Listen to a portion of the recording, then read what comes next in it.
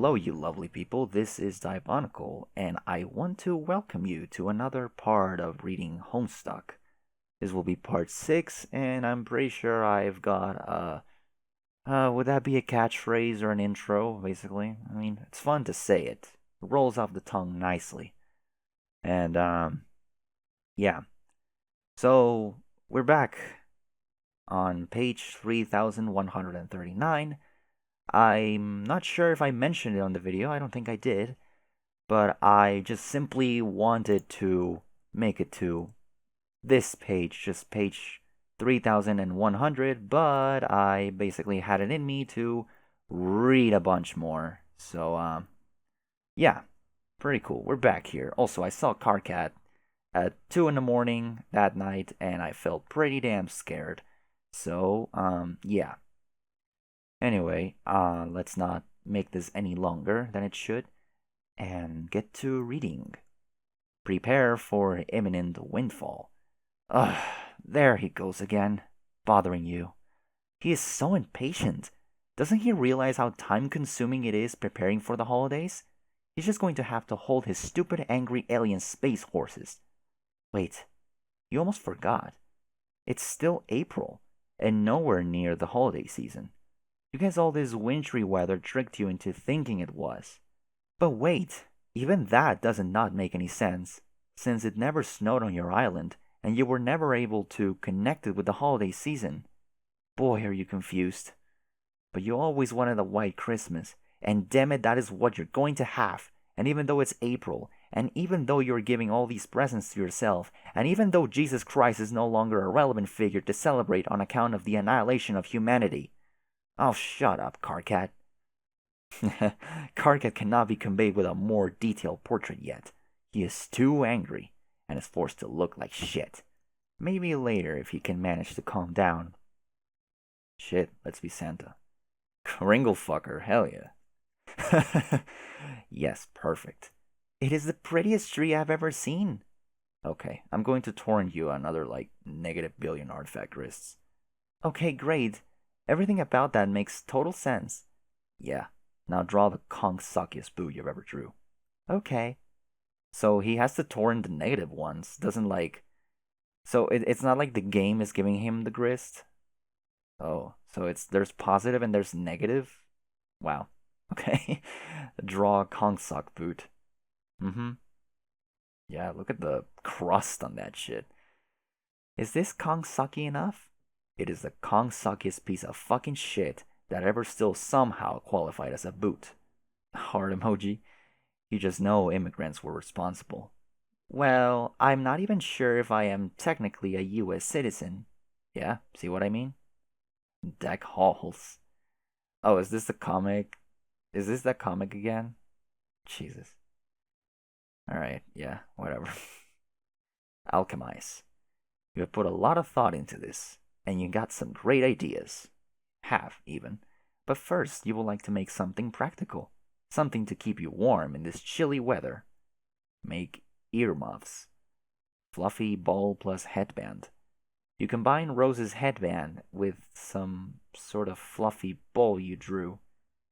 This is not really working. Also, this pointless thing was absurdly expensive for some reason. Yeah, no shit. 50K. Yeah, just draw some earmuffs. You simply draw a pair of earmuffs and make them. Yay! You make, combine earmuffs and lunch top. You make a pair of lunch muffs. Finally, an easy hands-free computing solution that keeps your ears warm and looks amazing to boot. Combine Johnny 5 and lunch top. You figure as long as you have the lunch top card handy, you might as well try to do something with this dumb Johnny 5 ghost image you accidentally made once. You don't even know what this robot's deal is.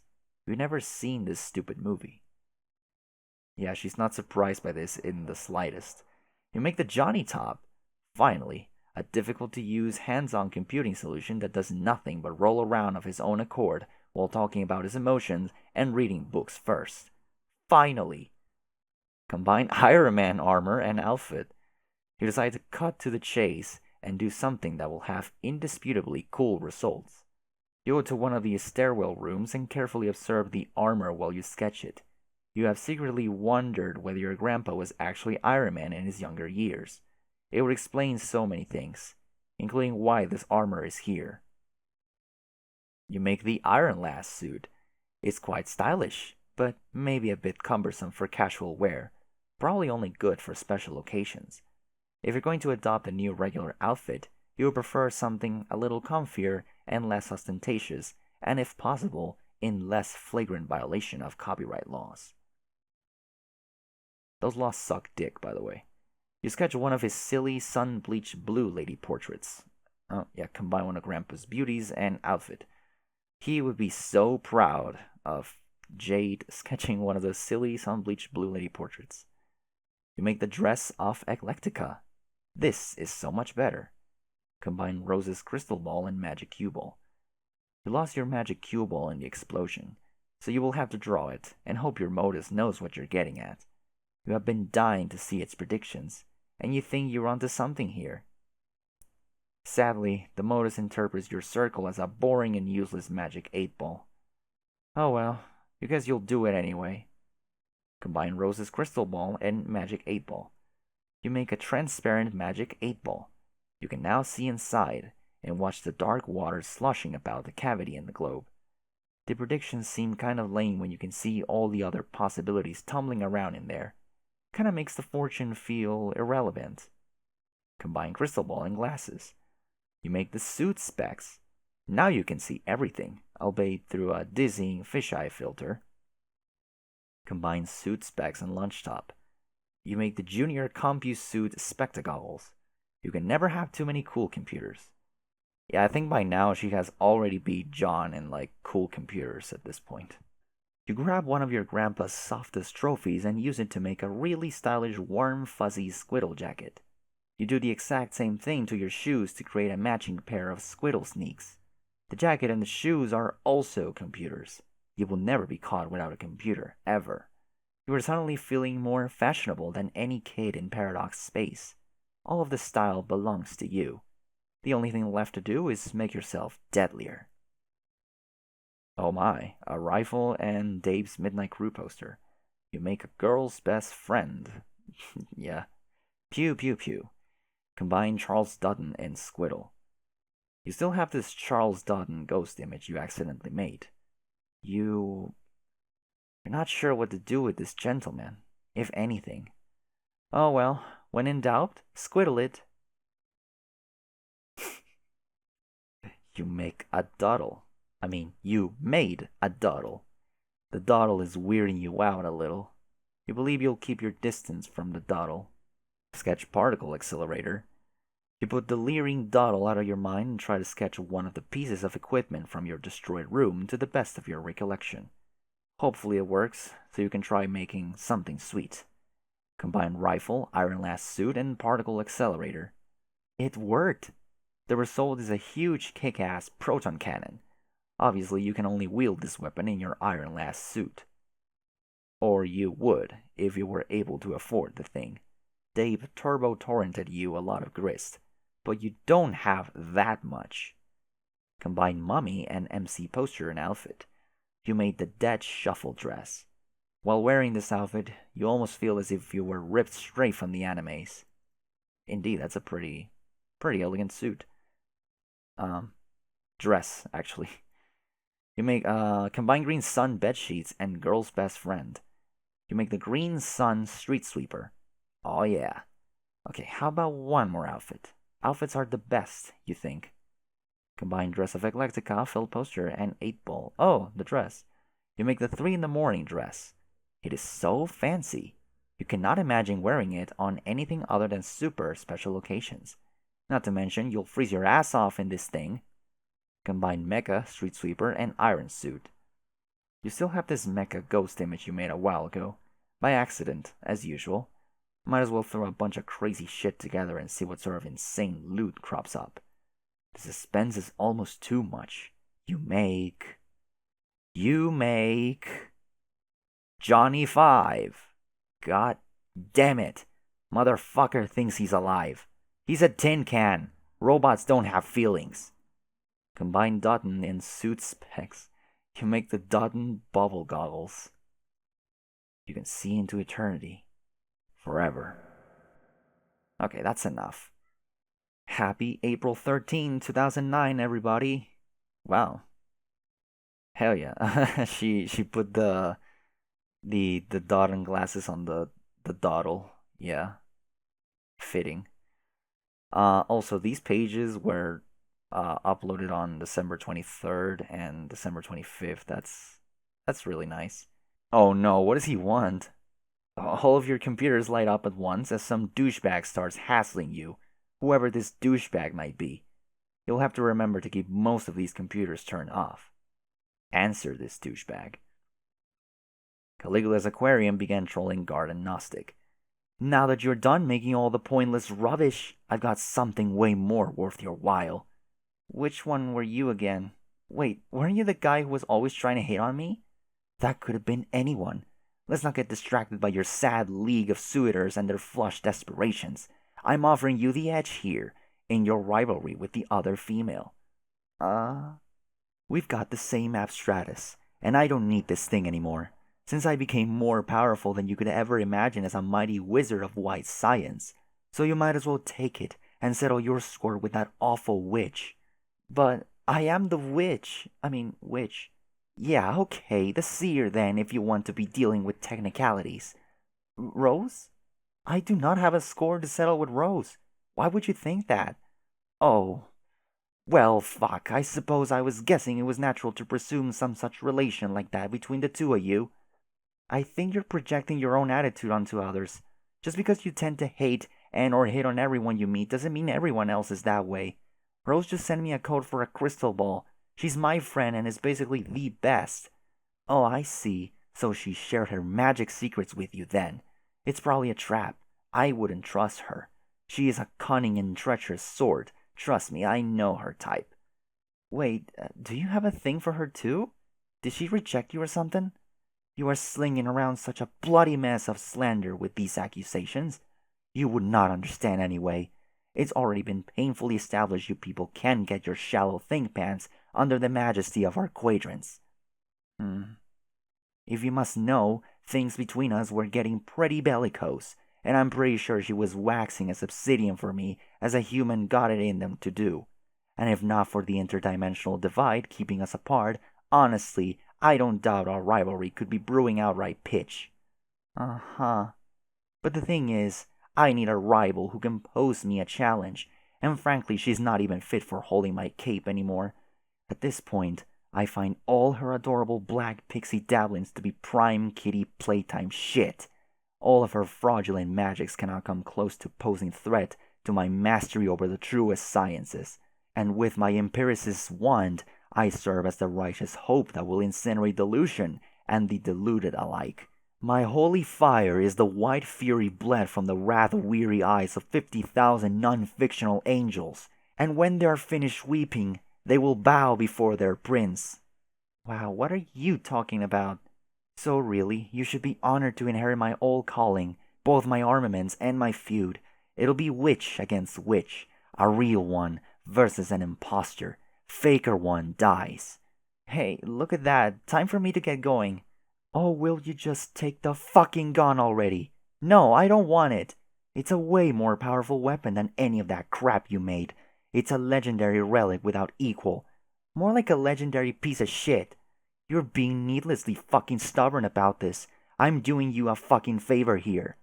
Yes, but I don't like you very much, and I feel really icky about accepting a present from you. If you accept it, this is the last I'll ever be bothering you about anything, okay? Fine. What? That is the code. 6 F's and 2 W's. Oh. Oh my. Ahab's crosshairs. Make this legendary piece of shit. Alright. I have seen this before. How is that possible? It's a one-of-a-kind weapon plundered from an Alternian ghost ship. I am very sure it's the same rifle included with John's present, but bigger, of course. Probably a cheap imitation of the original. Kind of like that one there is. So there's your answer. Stable loops ahoy. Now enjoy the utter fucking domination it affords. Yes, but I did not provide the weapons. My pen pal did. Who's that? The guy who helps me build the present. We worked on it together, but he supplied the bunny's weapons. I'm pretty sure he's from the future. Why? Because he said he's my grandson. What the fuck is a grandson? Is that some kind of perverse human familial thing? Um, yes? Never mind then. Your procreational biologistics make my fins curl in distaste. Oh, oh no! Please don't tell anyone I told you about him. How could I let that slip to you of all people? Settle down, Jade. You're radically underestimating the amount of shit I don't give about this. I'll have you know this is the last time I'm planning on talking to any human. I got bigger ships to sink, and soon when I'm good and ready, me and my luminous fucking science stick have got a date with Jack Noir. And no, not that kind of date. Give me a little fucking credit. Wow, okay. I was not going to say anything. Why is this matter so hush-hush anyway? He didn't want me to tell my friends who he really was. I guess maybe he was concerned about upsetting the timeline. I don't know. Well, maybe he didn't want to disrupt whatever disgusting sequence of events was responsible for his spawning in the first place. Maybe. I wonder about that, assuming he is right. He was so nice, and it really did feel like I was talking to family. So I really don't think he was making it up. I couldn't help but try to imagine his parents. And more interestingly, his grandfather. I still wonder who it could be, although I guess at this point the options are pretty limited. Okay, I think I'm starting to feel ill talking about things, making me fathom pink wigglers coming out of your own personal torso. So change a fucking subject. That gun I just gave you is something of a hatch right to the kid. Happy I could play a role in your dirty, stinking lineage. Like an heirloom? I guess it could be. Do you even have those? If you don't have parents, how could you? No, we don't know our direct forebears, and I'm pretty sure any attempt to seek out or even inquire about the supplier of your genes would be a fine way to get yourself killed. But we got our lore, and it says we all got individual ancestors who contribute to most of our genes above and beyond what the grub slurry does. Ugh. Oh, shut up. Anyway, a lot of us believe we are meant to trace the footsteps of those ancestors, even though we can never know them. And in that journey, we can come across belongings they once had because we were hatched to find them and finish their work. I kinda think that's why I found the gun in the first place, but now I'm forsaking it because fuck, I just found a better destiny than my old crappy one, which I never got any appreciation for anyway. Then maybe that is how this heirloom should work. What do you mean? Well, I don't want to use it. Oh man, come on. So I'll just dump it outside the house with the trash. And if it's fated to find my pen pal one day, then so be it. God damn it. It's like you people go out of your way to think of how to disrespect me. Maybe you should have been nicer to me. In any case, I do not appreciate the spirit in which the gift was given, so this is what I will do. Fine. Fuck it. What do I care? This has been a completely flippin' useless exchange as have they all been with your species. And for the record, even though I said that stuff about being fated to find my gun, fate is not real. It's a lot of fake, fucking horse feathers. Now go and be cleansed by the light of truth, purity, non-fakeness, hope, and above all, science. Garden Gnostic Johnny Top exploded. What the shit? Lame piece of shit? Along with the Johnny Top. I hope she's okay.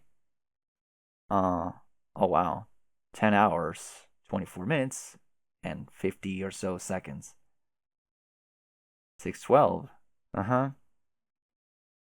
Yeah, Prospect destroyed. Carcat. I think I'm messing up the gifts here. Oh yeah, he was asleep and then he wakes up. 413. Cool. Yeah, everyone's there. Okay. Answer Aradia. Hi. Hi. I guess I should say something before I go. Aradia, I am right gloving here, like 2 feet away from you. If you want to say something to me, why don't you just turn to your left and say it? It's bad enough that you hardly said 2 lousy words to me since you became that sweaty asshole smoochbot. I know, but this is hard for me. How is it hard? You're a tin can. Robots don't have feelings. No, that is not true. Okay then, what is it? Sorry about everything. And all the bad luck you've had. You did not deserve it. I have to go now. What? Where are you going? I'm not sure. Uh, cool, I guess. Anyway, that's it. Wait, you mean for good? Will I see you again? I don't know that either. But I guess if you do, probably not with your eyes. What the hell is that supposed to mean? I think you'll be okay with it, though. I wish I could somehow make that emoticon smile. She waited. No, that looks stupid. Oh well. Apocalypse Horizon sees strolling twin Armageddons. Oh man. No, is she going to explode? Yeah, because there was like in Alternia Bound, you cannot be Future Aradia because she fucking exploded. Oh shit, Nepeta. Nepeta's asleep. And this guy's staring as always. Aww. Oh man. No! What the hell? Why? No. Come on, buddy. Turn that turn that emoticon into a smile. Wait. No, that looks stupid. Oh well. Jesus. Oh my god. Oh, and the beta woke up. Jesus. Why must my second or third favorite troll just die? Explode like that? Ah, Doom Dave, wake up. Oh, this whole fucking thing. Oh my gosh. Doom Dave pestered Terezi. Turned to Godhead began pestering Gallows Calibrator. Well, that was apparently pointless. Now what? Hello? Terezi, what's up? Oh, oh my god. No. Jesus. Oh my god. That was horrible. Fucking slit his throat. Huh? Is she crying? I feel so bad for her. Maybe she knew this was going to happen. I think that was the whole point of the conversation. It was such a really complex conversation. I honestly didn't understand any of it right now with a very much like energetic brain. So yeah, when I was reading it, I was super tired and I did not understand anything. Oh man, poor Teresi. Employee Jade, employer Junior CompuSuit spectacles. These things cost a fortune to make. They better do something awesome. And it turns out they do. The sophisticated computing technology merged with the crystal ball provides a simple way to see anything going on right now in the Incipisphere. How amazing is that? As the Witch of Space, you figure it's about time you got better acquainted with the full breadth of your domain, which is to say, all physical locations. BLUH John. Oh my god. There he is. On the battlefield, no less. That's a pretty cute outfit he's got on. I wonder what he did to make it. You also wonder why he's not answering your messages. Does he even have a computer on him? He should try to have more foresight and carry no less than 5 computers on him at all times, like a sensible person. BLUH rose. Is that Dave's world? There she is. What is she doing on the lava planet? Also, oh no, I'm really afraid. Like, it was pretty evident. Like, she mentioned like a source and an informant. It was obvious who she was talking, who she was referring to. But the fact that he wants to die, I mean, he should die. He is a predator. He's a fucking creepy motherfucker. Anyway, she seemed awfully preoccupied when you spoke with her moments ago, and she gave you the code for the crystal ball. You wonder who she could be talking to. BLUH Dave. According to the spectagoggles, there are currently 13 Daves scattered around the Incipisphere, including Dave Sprite. That is an absolutely preposterous amount of Daves. You guess Dave Sprite is the one prototyped by his future self that John was telling you about. Dave sure is a clever guy. Might as well have a look. BLUH Dave Sprite. The goggles zero in on a pendant, which is covered in blood? Oh no! It seems that Dave is no longer too cool to have any dead family members. This is so sad. Hang on. The date count suddenly dropped from 13 to 12. Maybe one of them time traveled away? You hope it doesn't mean what you think it. No! Oh my god, no. Oh, poor Dave. I mean, Jade. Oh no. Pester a Dave. This is exactly what, like, Dave didn't want her to see. Garden Gnostic began pestering turn to Godhead. Number 6, I guess. Dave! Any Dave out there, please listen. This is Dave out there, what's up? Dave, I just saw you and you were dead. You were in a green suit and covered in blood. Oh god, it was terrible. If that was a future Dave, you have to make sure that doesn't happen. It was not a future Dave. He was from a while ago. Oh. I am confused. Sorry you had to see that. But don't worry, it was just a doomed Dave. No big deal, really. I was swindled into splitting time paths along the way, and that guy got the dead end of the stick. I'll be fine. Okay. I'm still not sure I get that, but I guess I am relieved? Yes, you are. Go ahead and be relieved. Ooh, there, I just was. Nice. How did that poor Dave die? Was it Jack? Yeah, he's pretty much the guy in charge of random teleportation murders right now. What about your, oh no, I don't even know if you know about this. What, my bro? Yeah, Jack killed him too. Oh, crying emoji. Is it something you would like to talk about? Not much to talk about. This is some pretty serious existence-threatening shit going down, and some people are going to die, I guess. Even crazy hard dudes like my bro slash weird covered biological ghost dad. Ghost dad? Yeah, Rose's too. I thought John filled you in on the ectobiology stuff. Oh, yes, he mentioned something about it. I guess I didn't realize its full implications. But time was short when we talked. Bottom line is, we're all related slime-wise, except you and me, and him and Rose pairways respectively. Makes the shipping chart pretty simple here. Hang on while I dig up that piece of shit Karkat made. Where the fuck did that thing go? Fuck, never mind. Just imagine something ugly made by a jackass. Oh, I forgot I still have to get back to him. It's like a big unpleasant chore hanging over my head, I guess. Anyway, Dave, I'm really sorry about your bro slash dad. You were pretty close with him, right? Meh.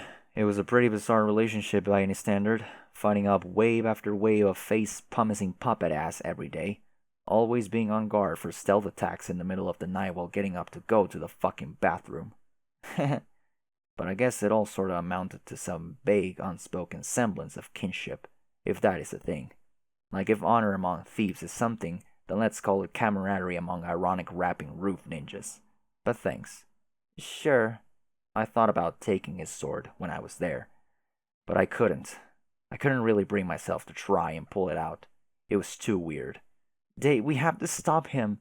What? Jack? He shouldn't get away with this. You think? Yes. Why don't you stop jumping around time like a maniac and stop being like 100 Daves all the time and come to my house so we can make a plan to kill him? Well, I would like to, but I'm still trapped in the chronologistics of this fucking one-man ballet.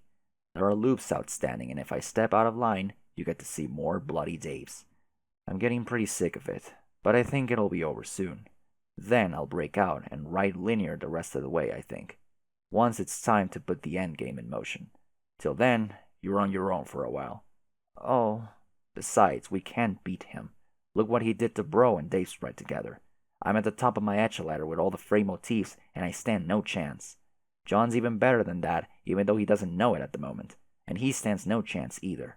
Only thing we can do is hold out until the scratch. What is the scratch? I guess I shouldn't really say, since you sort of lead the way in making that plan. Really? Yeah, well, suffice to say, if we can't beat him, all we can really do is exile him to a place where he can teleport back, which hopefully buys us more time, to try and take out his power source in a crazy suicide mission. So was that like a hint about what I'm supposed to do? Kinda. Well, maybe I'm just being naive, but a crazy suicide mission does not sound like the ideal solution to me. Are you sure we can't beat him? I don't know if we should rule it out. Well, you're about to do what you're about to do, and I'm not going to tell you not to. I won't do the bullshit troll thing and tell you what you're going to do and then just dare you not to, while knowing damn well you will anyway. So I'll just say, what is next is up to you. And if later you want to talk about it, I am here. Okay, thanks, Dave. Do what you're about to do. You don't know what you're about to do, but you've got to do something. You can't stand by and let that monster teleport murder people all day. And frankly, the suicide plan Dave mentioned sounds just plain stupid. There must be a better way. Think, imagination. You suddenly remember the idea your awkward fairy godtroll proposed. Maybe you were too hard on him. He was just trying to be nice. And it was an honest mistake when he slaughtered your grandfather Ghost Dad with his own childhood flintlock pistol. Maybe you should give his plan another chance. Pestered Tavros. Yeah, what is left of Tavros. Garden Gnostic began pestering at the Historiador. Hey, Tavros, I was thinking about your plan. About, communing with my lusses. Maybe it's not a bad idea. Are you there? I guess you're off doing something else. Oh, well, I hope you're doing okay. Talk to you later. Garden Gnostic ceased pestering at the Historiador. You don't think you can afford to wait around for him. This leaves the only other plan you can think of. One of last resort. Maybe it's for the best this way anyway. Who better to trust for the job? You prepare a delicious meal to summon your loyal lusses. Your dog. Go upstairs to the laboratory. What was that flash? No, fuck off. You entered the spooky old laugh. You don't come here often. Huh? For a split second, you thought you saw something flash on the fenestrated wall there. Probably just your mind playing spooky tricks on you. You never had any idea what that thing was for. Summon dog. Becquerel comes quickly at the promise of irradiated steak. He is such a good boy, and truly the best friend a girl could ever hope for. You're sure gonna miss him. No, oh my god, this is... no. Yeah? Say hello. I feel so bad for this one in particular. I kinda remember why. Hello? Jade? Can you talk? I?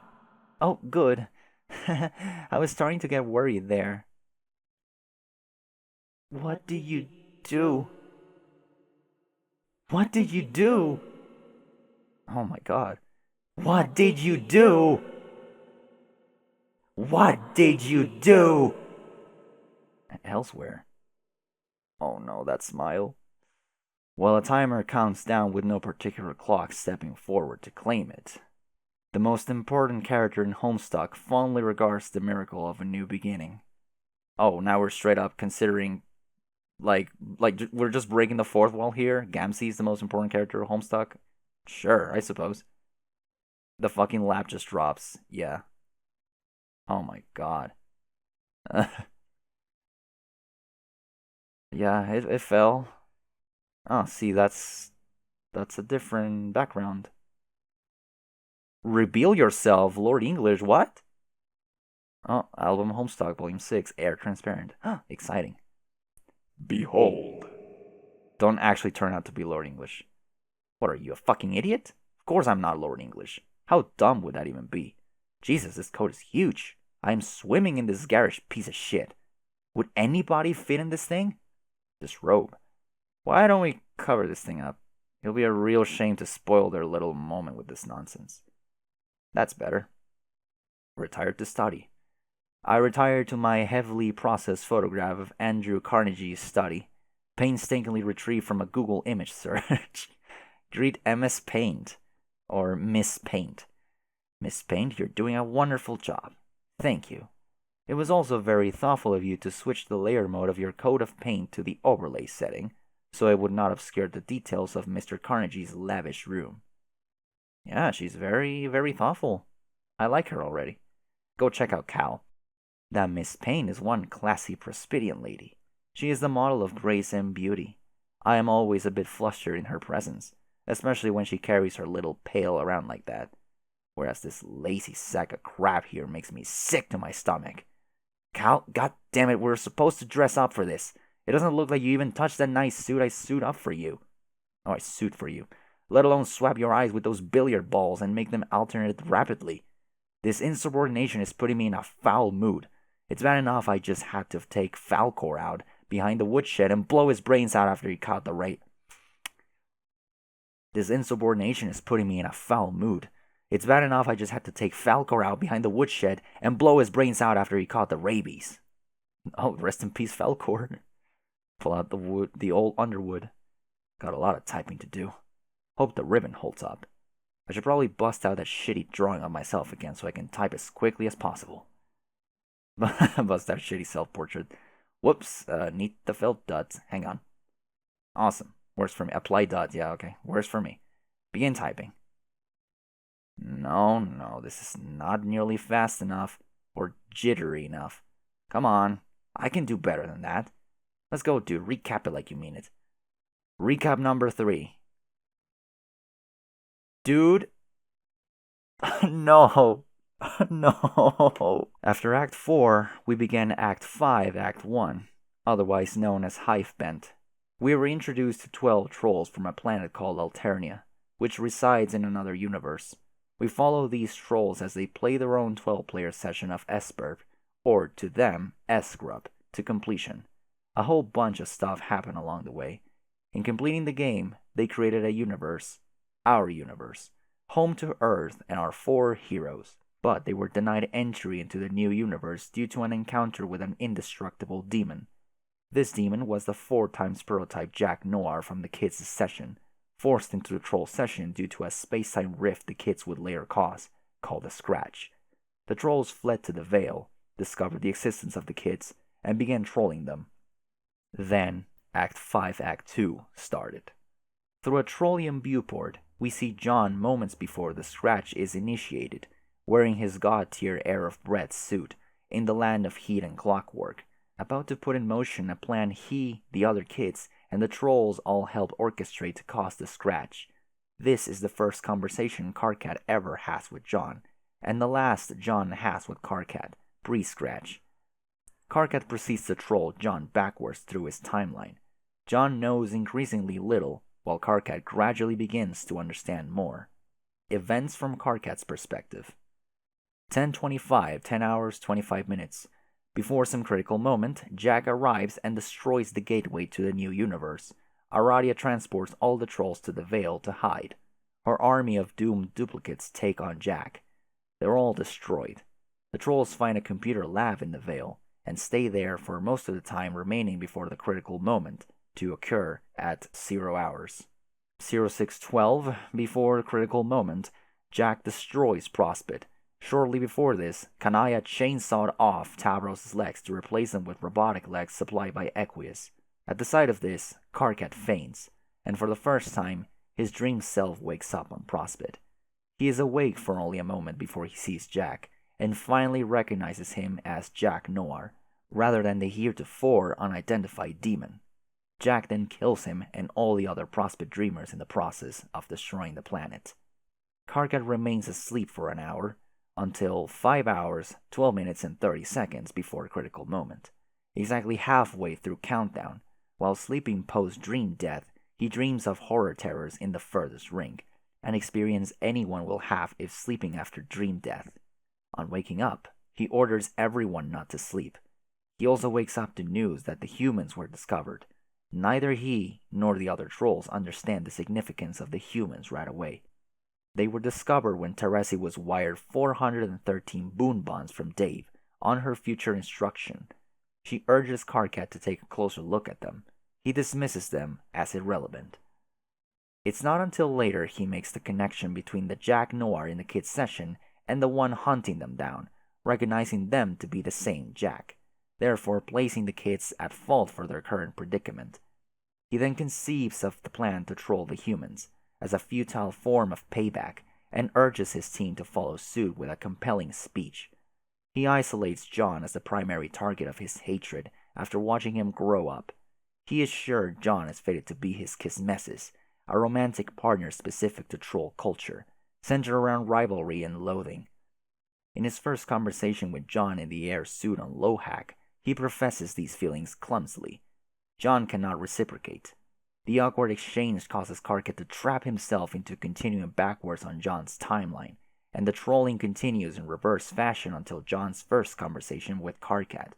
By then, Karkat has explained many things to John along his journey, things about the game, about his role as an ectobiologist, and about their shared chief adversary, Jack Noir.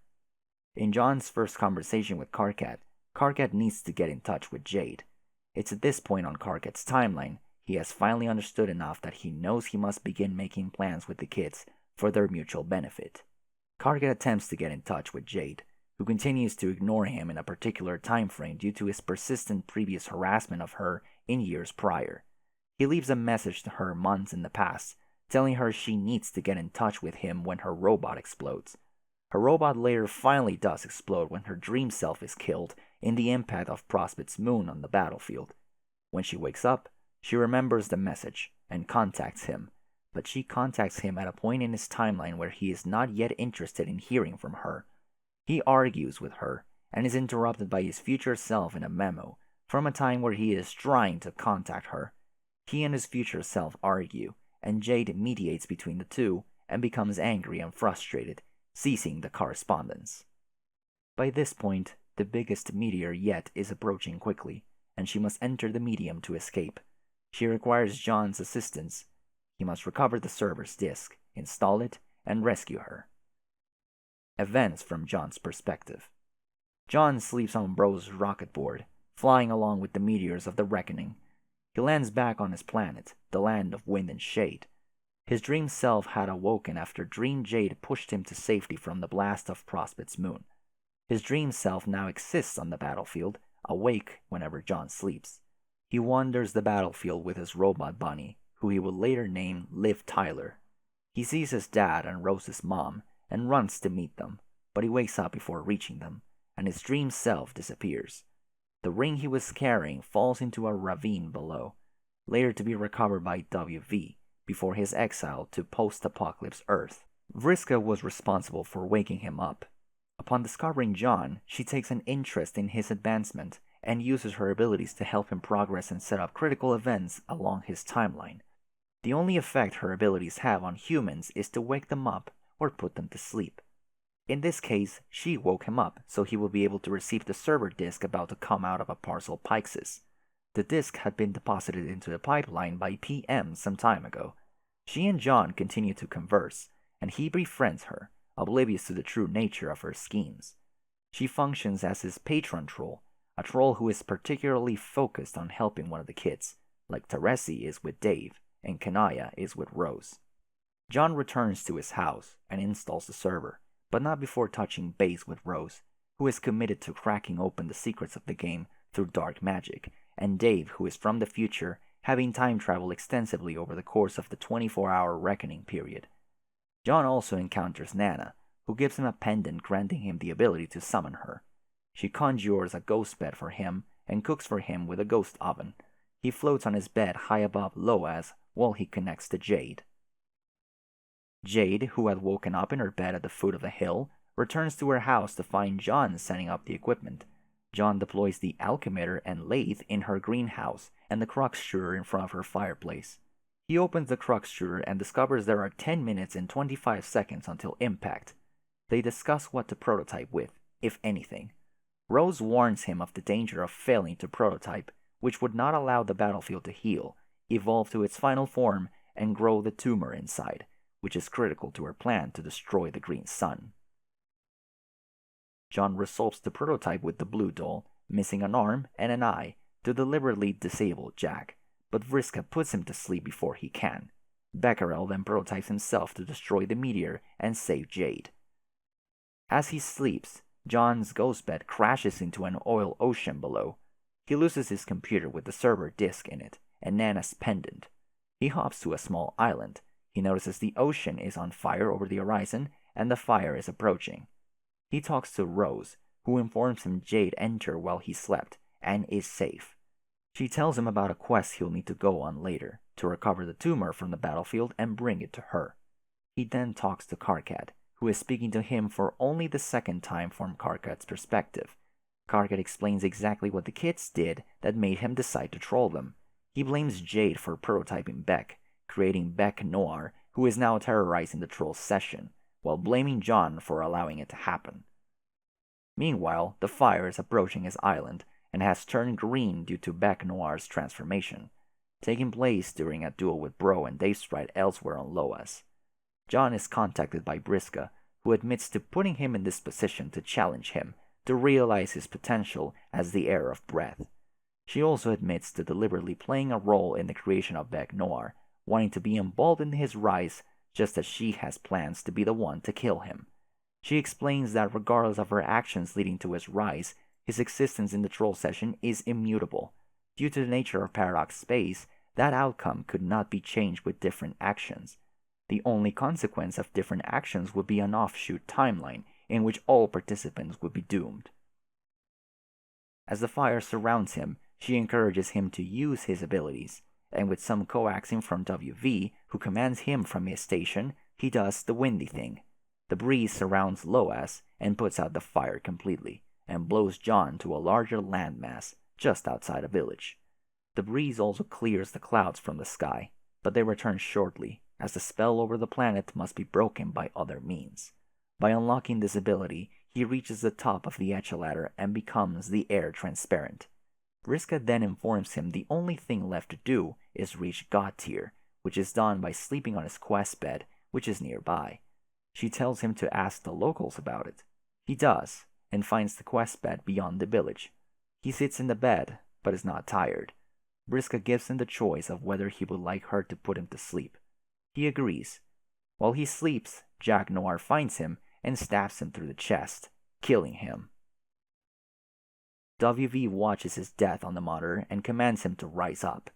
WV sees nothing except fireflies gather around John's body while the quest bed glows. After the spectacle, there is no change. John's body remains motionless, and the monitor shuts off. WV believes John has died, and he is right. But on the battlefield, his dream self appears lying on a corresponding quest bed. His dream self slowly takes on the signs of the wound inflicted on his real self as it rises. His dream self then takes over as his real self, with all wounds healed, as the fully realized heir of Breath. WV, pre-exile, watches this happen on the battlefield. He remembers this moment long after his exile, without understanding what transpired. But on Earth, WB believes he has just witnessed the end of John's quest. WV is still in possession of the ring, and has accidentally locked himself in the station, and there is not enough power to unlock it. The only source of power is a lump of uranium which he ate hours ago. So he waits. John now wanders the battlefield, poised to complete the objective he was given by Rose. Events from Rose's perspective. Rose uses her dark magic to search for ways to subvert the usual course of the game and overcome the futility of the situation, with assistance from her patron troll Kanaya, counsel from the gods of the Furthest Ring, and information provided by Doc Scratch. Kanaya begins trolling Rose, suspecting her to be the author of the Game Facts guide she read on Alternia, a figure she grew up idolizing.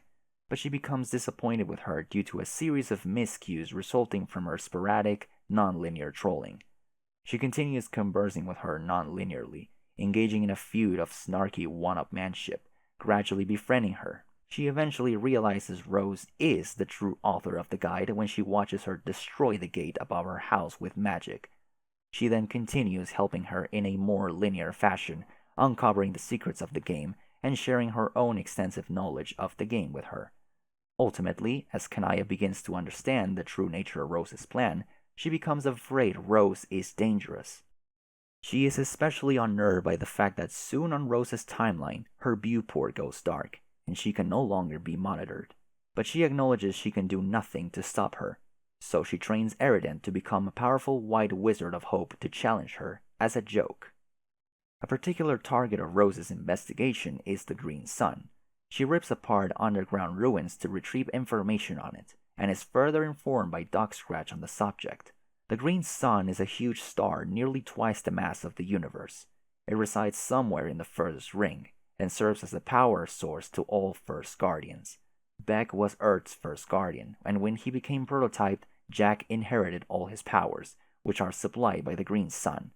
Doc Scratch is the first Guardian of Alternia. Doc Scratch, like Beck, is a virtually omnipotent being, with all the same powers. Unlike Beck, he is an intelligent host to those powers, and is therefore also omniscient. His job is to pave the way for the arrival of his employer, an indestructible time-traveling demon called Lord English. Lord English can only enter a universe upon its death, at which point he travels back in time to an earlier point in the universe's lifespan to assume leadership of his gang of mobsters called the Felt. His machinations, like Scratch's, are in part designed to bring about his own future entrance. Before the trolls began their session, Scratch took measures to both pave the way for English to arrive as well as contribute to his own creation. First Guardians have circuitous self-fulfilling origins, much like the players of Esburb. Beck was created in a lab through ectobiology by merging the ghost slime image of Grandpa's dog Harley with Rose's meow code. Scratch had a similar but yet unknown origin. Scratch manipulated several members of the Trolls party into playing Esburb, that is, Esgrub, in the first place. Notably, he manipulated Briska into killing Aradia, who as a ghost became the primary orchestrator of the session. He was also used as something of a pawn himself by Teresi in exacting revenge against Briska, causing her to lose an eye and an arm. This was another key moment in a critical cycle of revenge, leading to Teresi's blindness and awakening, Briska's eventual death by Aradia's retaliation, and then Briska's resurrection to the god tier as the Thief of Light.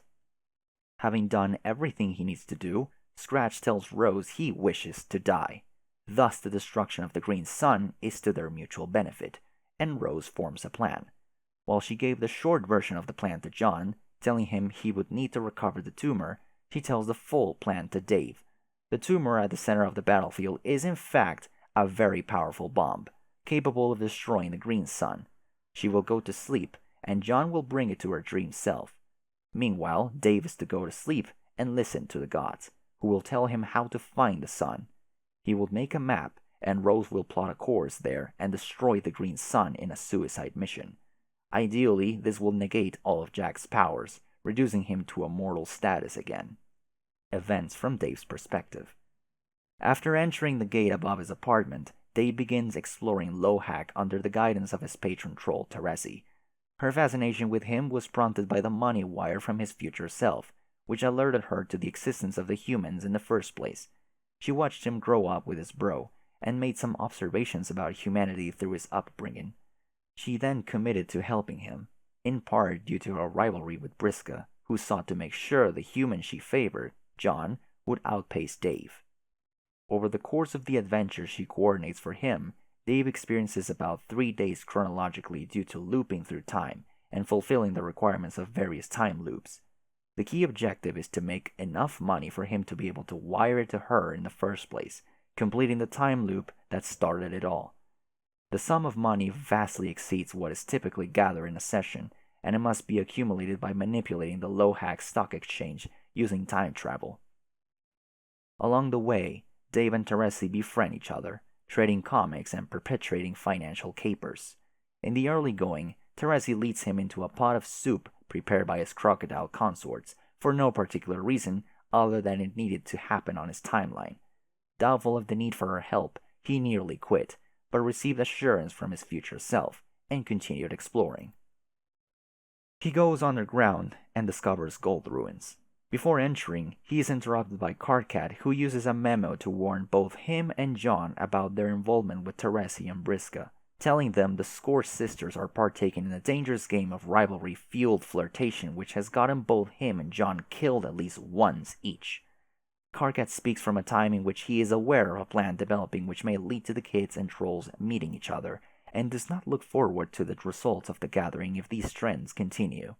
John and Dave disregard his advice. Dave proceeds into the ruins and finds a legendary sword, BLUH, lodged in a block of gold. He breaks it to retrieve it, and is told by Dave's sprite that the sword is critical to his personal quest as the Knight of Time. Teresi then tells him he is about to fall asleep, without knowing Briska was behind the snap as well. Dave goes to sleep, and Dave's sprite defends him from a horde of powerful monsters. Before Dave wakes up, Dave's sprite leaves to find Bro, and he does, joining him in a battle against Jack. When Jade enters, Jack transforms into Beck Noir and defeats both of them. Bro is slain by his own sword, and the body is discovered by Dave later, who can't bring himself to retrieve the sword.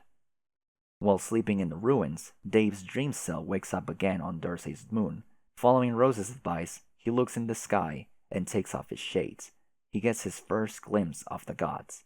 He then wakes up from hearing a gunshot fired by Jade as she battles an imp and quickly teleports away, the first of 3 times he sees her in this manner. He sees her again in the BLUH stack exchange and again while visiting Jade's planet. He then goes on to make all the money needed to buy all the free motifs, which are powerful battle techniques purchased from consorts, and to reach the top of his echelon. But he still wanted to know why he would never be able to reach John's level. To satisfy his curiosity, Terezi gives him a choice somewhere in the middle of his timeline, a choice to be decided by a coin flip. He could assign the outcome of the flip to mean he would either be shown now or later. The outcome of the flip, which Terezi did not even look at, was a constant. 2 realities are created by his 2 possible decisions. The decision to be shown now creates a doomed reality, wherein Dave becomes doomed. The decision to wait simply continues the alpha reality, and Dave remains the alpha Dave. Doomed Dave follows Terezi's instructions, given to him before the flip. He is to go back in time, leaving his doomed timeline, and sleep on his quest bed, and if he has what it takes to reach his god tier, he will. Alpha Dave, after waiting some time, was instructed to go to the bed to find sleeping Dave, and kill him, thus allowing him to face the true gravity of the decision. Dave does not go through with it, and decides to end this collaboration with Terezi for the time being.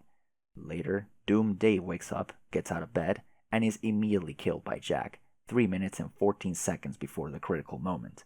Terezi watches, and is upset by her involvement in his death. She runs off deeper into the lab. Dave travels to Jade's planet, the land of frost and frogs. While standing in the snow, he sees Jade appear briefly while fighting an imp, just as he did before in the ruins. He contacts her, and she mentions she has lost track of John. Dave tells her John is busy, without mentioning he was in the process of rising to the god tier. He says John can no longer be her server player, and they would have to make other plans. Dave tells her to deploy the IntelliBeam laser station in his apartment. The device allows very complex capture codes for certain items like an S-burp disk to be read, which couldn't otherwise be read by the human eye. He then creates a copy of his own server disk and uses it to connect as Jade's server player. He becomes the server player for both Rose and Jade, though past Dave would stay concerned with Rose's connection, while he, as future Dave, would concern himself with Jade's connection. He deploys a new alchemitter and helps her upgrade it. With his massive reserve of grist accumulated in his travels and his more advanced torrenting capabilities, he allows Jade to alchemize some sophisticated equipment right away. A bit later, she contacts him again after learning of his dead bro and dead Doom self. He assured her the dead Dave was just a Doom copy, and he would be fine. She decides Jack needs to be stopped, and they should come up with a better plan than Rose's suicide mission to stop him. He suggests the idea is futile, but lets her know she would come to her own decision regardless, and he would be available to talk later if needed. Events from Jade's perspective. When Jade's dream self is killed, her robot explodes, destroying her room and causing her to fall. Bag transports her bed to break her fall. She falls asleep. Now dream dead, she has a dream in a bubble blown by a god in the furthest ring, and meets Feferi there. Feferi, a Dersey dreamer, went to sleep to convince the gods to establish dream bubbles where they can meet while asleep, as long as their dream selves are dead. While she is asleep, 4 minutes and 13 seconds before the critical moment, Jack destroys the trolls' Dersey, killing her and all the Dersey dreamers. She, along with all the other trolls and Jade, would then only dream in the furthest ring, where she met Jade and attempted to show her the gods were harmless. But Jade sees through the bubble and catches a glimpse of the gods. She wakes up with a headache, scared of what she saw, and resolves to stay awake. Feferi messages her and introduces herself as the one from the dream. It is the second time they have spoken. The first time was long ago, from Jade's perspective. Jade realizes her robot has exploded, causing her to remember that was her cue to message Karkat. She does, and the aforementioned confusion takes place in the memo with past and future Karkat. Past Karkat berates her, while future Karkat defends her. She reprimands both of them for arguing with each other, who are the same person separated by only 3 hours. Dave enters the memo and mocks future Karkat for his flirtation with Jade after the lecture he gave to John and Dave on the subject. Jade ends the conversation and is in no particular hurry to get back to him about the important matter he wanted to discuss. The meteor impact is imminent. John connects with her and helps her prepare for entry. She makes her entry item from the pre-punch card. A tree sprouts from the alchemitter, and a green bag-shaped piñata dangles from a branch. A green blindfold appears over her eyes, which she cannot remove. She attempts to strike the piñata with the butt of the rifle, which does no damage. Instead, it releases a burst of energy, causing the greenhouse to explode, and Jade to fly out and fall. While falling, she takes a shot in the dark with her rifle. By this point, Beck has prototyped himself to become Beck Sprite, and has destroyed the meteor with a massive green energy blast, releasing a huge shockwave spreading over the surface of the Earth, destroying much of what hadn't been already by the meteor storm of the Reckoning. Beck Sprite then appears in front of her bullet and redirects it into the head of the piñata, destroying it. Jade, her house, and a large part of her island, including the volcano, are all transported into the medium on Lofaf. She falls through the snow of Lofaf, now unblindfolded. Beck Sprite again breaks her fall with a bed, and again she falls asleep. She has a recollection of sitting on her bed back on Earth some time ago, working on John's present. It is then that Feferi contacts her the first time. Jay believes she is trolling her like the others, but she only means to reassure her what happened was not her fault, as well as inform her of her plan to establish the dream bubbles. But soon, both realize this is not a memory, but a dream they are currently sharing, with the memory as a stage. Feferi meets Jade in her room and compliments her on her work on the bunny. Feferi also claims to be dead. Jade wakes up again, just as agitated as the first time she woke up. She gets out of bed and realizes her lunch tub is still in the destroyed greenhouse. She begins her ascent, but is interrupted by an encounter with an imp, which takes her on a trans-Incipisphere journey, visiting many locations and passing by 3 instances of Dave, including a future Dave who ends up helping her later. The imp is finally killed by Beck Sprite. PM from Post-Apocalypse Earth, just after discovering her station and en route to the Frog Ruins, tries to issue commands to Jade through the terminal. Beck Sprite is alert to these commands and protectively destroys PM's terminal. Jade returns and finds her computer undamaged. Future Dave contacts her after seeing her out in the snow. He then becomes her server player and sets up her equipment after most of it was destroyed or transported before entry. As she prepares to alchemize new items, she is contacted by her fairy god troll, a distinction which does not necessarily have anything to do with being a kid's patron troll. Tavro seeks permission from her to commune with Beck again. The first time he did it was when she was very young and playing with her grandpa's flintlock pistols. She accidentally fired the gun at herself. Tavros communed with Beck to get him to transport the gun and the bullet away from her and towards her grandpa, who was picnicking with the blue doll, killing him. Tavros mistook him for an intruder, but regardless, Jay is upset by the revelation. He digs himself into a deeper hole by professing flush feelings for her awkwardly, while making bold claims of high self-esteem and confidence granted from his new robot legs. Put off by this, she is not particularly receptive to his plan to commune with Beck Sprite to take on Jack Nor, and ends the conversation.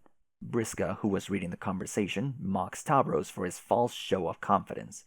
She continues to take jabs at him, calling him a coward, unable to do the one thing she asked which would have given him real confidence.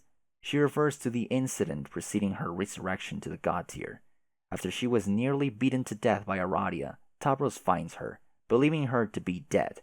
He attempts to bring her back to life with a kiss, but having woken up on Prospect after the beating, Briska's dream self is able to control his mind. She makes him choke himself, simply to prevent the kiss to avoid the standard resurrection process, which would prohibit god tier ascension.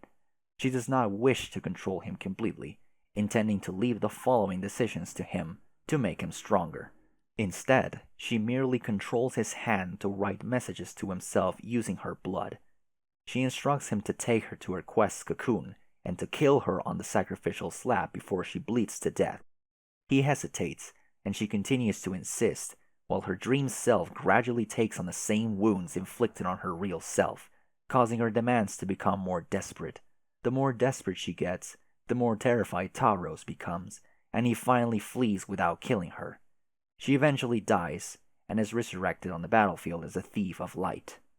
Still holding this against him, she berates him for his newfound attitude and regards his plan to influence the kid's timeline as a cheap imitation of her tactics. She brags about the way she has manipulated events on their timeline so far by practicing her abilities on Jade repeatedly, causing her to fall asleep frequently. She describes ways in which she has inserted her agenda into existing events, tipping off agents to the whereabouts of the Meow Codebook and other such incidents which contributed to the rise of Jack Noir, so she could claim responsibility for his existence before taking him on herself. Tavros becomes angry with her incessant mockery and the extent of her treachery and decides to seek her out to challenge her. She waits for him somewhere in the lab. After the conversation with Tavros, Jade alchemizes a number of items, one of which is a legendary rifle, Ahab's Crosshairs, supplied by Eridan.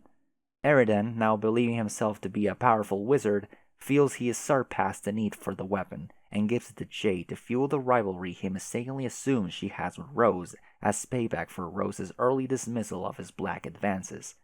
Jade recognizes it as one of the weapons she included with the bunny for John. The weapons were provided by her pen pal, who she accidentally revealed to be her grandson from the future. The pen pal swore her to secrecy on the matter, so she did the same with Eridan, though he admitted this would be the last time he talked to any human regardless. Realizing the new rifle would serve as a sort of heirloom to her grandson, she decided to discard it outside her house and allow it to reach her grandson eventually, however it may. Eridan then blew up her Johnny Top. Another item she created was a pair of Junior CompuSuit spectagoggles, allowing her to see anything in the Incipisphere at the present moment. She saw John as the heir of breath on the battlefield, Rose on Lohak talking to Doc Scratch, Dave Sprite's pendant covered in blood nearby Bro's dead body, and a slain, doomed Dave. She contacts Dave to make sure he's alright. She then comes up with a plan to take on Jack Noir. She contacts Stavros again to talk about the plan he proposed, but he has left to take on Vriska. She has only one idea left. She goes up to her grandpa's lab, summons Beck Sprite, and tosses in her dead dream self, which her grandpa had retrieved from the battlefield and stuffed many years ago. Beck Sprite becomes Jade Sprite, but Dream Jade is not pleased by the transformation. She freaks out and releases the typical First Guardian pyrotechnics. The lab plummets, crushing the column and greenhouse below. It bounces away from the house, rolling into a large snowball and settling her near a green stump. The two Jades sit in a state of dismay amidst the rubble of the lab, in the glow of a damaged fourth wall. As the clock ticks down to the critical event, the most important character in Homestuck sits and watches this pandemonium ensue. And then, the second most important character in Homestuck positions a shitty drawing of himself in front of a typewriter and writes this recap. I think this typewriter is running out of ribbon ink. Thank God. The white ink is such a pain in the ass to read, almost as much as these recaps are to write. Highlighting all the white text crashed my browser. Oh my God, I can't believe I read all that. Oh, sorry. Why don't we get back to what's happening on the other side of the coat? These poor girls are very upset and emotional, and we kind of let them hanging. Oh no. What happened? Boo! Oh God. What did you do? What did you do? What did you do? Oh no. God. What did I do? Jade? What is the matter? Are you so sad? What did you do to me? I prototyped you and brought you back. Should I not have? No! You shouldn't have. This is overwhelming and awful. Oh no. It is? Yes, it's hard to describe what it's like, but it's too much for me. And the sun, it's way too big and bright and I can't stop seeing it. It won't go away. Ugh. That's terrible. I'm really sorry. I guess I didn't think this through. Can this be undone? I was happy where I was with my friends. I want to go back. I don't think that it can be undone. Wolf. Oh man. Well, now I don't know what to do. I really messed up. I feel so bad. I don't know what to do with myself either. I think I'll just go somewhere else. I want to be alone. Where would you go? I don't know. I think I can travel anywhere now. But all I would like to do is go back. I don't know if that's possible. I wonder if there's a way. But you can't. I mean, not just yet. Please? Why? I know you're upset, Jade, but I did sort of bring you back for a reason. Why? Why would you do this? We need your help. Who? Well, all of us here. Me and Dave and Rose and John. John? Oh no, John. What is it now? John, poor John. I had forgotten about him. What do you mean? How could you forget about John? It was so long ago, I put that sad memory behind me. After we died, I looked all over for him, but I couldn't find him. And I was so lonely, but I finally got over it when I met my friends. And now they're gone too. But John didn't die. I saved him. You saved him. Don't you remember? You pushed him out of the way of Frostbit's moon at the last minute, and he's okay now. Oh my god, Frostbit. No, no, Jade, please, please don't. Boo. Why are you doing this to me? Why are you making me remember? Oh, it was so beautiful, and it was all destroyed before I even knew what was going on. And so many nice people were killed. I know, Jade. I was there too. These are both our memories. And the queen, did she survive? And her ring. I was protecting her ring. Oh no, what happened to it? Jade, please. I was just waiting for John to wake up. I was sure it was going to be soon. I was so sure. And I was going to show him around Prospect. I had so many things planned and so many friends to introduce him to. He was my best friend. I was looking forward to meeting him for so long. But then it all burned down and everyone died and the moon fell. And stop. You're going to make me cry too. Stop it. I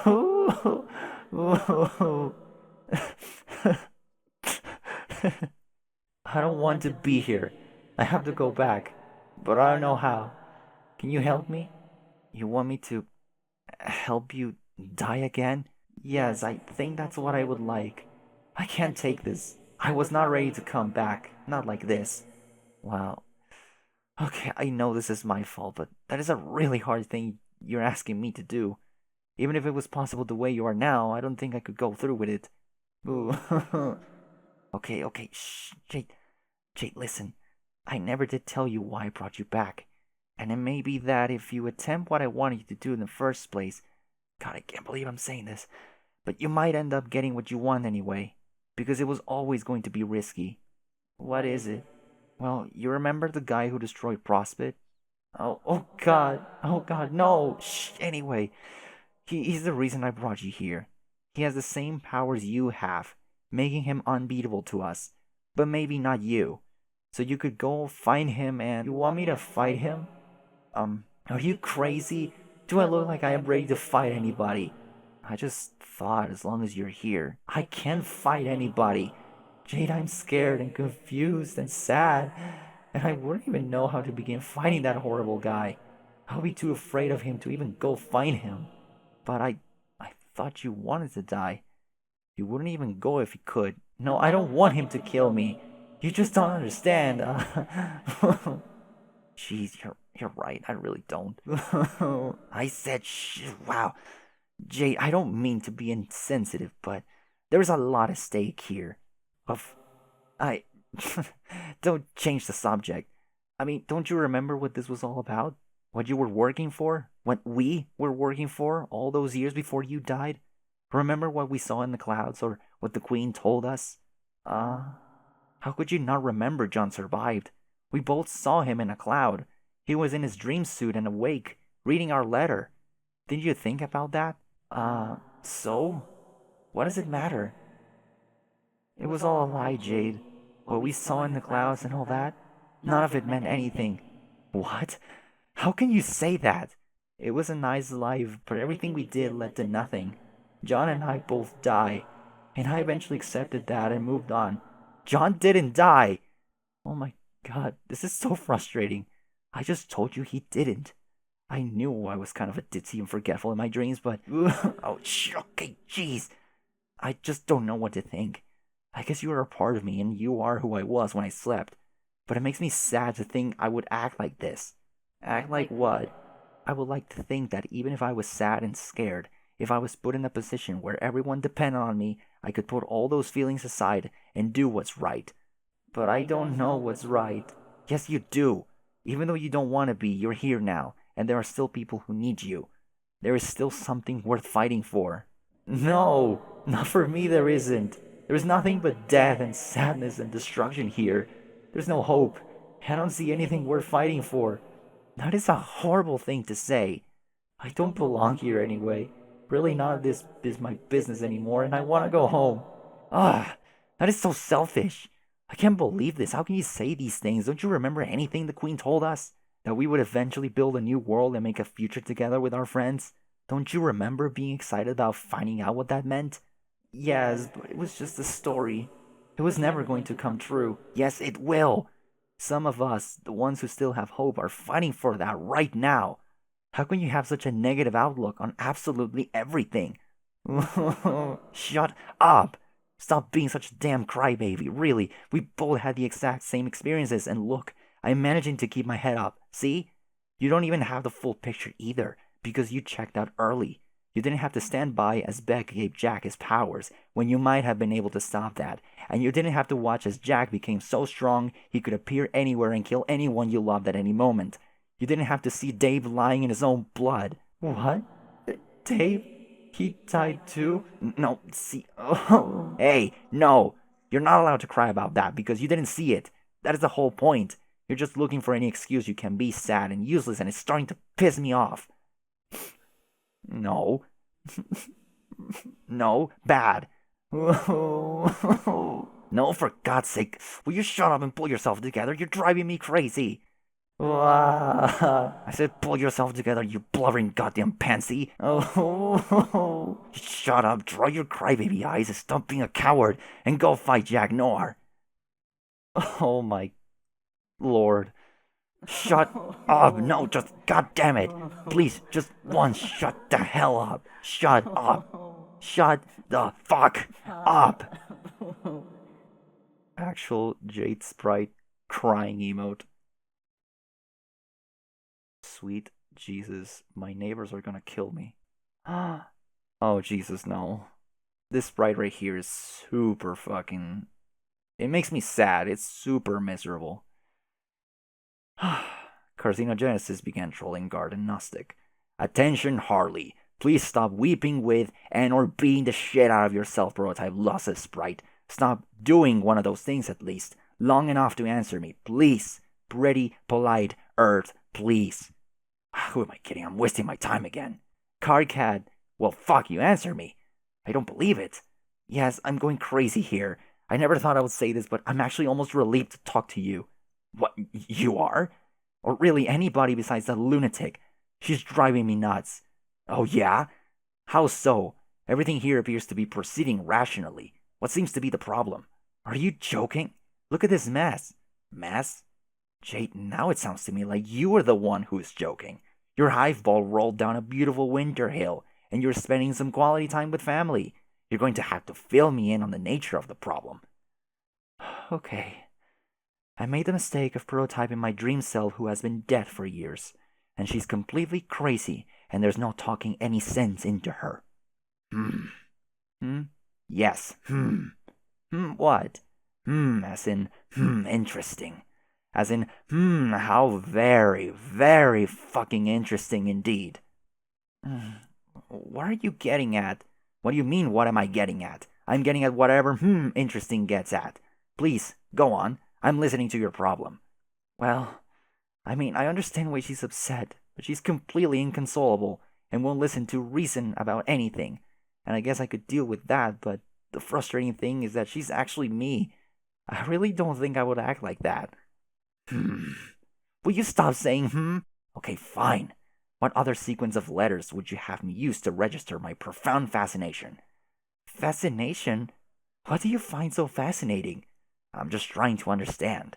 I am being sensitive about it, instead of a raging fuck-ass. Isn't that what you want? Yes, it is. If you don't believe me, just ask future you. Assuming that conversation doesn't make you cry as well. Now tell me more about your feelings. My feelings? Yes, how did this make you feel? Well, At first, I was sad because she made me remember all the sad things that just happened. But I'm trying to be strong about all that so we can keep moving forward. And if I can, then why can't she? But she just went on and on, and I started getting angry. Oh, I've never been so angry in my life. I said stop saying fucking. What's that? What does that mean? Is that supposed to be someone with a halo and goofy teeth? Are you making fun of me? No, no, you're looking at it backwards. Those are my horns. Oh. Oops. Okay, so if I'm understanding you, you are angry at a version of yourself from a different point in time because she is being an overly emotional shithead who is basically the most revolting self-loathing piece of filth you have ever met. Am I following? Yeah, pretty much. I'm not going to say again, but come on. Don't you find the situation to be just the slightest bit interesting? I mean, considering what? If I recall, it wasn't that long ago from either of our perspectives that you were ripping on me and my smug windbag future self for arguing with each other. Oh, come on, this is nothing like that. How is this not like that? Because she's actually insane. Oh, I see. And all those idiot past and future card cats weren't? But those are you. I'm not her. Oh, aren't you? You just said you were, and I just heard you say that. So tell me, how is this even the slightest fucking bit different? I don't know. It just. Yeah, go on. I'm really curious. How? Oh my god. You're right. Oh, what? Oh. What? What am I seeing here? So then, I guess I'm a hypocrite. Not really. It just means you're a sane, rational person, and there just might be hope for you yet. Wait, so me arguing with my dead dream self and smacking her around while screaming at her makes me sane? Yes, absolutely. It means all your hideous flaws disgust you. You're right to be disgusted. It's more than most people can say for themselves. Really, congratulations are in order. Wow, you're so weird. Congratulations, in addition to just maybe an apology. Don't you think? You want me to apologize? For what? Calling you crazy for arguing with yourself? Would it really kill you to consider it? After taking so much crap from you for all those years? No, forget it. I'm not apologizing. That is bullshit. Dead dream dog, Jade. Is that you? You're sounding a bit hysterical. Maybe you should calm down. Shut up. Well, if you can manage to get your aneurysm under control, maybe you will realize I didn't actually specify to whom an apology was in order, idiot. What? Are you saying you want to apologize? I guess. This apology was going to go down one way or another, so this might as well be the time. And let's face it, I was really being the worst kind of phlegm bubble blown out a noisy, glistening ass. So I'm sorry. But to be fair, it was my past self who was giving you such a hard time, and he is completely deranged. Okay, I appreciate the thought of an apology, but I don't know if it really counts if you're just going to pawn off responsibility on your past self again. Maybe your present self shouldn't own up to it. Yeah, that is what he is doing. He, being me, right now, is owning up to what a fucking retard past me was, and continues to be. Lame. Yes, I know it's lame. Or I know that you think it's lame when I say shit like that, because remember, I have been talking to you from the future, and I know you don't cotton to my PCG FCG stupidity. But see, you don't know that you know that yet. Or more specifically, you don't know that I know that you know that yet. So I'm kind of pulling a fast one here. That is so ridiculous. Why don't you stop it with all this nonsense and own up to being terrible unequivocally? Yeah, I'm going to. The thing is, I kind of misrepresented myself. I'm not as much of a scumbag as I was so determined to make out with myself to be. Make myself out to be. Oh, I really don't know why I trolled you like that so persistently. For some reason deep down, I just knew that I had to. Even if it meant digging myself into a huge hole with you and everyone else that will be hard to climb out of. And like practically everything I said was completely baseless because I didn't actually know you. Just like you didn't and still don't actually know me. So I guess I'm apologizing for it. Like really seriously now. I, present Carcat, in the current moment, apologize on behalf of my stupid past self, who is actually me, the guy talking right now. Like, there's no difference between those guys, okay? Hmm. Hmm? Yes. Hmm. Hmm, what? Okay, Karka, that sounds pretty sincere to me. And you're right, I don't actually know you. I just know the part of you who acted like a bully. I understand there can be more to a person than just the stuff they say when they're angry. So I will accept your apology and give you another chance. Okay, great. And I will apologize for calling you crazy. Obviously, I'm not in much position to judge. No, but you were right. I am crazy. But thanks anyway. So, you say you have been talking to me from the future? Yeah, making plans and whatnot. To pry ourselves mutually out of this massive Mobius double clusterfuck. Okay, so what is the plan? I mean, why did you want me to contact you at this moment so badly? Okay, well, the most immediate point of business is, you see that glowing blue screen behind you? Yes. You need to turn that fucking piece of shit off. Yeah, that thought was hanging on for a while. Okay, I can do that, but why? What does it do? It's been here my whole life and I could never figure it out. I'm not going to say much about it, but suffice to say, there are just some things you don't want to screw up with. There are outcomes that are even worse than the complete annihilation of existence itself. Forces more damaging to the integrity of reality than those capable of turning imagination into pure void. They are forces which, if handled recklessly, will nullify the basic ability of intelligent beings in all real and hypothetical planes of existence to give a shit. I don't think I'm following. You don't have to follow.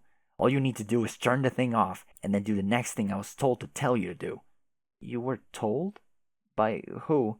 By you.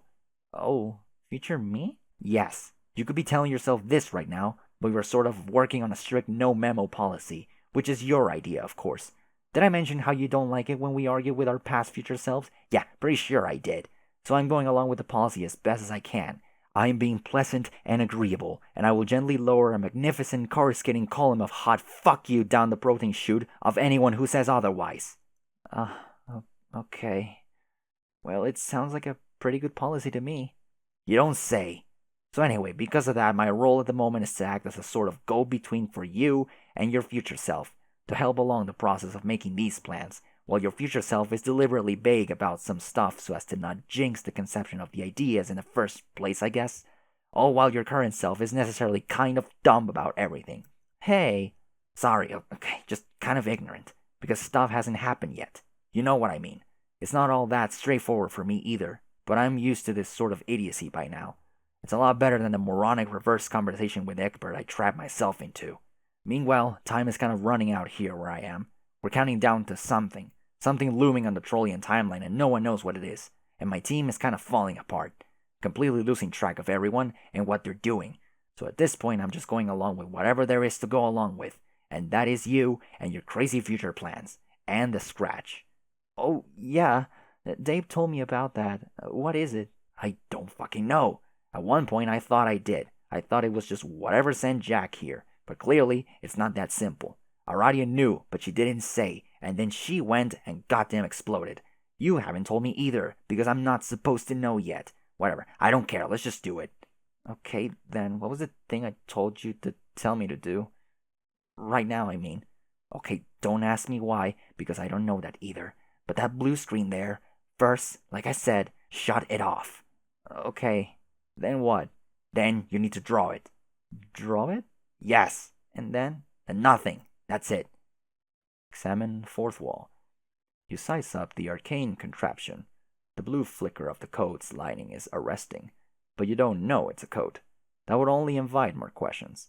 You don't know what it shields, nor do you know whose shoulder it was meant to cover. And if you knew that, if you even knew his name, you would understand terror no human ever has. You should really listen to Karkat and turn it off. If you start messing with it, I will seriously start fucking everything up. It will be irresponsible of both of us to let that happen. You suddenly wonder where Jade Sprite went. You wonder that because I said you did. I know where she went, but I will not say. Now that you can hear a word I'm saying. The code is too thick. Turn it off.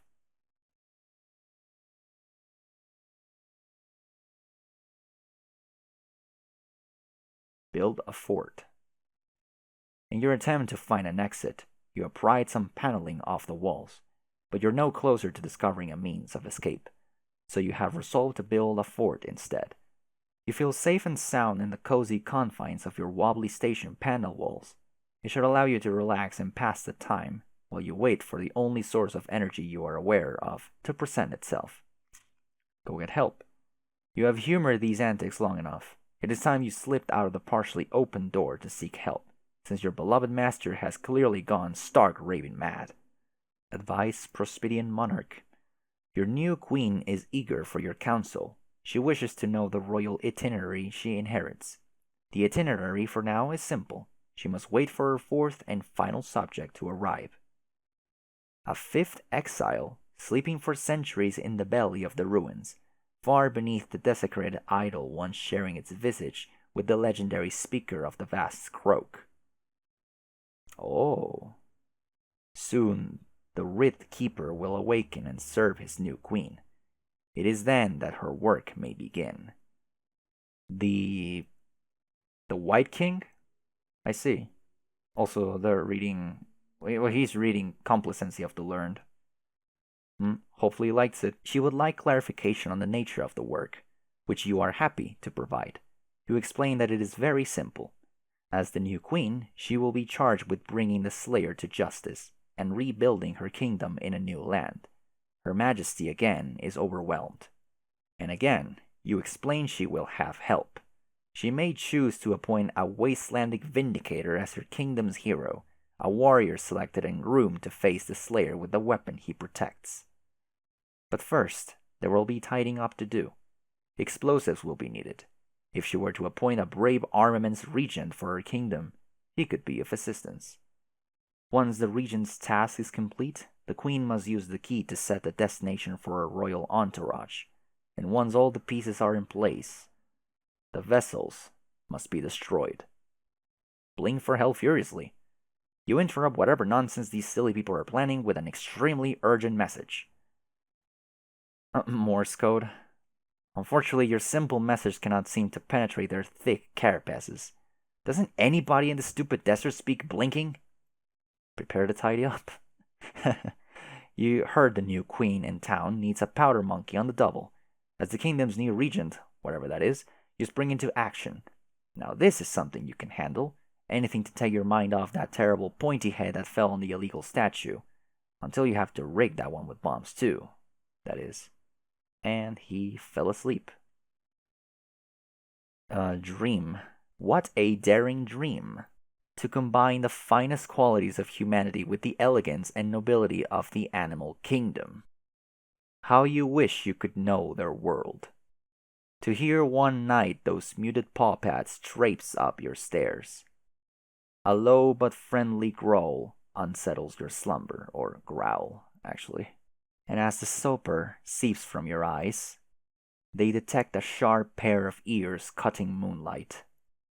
A mysterious woven tongue invites. Wouldn't these ears suit you? Would not this prowl long snout assist you in the hunt?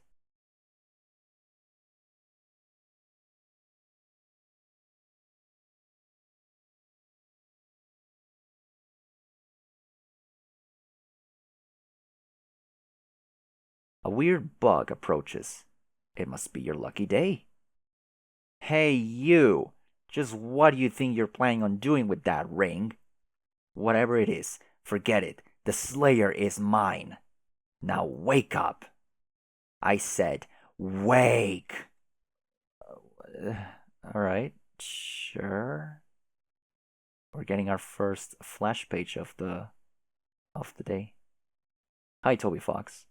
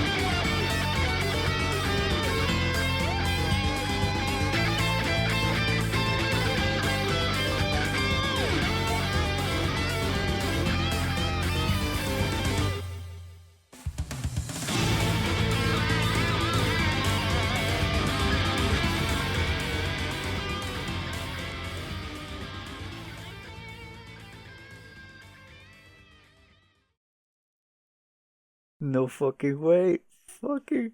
How? How did I get to this point years ago and not remember that Aradia actually gets to freaking God tier?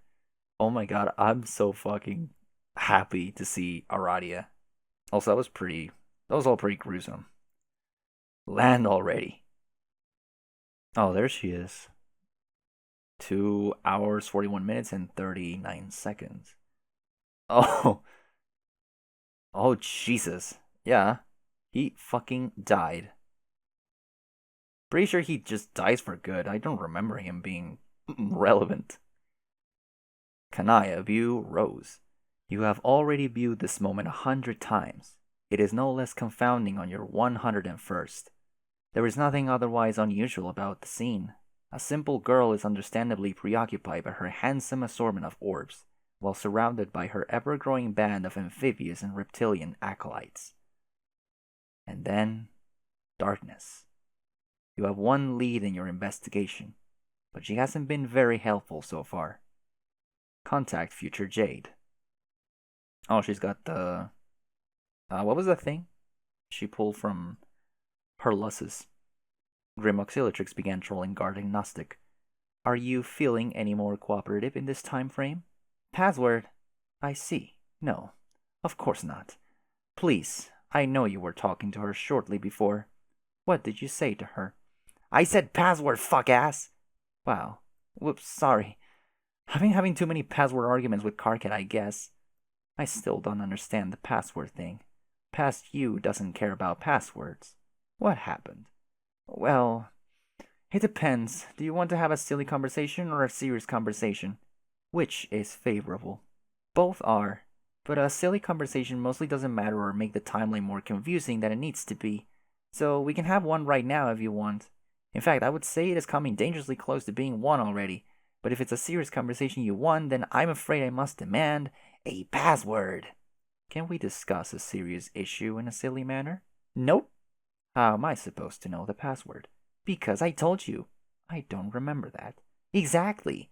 I feel like I am trudging waist deep through a slither basin full of your human surprise noodles. Yum?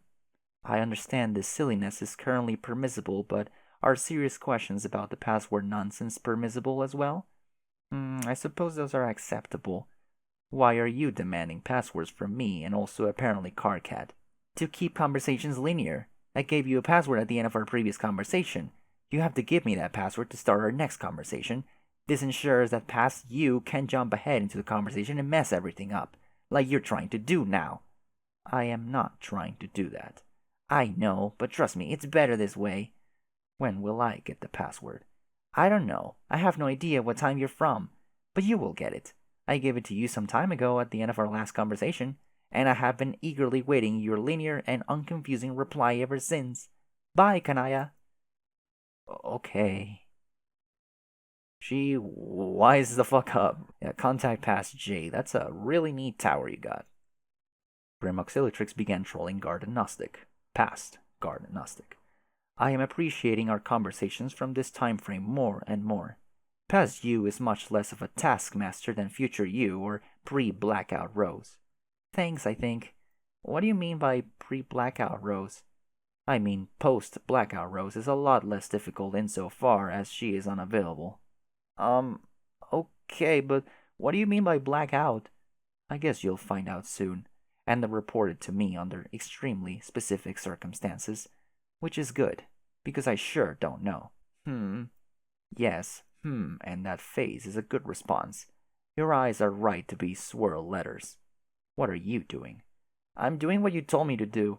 I'm getting Dave to set up that expensive equipment so I can start doing all that witch of spacey stuff you were telling me about, which I appreciate since my sprite turned out to be sad and useless, and not very wise at all. I see. Well, I didn't actually tell you to. I was just being informative. Also, it isn't technically witch of spacey stuff. I was a sylph, not a witch.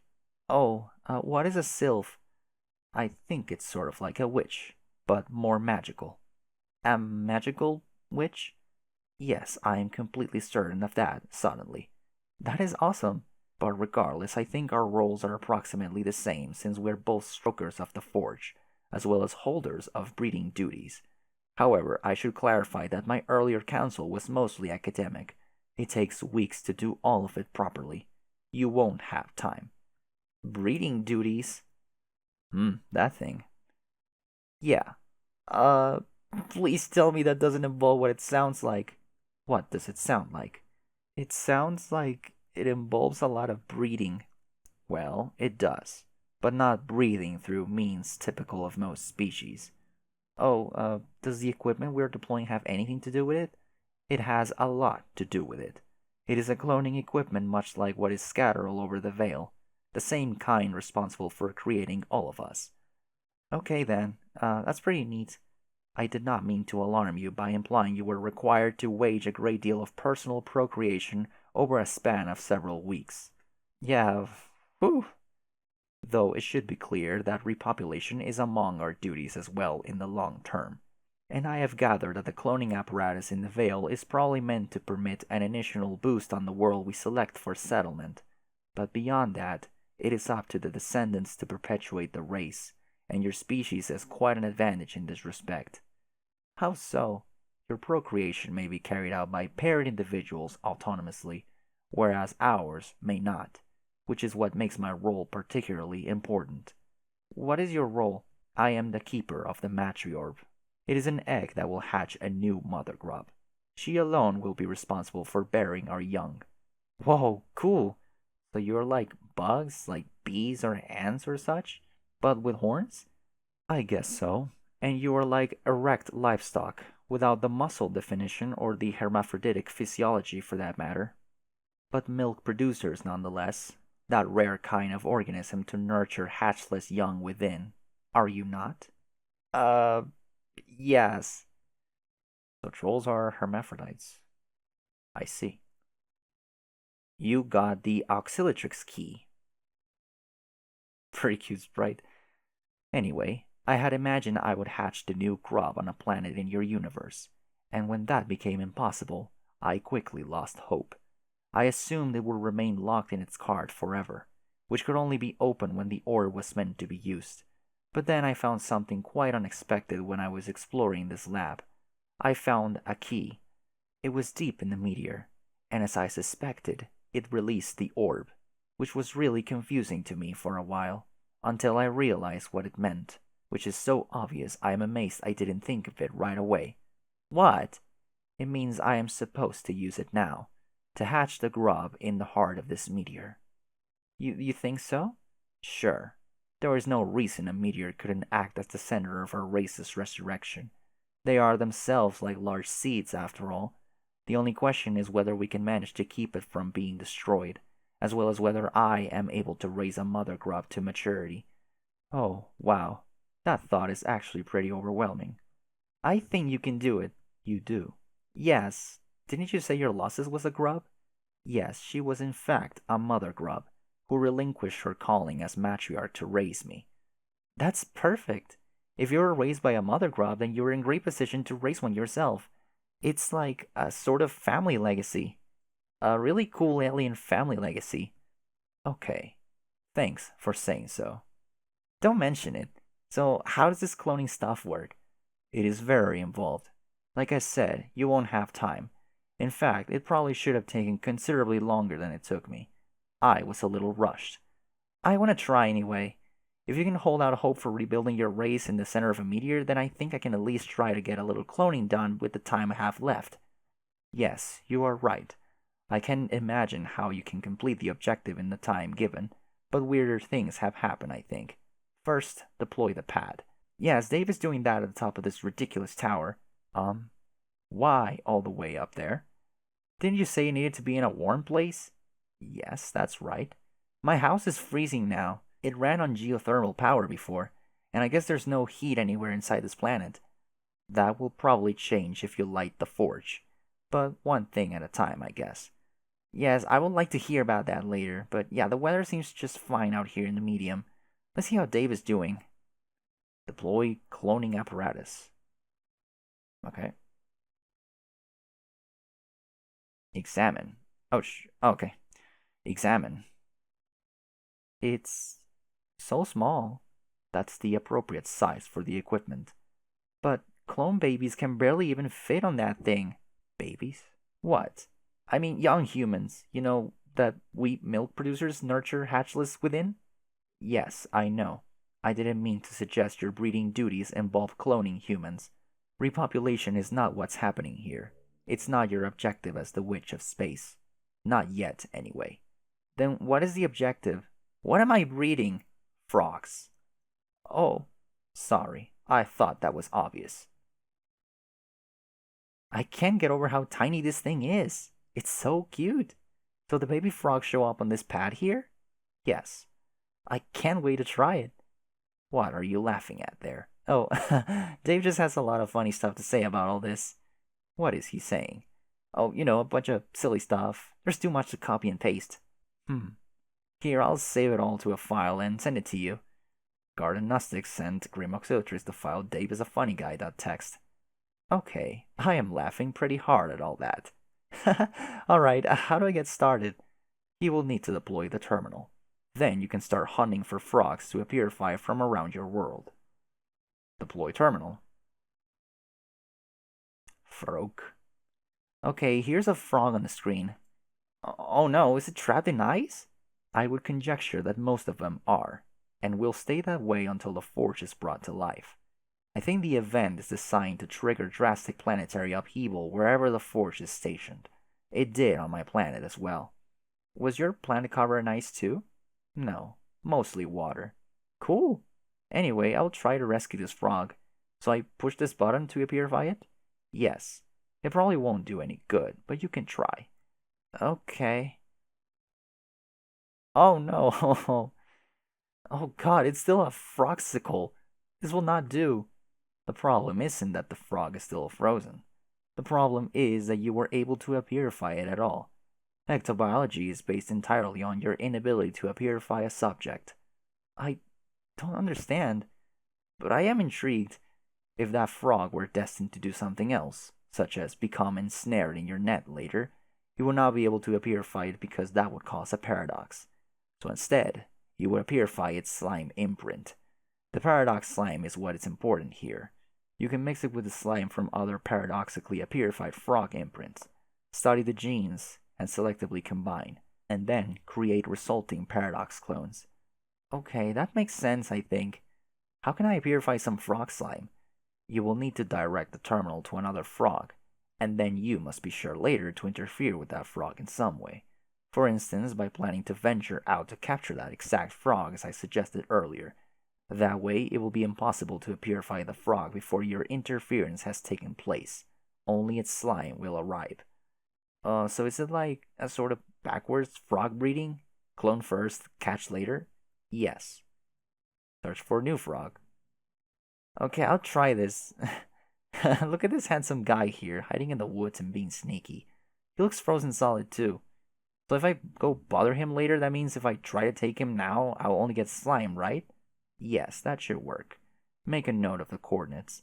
When you travel to interact with your clone subjects, you are also taking the opportunity to explore and discover new habitats, as well as new species of frogs for your terminal to track. It's efficient to go adventuring in this fashion while you're waiting for your young clones to mature. Oops. Damn it. That sounds like fun. Yes, it is a lot of fun. It is also extremely time consuming. Unlike some purifiers in the Veil, this one is locked to the present moment. You cannot use it as a window into the future or past and isolate frogs whose futures are certain and therefore most paradoxifiable.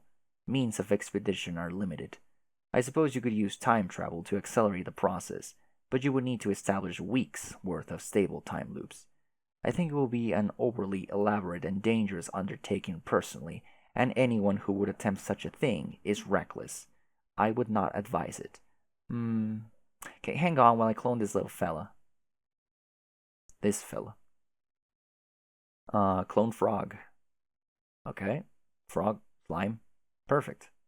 Oh, it's a little tadpole. Yay! You'll need somewhere to keep them while they grow, like a pool or a tank or such, or at least something temporary. Water wasn't very hard for me to come by, but for you, I don't know. I'll think of something. I won't let this poor little guy suffocate. Okay, sure. So am I supposed to wait for him to grow up and then breed him with other frog paradox clones? Yes, but this is not all there is to the cloning process. A true paradox clone is an exact genetic duplicate of the subject. Later, that clone will be sent back in time to become itself. In fact, if it is an exact duplicate, this is guaranteed to happen. This is what classifies it as a paradox clone. Any duplicate which genetically deviates from the original is not. It is simply a mutant. And for breeding purposes, mutation is desirable, within reason. You may adjust the settings on the equipment to promote genetic anomalies, but it is very delicate, and you can go too far. Responsibly guiding the evolution of the genetic code during the breeding process is very important. In fact, it is the most important thing about this of all. It is? Yes. Huh. So, what is the actual purpose of all this breeding? Am I trying to make one really special frog with just the right genetic code or something? Sort of like the ultimate frog? Actually, yes, that is exactly what you're doing. Oh, your objective is to breed the Genesis frog. Oh, my. Why? You can't complete the game without doing so. Your entire mission depends on breeding him. Him? So he is a boy frog? Yes. He will begin as a tadpole like you have there, but considerably bigger, and he will mature to become the Speaker, a deity-like figure idolized by the consorts who wait for him to come. The Speaker? He is known as the Speaker of the vast croak. Croak. Yes, the croak really is quite vast and is something to behold. It is the most amazing thing I have seen. Then the Speaker is like a god, but there are a lot of them? Like one for each session, kind of like the kings and queens? Yes, there will be one for every session should the players be successful, and each one is a unique product of their quest. The kingdoms are at odds over his creation. Prospect worships him much as the consorts do. There's reviles him and outlaws frogs wherever they can. Even the iconography. Their agents mock his name with slurs, like Speaker of the Vast Joke or Bilious Slick. Although, to be honest, that is what we ended up calling him. Not to be disrespectful, though. It was just a catchier name. It is pretty catchy. If I call him that, I'll be sure to say I mean no offense. I doubt it's even possible to offend him. That's good. Okay, then what? What do I do after I make this big god froggy? Does it have something to do with the new universe we create? Most certainly. You said he was a Genesis frog. Does that mean we bring him into a universe and he makes new planets or life or such? No. You're not really understanding the magnitude of his role. He is not responsible for just one aspect of the universe you create. He is responsible for all of them. Bilious Slick is your universe. Oh my god! Oh, no, she's 2 minutes old. What? I'm going to ignore the right part of this image. Look at that, it's fucking tiny Kanaya. Really? I don't mean he is the universe you're from. We engineered that incarnation. He is the universe that you are trying to create. Yes, I got that. Sorry. I thought it was obvious, but then wasn't sure. You mean he's literally a universe? Yes, literally. That statement was as literal as you can possibly make words be. I know your species is frequently insincere for a variety of reasons, but your species is too, especially Karkat. He's incredibly sarcastic. That is true, but when we do it, it's usually just because we're trying to be jerks, rather than by way of a mild manner perpetually dispatching little puzzles of rhetoric without apparent purpose. But I don't do that. I try to say what I mean as much as I can. Yeah, I think I have been discerning that. It's a nice change of pace. From what? Oh, it's not important. You mean from Rose? Well, not that it wasn't an enjoyable exercise in xenocultural inculcation. Yeah, Rose and Dave are like that all the time. They inculcate that stuff like crazy. So you have been talking to her a lot, I guess? Sort of. Are you best friends now? I guess as mutually friendly as the time has permitted two people to be. I won't be speaking to her anymore, though. Why? Oh, yeah, because you said she's blacked out. What the heck does that mean? It just means in a few moments from your perspective, I won't be able to see her through my viewport or talk to her. I don't know why exactly, but it's not that hard to guess. She has been relying on the powers and counsel of dark gods and other sources of ambiguous intent, and she has consequently devised a plan which sounds very dangerous to me. Yeah, I didn't like the sound of her plan either. You are more sensible. It's probably the influence Skaya has had on you, having spent much of your life awake on Prospect, like me. You did? If we are alike in some ways, maybe it's because of this. Yeah, I woke up a long time ago. I had trouble sleeping when I was young. The sunlight was unnaturally invigorating to me, I guess. My losses could do nothing to help, and when I was supposed to be in my cocoon, I would often wander out to the desert, where one day I was visited by a stranger who dressed and spoke in white. He put me to sleep, and I awoke on Prospect, where I have dreamed ever since. He said he was my guardian, and though he visited, rarely I did regard him as that. Then later, he stopped coming. In time, I began to believe he was a figment of my mind, like an imaginary friend to give me reassurance when I needed it. But then, while playing our game, I learned he was real. He had spoken to others from our party, and had been manipulating us all to advance his schemes. It was saddening to learn my fortuitous awakening had been the product of a nefarious ploy. You are lucky that your awakening probably had no such entanglements. Jeez, I hope not. But I guess it's only a minor contamination of something otherwise great. I was allowed to see what Skaya would show me, and to prepare for dangers ahead, and try to protect people. Me too. Wow, I did not realize how much we had in common.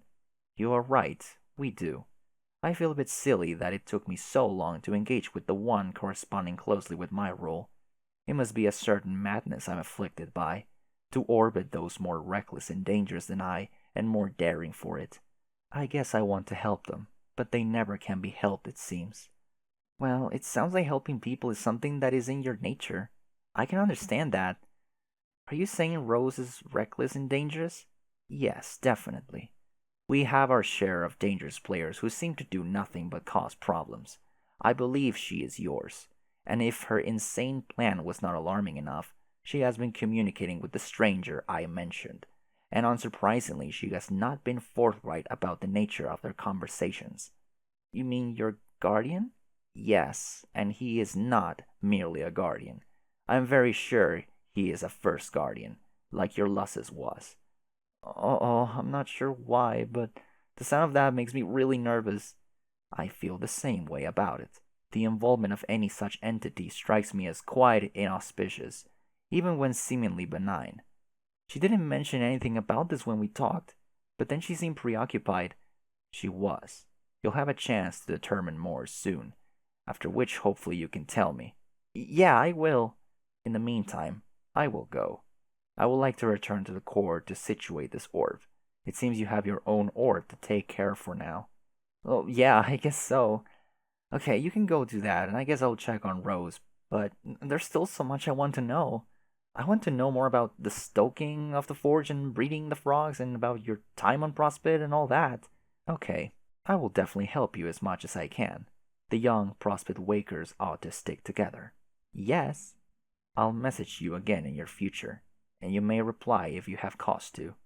If I have cause to? Oh, that reminds me, I was thinking of implementing a system to keep some of these confusing conversations simple and linear. Does it by any chance have anything to do with passwords? Yeah, I guess someone told you?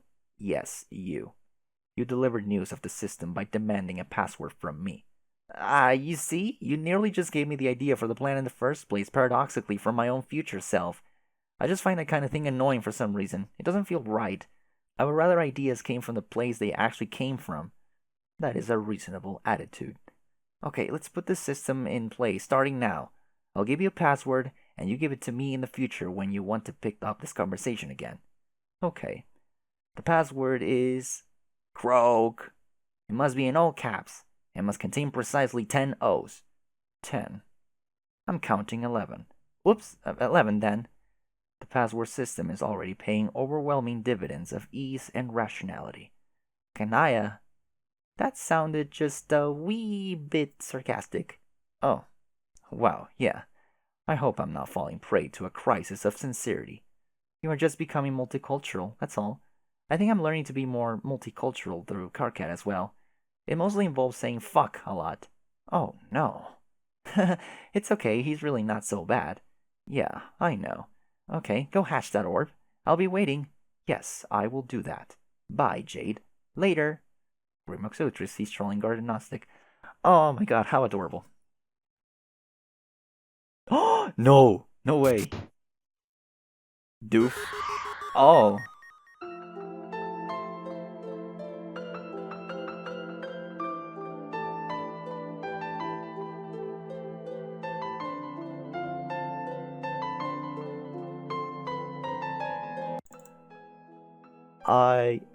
I fucking love this theme.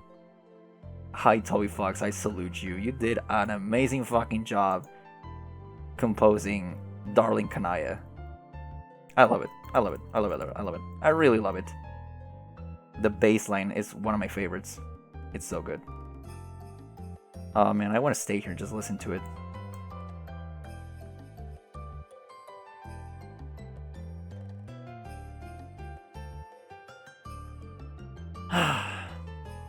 Okay, hold on. Jesus. But I must make progress on this. You really hope he stops playing games for girls soon. For good. One way or another. Yeah. You have seen many sad things on your adventure, but watching Equius practice archery may be the best saddest thing of all. Dragon suit. Terezi's ridiculous cosplay getup. You feel kinda bad for mocking her for it. Just one of many exhibits of boorish behavior you should probably apologize for. That is, if you're presently Carcat while examining this item. If you aren't, those thoughts are not relevant to you. You decided not to program contingencies for examining this item with different characters, because that would have been a waste of time. Alright, well, if you say so. Gamzee left perfectly good lukewarm bottles of wicked elixir lying around. There is something so wrong about this. You think about taking a robust swig, but then you come to your senses and don't. Can you say that again? Perfectly good lukewarm bottles. I'm afraid of Fago. Examine robo debris. The final Aradia bot exploded about an hour ago. She is dead for good now, you guess. Or is she? Yeah, she is. You're completely certain of it. She didn't die! No! She can't die. It's sad seeing Unireal Air lying here without Gamzee around to neglect it while people trip over it. It's almost a little poignant, like seeing a toppled tricycle in the yard of a missing child. Oops, you mean a toppled three-wheel device in the lawn ring of a cold wiggler. Doesn't get more tragic than that. For sure. These are Tavros, a bunch of Tavros stuff, yeah. Examine the 8-ball. Bad break. Just another member of your team unaccounted for. Where the hell is she? Oh well, at least she's out of everybody's hair for a while. She's probably off swooning over that shitty, greasy human movie star, and being generally harmless. Yeah, true that. Nick Cage might have been really, really greasy. Looks like some douchebag's computer blew up. Whatever happened, it probably served him right. True. Fucking true. You get the Matri Orb. Pretty important. The plush. Dear Tinkerbell. Sweet, sweet precious Tinkerbell. Tavros loved this memorial plush sewn for him so much. Seeing it here on the floor would be especially poignant if he were dead. But you know for a fact that he is alive and well. So it's all good. I hope so. What are these two doing? They're just like lying on the horn pile? Alright. Talk to Feferi Solix. Relaxing in the horn pile, I see. Yes, why don't you hop in too, Kanaya? There's plenty of space. Solix and I are glubbing about feelings. That sounds nice. But it really doesn't look like there's much room in that pile of horns at all, and I should get going anyway. Yeah, of course there's no room. It was kind of moronic invitation, to be honest. Hey, shut your mopey blowhole. I was just showing a little basic courtesy. Really, you're just the grouchiest dude sometimes. And it's really cute. Also, let's get real. This horn pile isn't comfortable at all. I got hard metal edges jabbing me everywhere, and it's lumpy as hell. And you can't move a fucking inch without honking the shit out of it and making everyone in the room look at you. What idiot thought this was the ideal thing to chill out on? Oh, that's right, a brain-dead clown who eats toxic slime. You probably like it because it's like coral reef or some horrible jagged underwater pile of shit like that. Grouchy mother glubber. Heart emoji. Okay, I will leave you be. Kanaya, I see the look on your face. You're curious, but are nervous about meddling. Am I right? Frank, come on, we're having a private conversation here, or FF. It's okay, really. We were sharing some feelings about stuff. Solix was feeling bummed out because Aradia blew up, and she was his very close friend. Holy shit, yes. Talk about all my problems openly. I love that. Hey, KK, check this shit out. My emotions are serving as entertainment again. Yeah, hey, Kari Crab, get your nubs over here. Plenty of room in the pile. Oh my god, that was such an obscene gesture she just made. Anyway, yeah, now that AA is gone forever, I feel more depressed and useless than usual. And I was already pretty goddamn useless to begin with.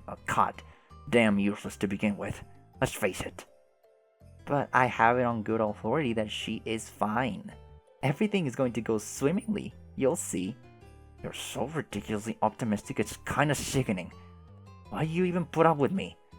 If you weren't so great, I would think you were a fucking idiot for liking me. So, I guess thanks for liking me. Wait, that sounded so pathetic. Oh god, I should probably take that back. Kanaya, what the fuck are you still doing here? God damn it. Can a guy get a little globbing privacy with a fish girl in a pile of horns? Oh no, no. Fuck off. No, I'm scared. Scalemate. Why, Duke Pine Snort, it seems your lovely green complexion has turned to blue as each past treachery has tightened your noose a little more. Worry not. It will all be over soon as you're stuffed in your sarcophagus and given a funeral fit not for nobleman, but a lowly beggar. Let that be a lesson to your family, who was also executed in the name of justice. That is so fucked up. Used host blush. This one has been decapitated for some reason. Weird and gross. And I think the song is really, really pretty, but just to avoid like weird, awkward cuts, I'm gonna turn it off. Fago. Alright, still the same. Are any of the computers usable? Oh, drove debris. Teapot. Nepeta has left her steeping pot of flavorful chamomile untouched. She is gone too. Another perplexing mystery. So the teapot was hers. Oh yeah, you can see the little cat there. I'm so stupid. Blah blah blah blah. Alright. What else? What is that? Drawing tablet. Oh yeah, she borrowed the drawing tablet. What have we here? Looks like there's a half-finished comic on this thing. Some kind of cool kid and a girl with red glasses. What are they doing here together? Yeah, maybe you shouldn't snoop into her cool kid fanfic. It's probably private. Oh my. No, why would I be Carcat? No. Talk to about Teresi. What was that about? I don't know, I guess I fucked up again. I can't seem to do anything right in her eyes anymore. Also, I think... Yeah, no, these are updated sprites. These are super pretty. Also, yeah, that sounds mean. I think I said that Kanaya's sprite looked really weird. And also, I just straight up said that Nepeta's sprite was really rough. I feel bad for saying that. Anyway, nose. Maybe you should go say something to her. Well, I would, but she's probably burrowed fuck deep in this lab by now. I'm sure she's busy scooting up and down stairs and shooshing through pointless corridors and opening chests containing like 3 $3 and hideous paintings of enormous naked barnyard monsters. What is with all the chests anyway? And why do we keep squirreling our useless shit away in them? I really should have written a memo about this. Like, the rules of chest etiquette. Squirreling. Squirrel is the human word for nut creature. Oh. Well, I think the chests are fun. They make for nice surprises. Whatever. Anyway, I can't leave. If you haven't noticed, the team has been falling apart here ever since our ride exploded for no reason, and therefore, presumably die forever. Seriously, where the hell is everybody? Where is Gamsey? Shit isn't right. I got to stay put here and keep it together. Okay then. If I see her along my way, I'll let her know you want to talk. If you don't think that's too meddlesome of me. No, that's fine. Thanks. Wait, you're going somewhere? I'm returning to the core to deposit the matriorb. Wish me luck. Well, what the fuck? I mean, that's great, if that's what you want to do with it. But you can't go, I need you here. Look around. Shit is mayhem. I'll only be gone for a few minutes. Anyway, you're doing a good job, and I think you can manage to cope with my momentary absence. Okay, fine. In that case, good luck. Hope it works. Thanks. Come on. Come on, you're a big boy. You can do stuff on your own. Okay. Well, I guess there's no use in delaying the inevitable. Oh, you have no interest talking to this con artist right now. You are busy, and you won't even bother dignifying his text by highlighting it. Maybe a little later.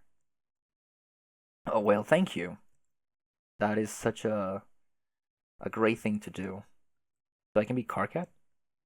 Oh yeah, I can. Cool. What's the conversation with him with of him to her? Talk about Jade. It sounds like you've been talking to the Jade human like you said you would. Yeah. I just used the phrase the Jade human satirically for no reason. It is just one of many ways in which I'm becoming more multicultural. Nice one.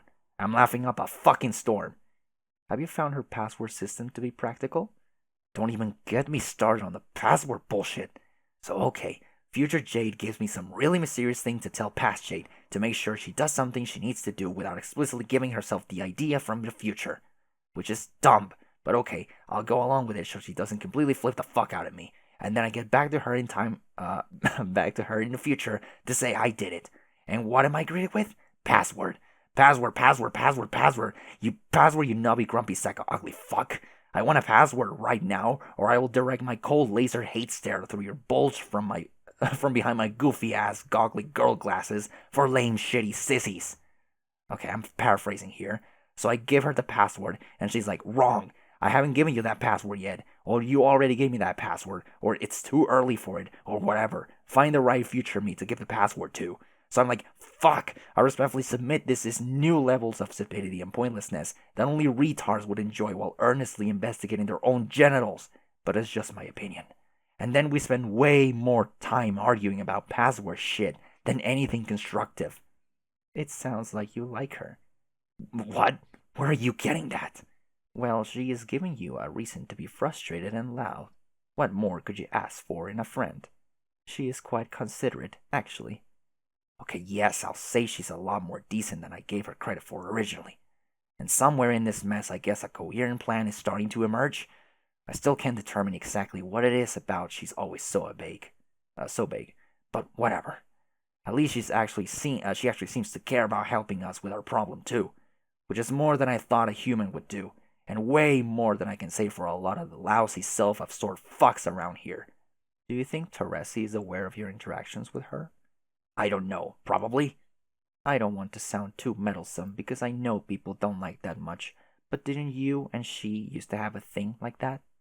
Man, why does everyone think we had a thing? Well, didn't you?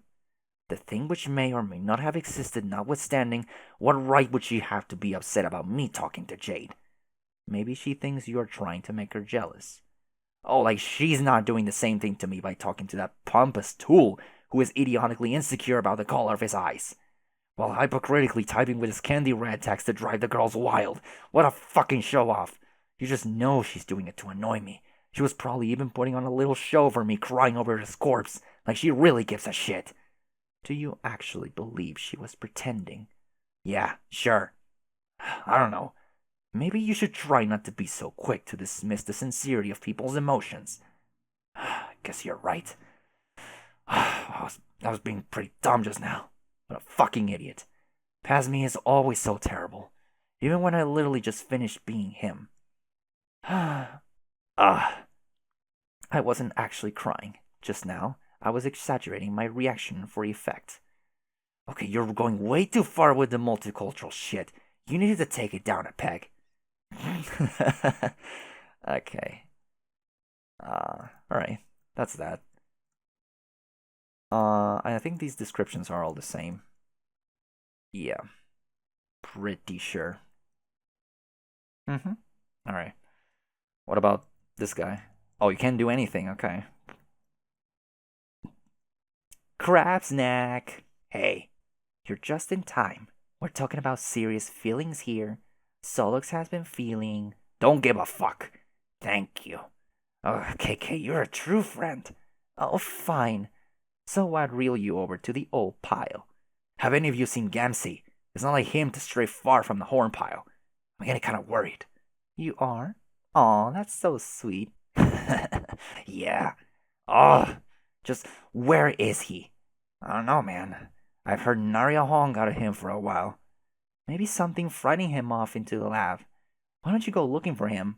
We could help. I would, but I can't. Gotta stay put. Keep the team together. I don't want you fuckers straying off either. You understand? Just stay in the pile and keep making everyone uncomfortable with your sappy bullshit. That is an order. That is an order. We were thinking of taking a nap, actually. You should too, carp catfish. It'll be great. Why do you keep insisting on ignoring the simple no sleeping rule? I made it perfectly. You know what? Fine. Just take your nap. As long as you just stay put. Alright. Well, oh shit, god damn it. Well, let us go. Oh, oh.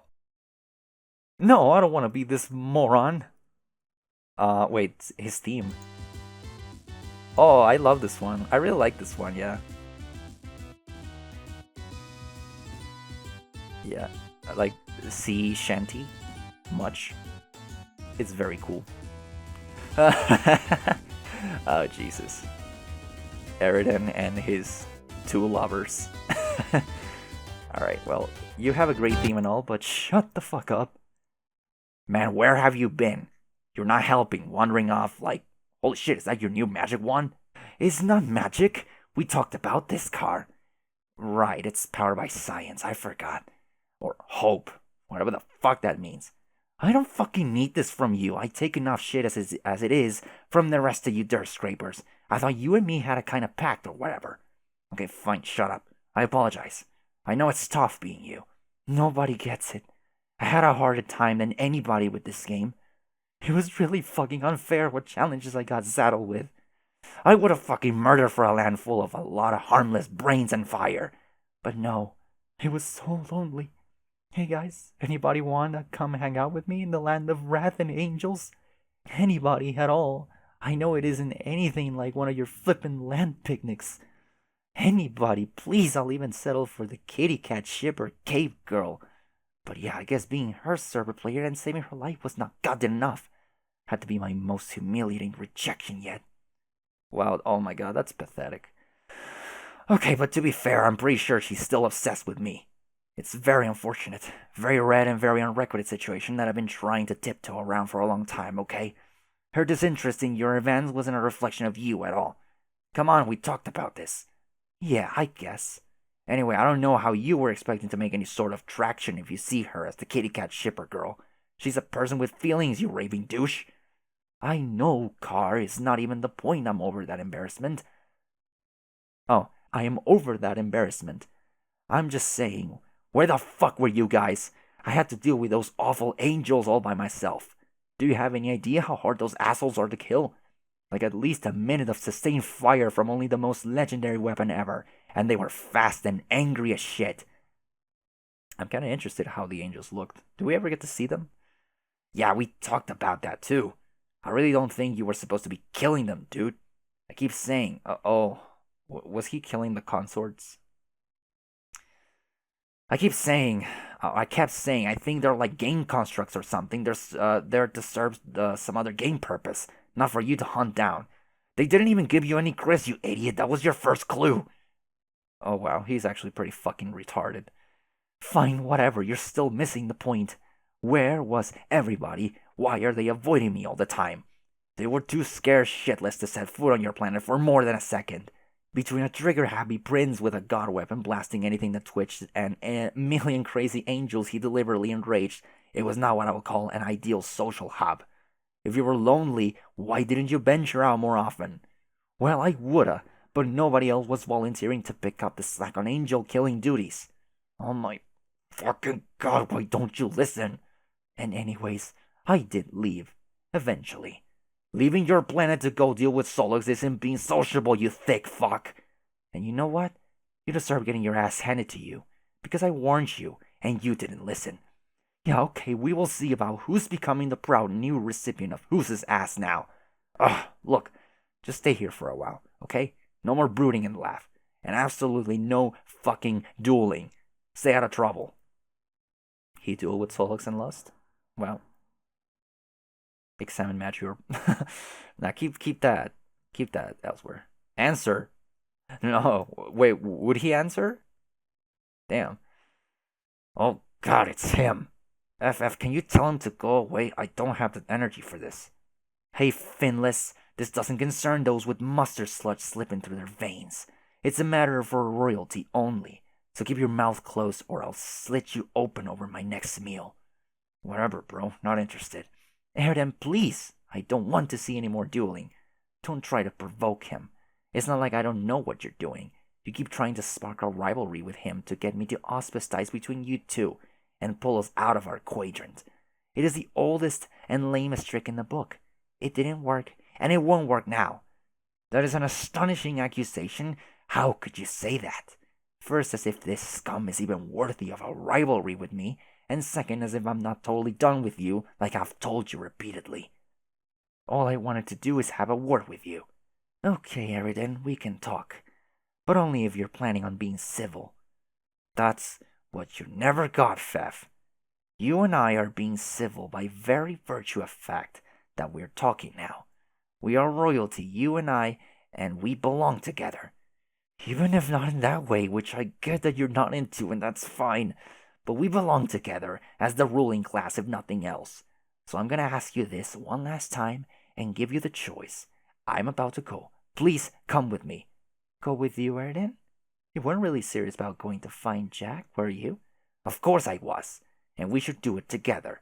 You got nothing to fear now. I've reached new heights of power no one else can dream of. Not even Mindfang with her garish orange sweatsuit and her silly flappy wings and all her poppycock about luck which everyone with a ThinkPad knows to be the fakest fiction that ever failed to exist. This is the most hilarious thing I've ever heard. He's made one of his shitty fake ones glow a little, and now he thinks he's a fairy godful or something. Lamajo. Was that slander just I heard? I can't even tell. I tend to block out noise from filth whose blood is practically the complementary fucking color of mine. He has a point, though, in that you may be overestimating your abilities. Jack Noir is insanely powerful, Eridan. Please, I don't want to see you do anything foolish by trying to fight him. Fight him? Are you fucking nuts? I slaughtered enough angels to know my limits and where I stand against the Lord of all angels they prophesied. Of course I'm not gonna fight him. I stand no chance in hell against that guy. I'm going to join him. You're what? And you're gonna join me in joining him too, Fef. Come on, let's go. Okay, that's it. He's lost it. No, I'm not. And you aren't either. That is gloving insane. I thought you were supposed to be the Prince of Hope. How is it hopeful to surrender to a murderous demon like a coward? As the Prince of Hope, I'm uniquely qualified to recognize when all hope is lost. And I'm telling you, there is no hope, not even a little bit. Only thing left to do is serve him and hope he spares us. And I'm extending the invitation to come with me, because even though you don't think so, I really do care about you. Serving under Jack together, we'll be unstoppable, and our anemones will tremble before us. What do you say? No, you have lost all right to use fish puns forever. I revoke your fish punning license, as well as our friendship. Don't take that tone of voice with me, princess. What the fuck did I just say? That's it, this makes me sad. Eridan, but we have to stop you. Now we have to stop you. We can't let you find Jack and risk you leading him to us. So that's how it is it? Man, why do I keep speaking like Solix? Why is he a universal constant? She's right, man. I can't believe this. I was looking forward to a nap, too. I should have killed you on low bath when I had the chance. Oh well, I guess it's only fitting I'll take you down in round two. You ready, Prince? Bring it, mage. Oh shit. Uh, okay. uh, yeah, they're fighting.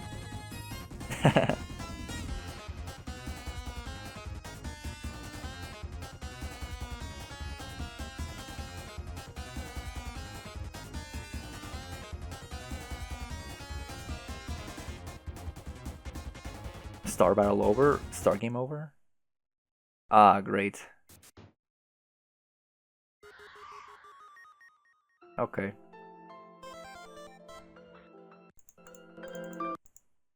Hmm. Oh, you can't leave without telling your leader where you're going first. That would be irresponsible. Oh. Well, yeah. They thought about that. Owie. Gotta help Kanaya out with this thing after your business is done here. Hope is your jurisdiction on this meteor. Uh-huh. But I can. Oh, yeah. Kan, I've been meaning to thank you. For what? For all that training you did. I wouldn't be the incredible holy wizard I am now without your help. But I didn't even really train you. I just made you a wand. Yeah, well, that's all I needed, I guess. I just needed for someone to show a little faith in me, so I'm saying thanks. I owe you. Okay, then you're welcome. I hope you use your magnificent powers of light and hope for goodness and purity, and let's not forget science. Don't worry, I'm all over that shit you don't even know. Oh, I hope that didn't come off as too sarcastic. What? That thing I just said. I didn't even realize how sarcastic I was being. It's starting to become a problem, I think.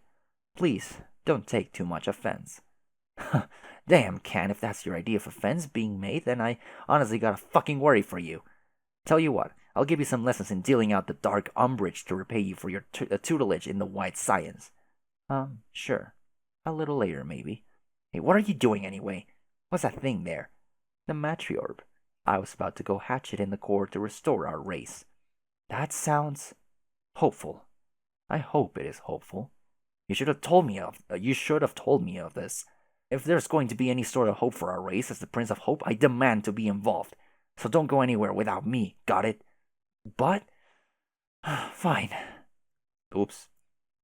Uh okay, what happens? No reason to snoop on her computer. You got better things to do. Oh, okay. Wow. Okay, yeah. Well, he's got some. He is all right. He's got no reason to snoop on other people's computers. Okay. So you aren't about to leave. You just got here and you have business to take care of. Okay. Oh, Control T. Nice sprite. So Control T does take me over here as well. Man, where the hell did that awesome clown go? Yeah, me too. I missed the other guy. At least he had some taste. This asshole only has one record. Thrust. Air conditioning.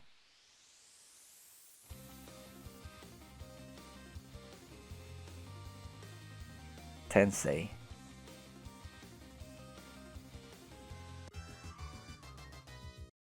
Okay, yeah, it's a pretty short flash, so let's move on. Oh, okay. Yeah, it's their duel. Oh. Oh, shit. Okay. Oh. Oh. Oh, it's one of the pages. Uh-huh. Okay, yeah. Just fucking kill her, I guess. Yeah, sure. Uh, uh-huh. Yeah, this is what you were trained for? No. Don't do it. Don't fucking do it. Please. Yeah, the matriarch. Yeah. No! What the fuck? Oh, fucking no. No. No. No. No. No. No. No. No. No. Oh my god. Kanaya. Why? Are you next? What the fuck? Oh god, sweet bro and hella Jeff. Blah, blah. I'm going to suck your blood, dude. This guy's screaming, ah! Nice gun. Deadly firearms. And pumping full of fucking bullets. Are you next? Are you next? Are you next? Okay. Whatever could be the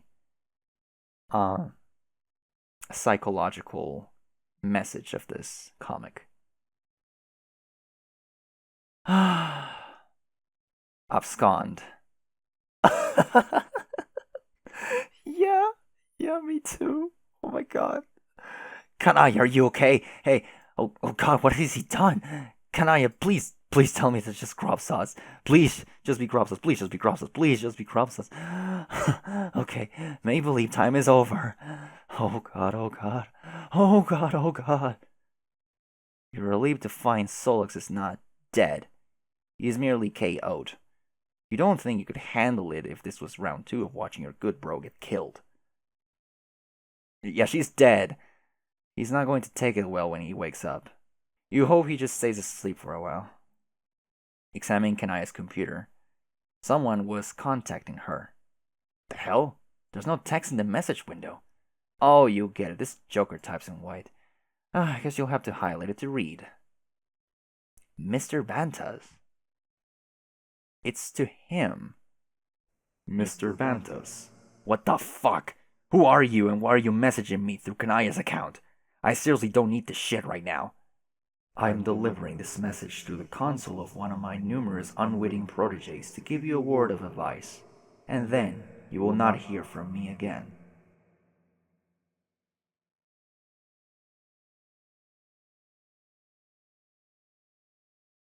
Don't turn your back on the body. What is that supposed to mean? That is the dumbest advice you've ever heard. You type some more curse words into the chat window, but there's no response. Body? Which body? What was he talking about? Turn around. Ooh, no. You turn around very slowly, pretending not to be nervous. All the bodies in the room remain as they were. There is clearly nothing to be concerned about whatsoever.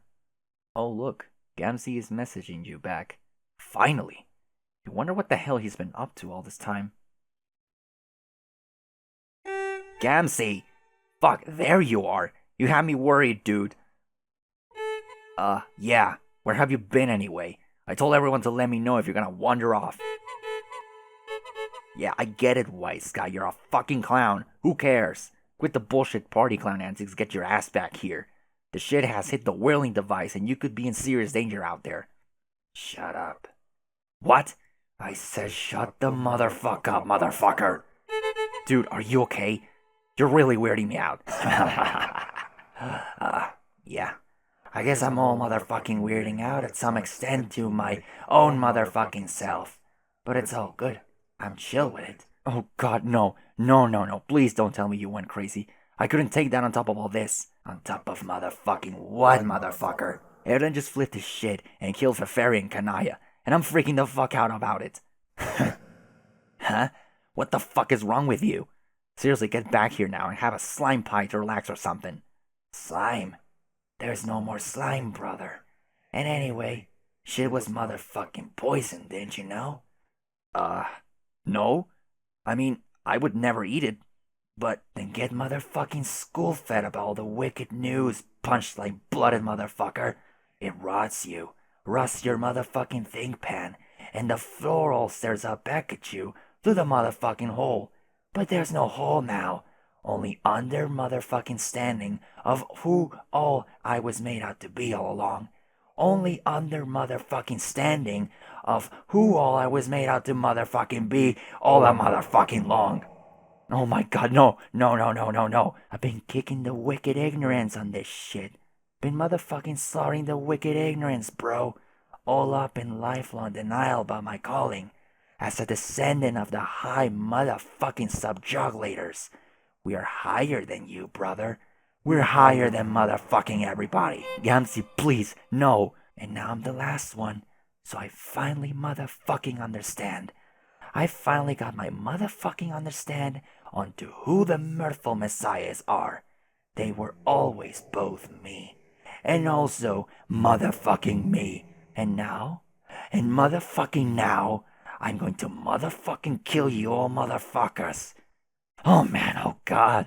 I'm going to motherfucking kill you all motherfuckers and paint the wicked pictures with your motherfucking blood.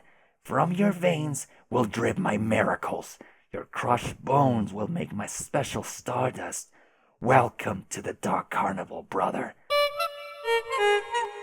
Terminally capricious sees strolling carcinogenicists. You have never been so scared in your entire life. Open memo. Current carcinogenesis right now, open memo on board Team Adora Bloodthirsty. This is probably the last memo I'll write, because first of all, there's pretty much nothing left to say.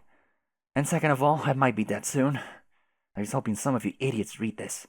And even if you think I'm full of shit now, when it all starts going down, you might just remember what I said and save yourselves. The worst case scenario has happened. The Bard of Rage is on the loose. Yeah, I know we all thought that title was a joke, but it turned out it wasn't. He's completely snapped. And for those of you further ahead on the timeline, I don't have to tell you how dangerous he is. Remember what he did to the Black King? Nobody could explain it, and then he just went back to spacing out for the rest of the battle. I mean, seriously, what the fuck was that? I don't even think the king could fucking believe it, frankly. Did anyone's attack do as much damage? I don't think so. I don't even think Brisca's did, although it's hard to say since that was the knockout blow. Spoilers. I guess we thought it was like a secret joke power or something. But the joke is on us.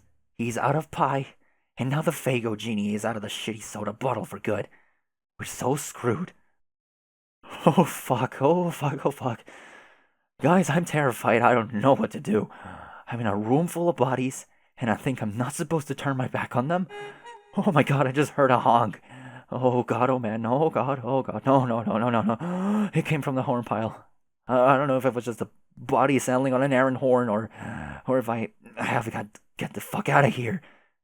Past terminally capricious 420 hours ago responded to memo. Hey, best friend. Now what the motherfuck will I be supposed to do? I'm not following.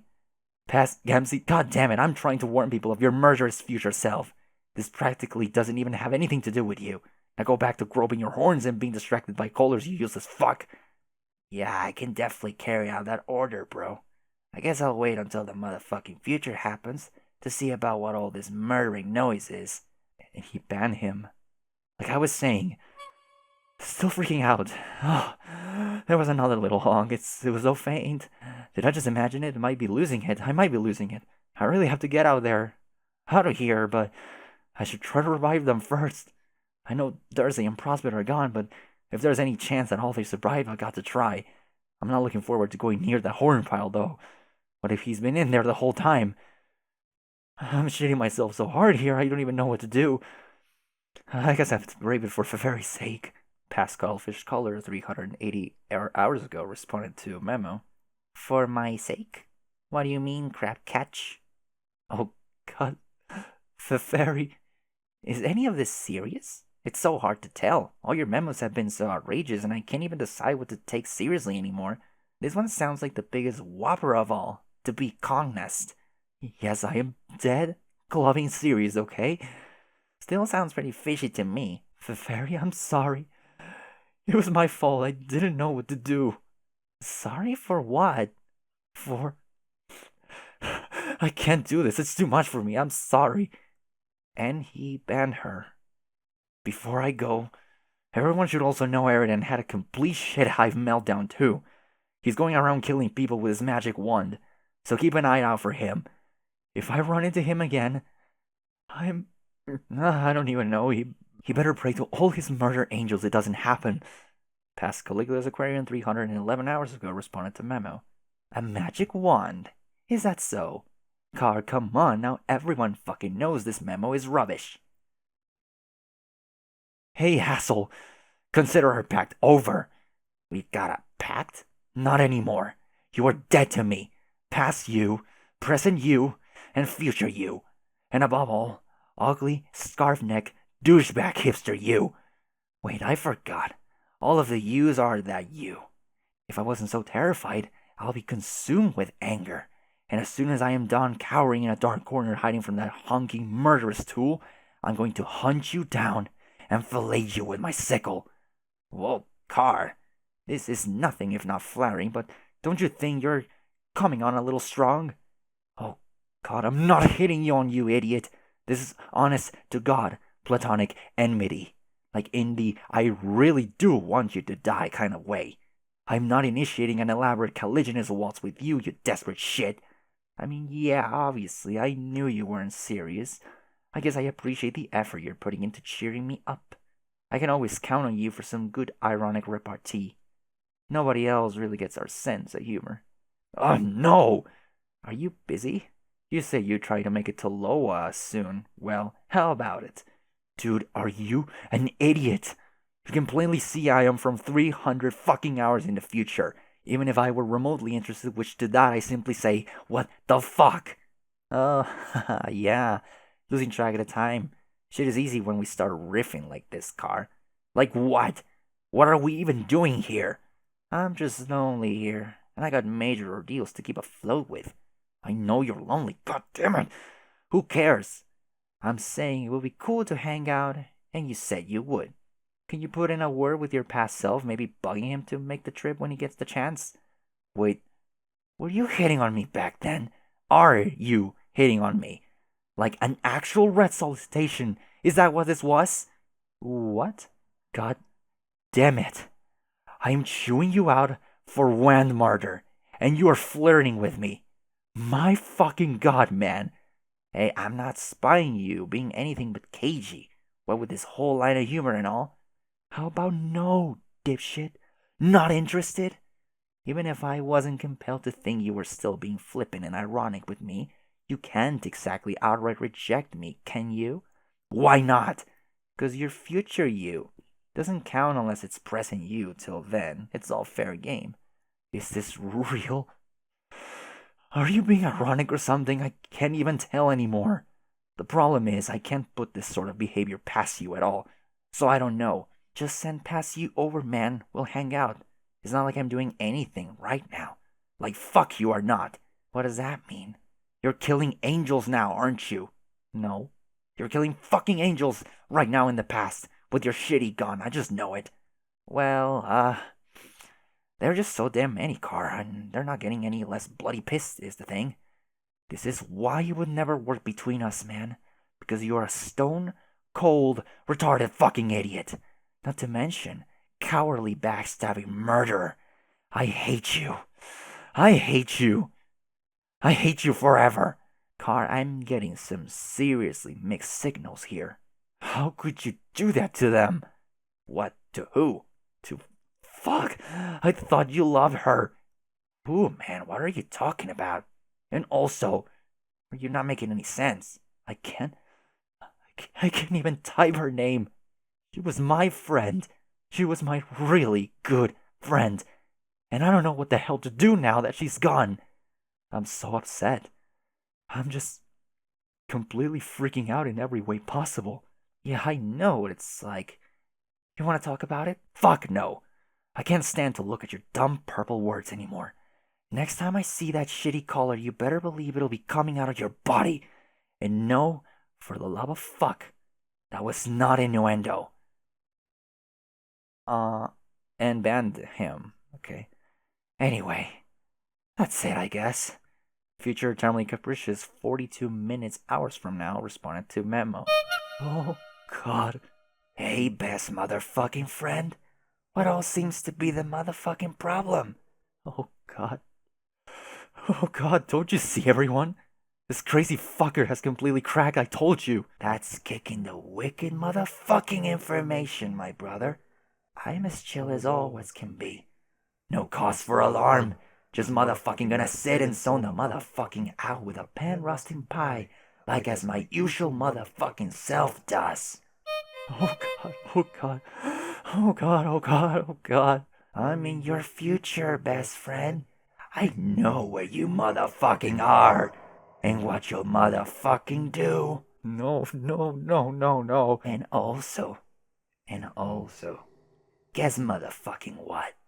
No, no, I don't want to. I'm all about to be meeting up some friends. Going to get pretty motherfucking friendly at them real soon. I wonder if you can all be at with me in time and make me get my reconsider on. Maybe split an elixir like a couple of choice bros. Just like we are. Me and him. Oh fuck. Oh fuck, oh fuck, oh fuck, I have to go. Close the memo. Examine Tabros. Oh my. What have we here? The upset of the upsetting discovery quickly turns to dismay and grief. Adios, sweet Toreador Matt. You succumb to emotion. Tears are in order, probably.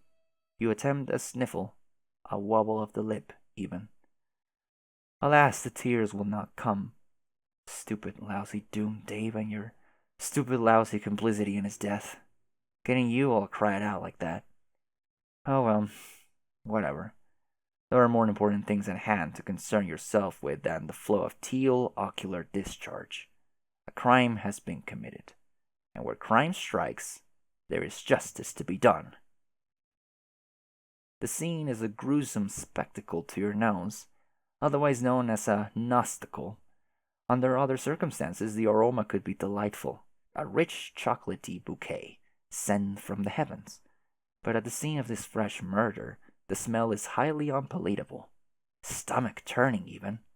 It smells like all the worst things you would expect it to, and more. But a true legis lacerator must be steeled to the revolting. Only the truth matters. And if there's one thing that matters even more than the truth, which there is, it's justice. Someone is going to pay. Consider suspects. Before the full investigation is underway, a legislator will always have a chief suspect in mind. The one she will hold guilty until proven otherwise, a process customarily taking place after the execution. Even so, it is only prudent to stay open to the possibility of other culprits. As they say in your line of work, there's always room on the gallows for more to swing. And though executing the wrong person is only a minor embarrassment to the court block, it is an embarrassment nonetheless. His tyranny will surely commend you for your due diligence by graciously neglecting to eat you after the trial. Sniff around for clues. Above, you detect faint traces of what you reckon to be special stardust, such as the kind left behind by the flapping wings of a mischievous fairy. Suspicious indeed. And not far from that, you detect bright trails of white light. It smells hopeful, also curious. And that noise, behind you. Oh, of course, it's Gamsia to his unmistakable charades.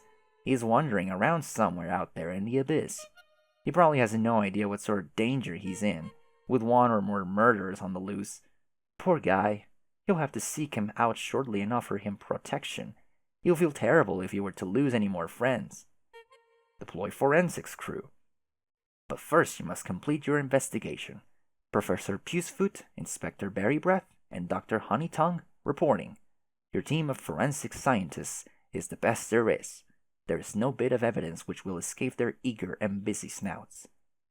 Draw outline. Professor Pucefoot immediately begins drawing a pointless chalk outline around the body, as is standard protocol. Which is to say, you hold a piece of chalk to his snout and draw it yourself. Ugh, the chalk is getting blood on it. I'll have to discard that color. Dust for prints. You grind up a piece of chalk and dab Inspector Berrybreath's ample plush rump into the powder. You dust the victim's robotic apparatus, revealing nothing. Quite the slippery one you're dealing with. But Jesus, there are no prints on the victim's face either. This was surely the work of a master criminal. The murder weapon, however, reveals a plethora of prints. Your keen tongue tells you that most of these belong to the victim, but several are unidentified. You're only pretending to think there is any chance they're not Briskas, because otherwise it would be no fun. The inspector's bottom has become dreadfully bloody, though. You believe you will dismiss the inspector. Oh boy. Goodbye. Get medical report. What's that, Dr. Honeytongue? Your analysis is inconclusive. You're recommending a full autopsy of the corpse, you say? No, Honeytongue. Are you quite mad? The corpse must not be dismembered just yet. There could still be hope for the victim's resurrection, and according to the Legislator's Handbook, the victim's well-being is among the highest of investigative priorities. The odds that his dream self survived are quite slim, you admit, but you must at least try for the sake of your friend, even if it means braving the awful stench. Prepare to revive. This is not going to be pretty. But what are friends for if they can't smooch each other's butcher corpses when the need arises? You will just have to suck it up. You can do it, Terezi. Alright, rips out the lance. Pucker lips. Ugh. What the fuck is wrong with this race? Carcad. Oh. Oh, man. I feel so bad for Carcat. Oh, that is a really, really ugly color combination. I don't like that. Corpse Smooch combo. Yeah. Yeah, Carcat. Alas, they cannot be revived. Their dream selves have been slain. Make him pay. Who the fuck are you? Oh no, Rufio has just been murdered through the chest by his cruel nemesis, Captain Hook. His newfound father figure, and Man Skylark watches in horror. Oh, is it a video? I don't think I can play that. But... Oh! Oh, Rufio is real? I see, I forgot about that. Alright, well, okay. No! Speak to me, Rufio. Please just tell me that just Mohawk died. Please just be Mohawk died. Please. Please. Oh god, oh god, oh god. I wish you had a dad like me too, Rufio. And how I wish you could have been my son. You were so much better than that traitorous piece of shit Cal who betrayed me to join Hook. You taught me so much, Rufio. You taught me to crow. Or crow. You taught me to fight. You taught me to fly. Please don't teach me to die now. I know no one thought you were real, but I believed in you. I always believed. I won't let you leave me. Revive. This is stupid. Why don't we see what John's up to? Behold, Puffy Oracle. You are transfixed by the haunting mystery and beauty of this cloud's message. How long have you been staring at it? Minutes? Hours? You have begun to lose track of time. What could it be? Two squirming cephalopods locked in a mating ritual? You suppose you'll never know. Oh my god, gorgeous, adorable. Snap out of it. You somehow managed to pry your eyes from the exquisite celestial projection. You have been exploring the battlefield with a new ally, a friendly fellow who strikes you as a sort of wizardly vassal. Your travels have led you here. You spy a wallet lie on the ground. Take wallet. You pick up the wallet. It's full of many things, but the first thing to catch your eye is a note. Son, if you're reading this, it means you have inherited my wallet. You have truly become an adult man. Wield it with responsibility and integrity. I am so proud of you. You're suddenly extremely overwhelmed.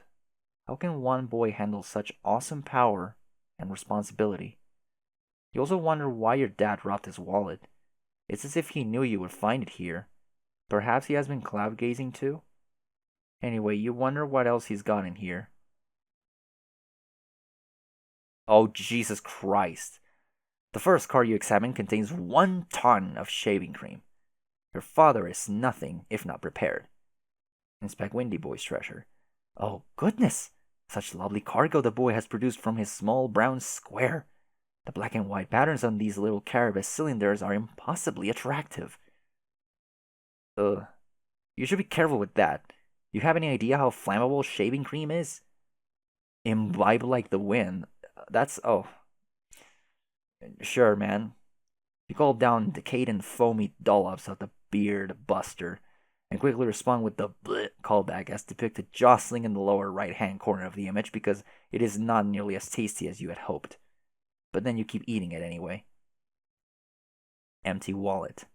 You don't have all day to be pawing through this thing while your silly friend eats shaving cream. You always wasted hours staring at mysterious things happening in clouds. Time to take a rapid inventory.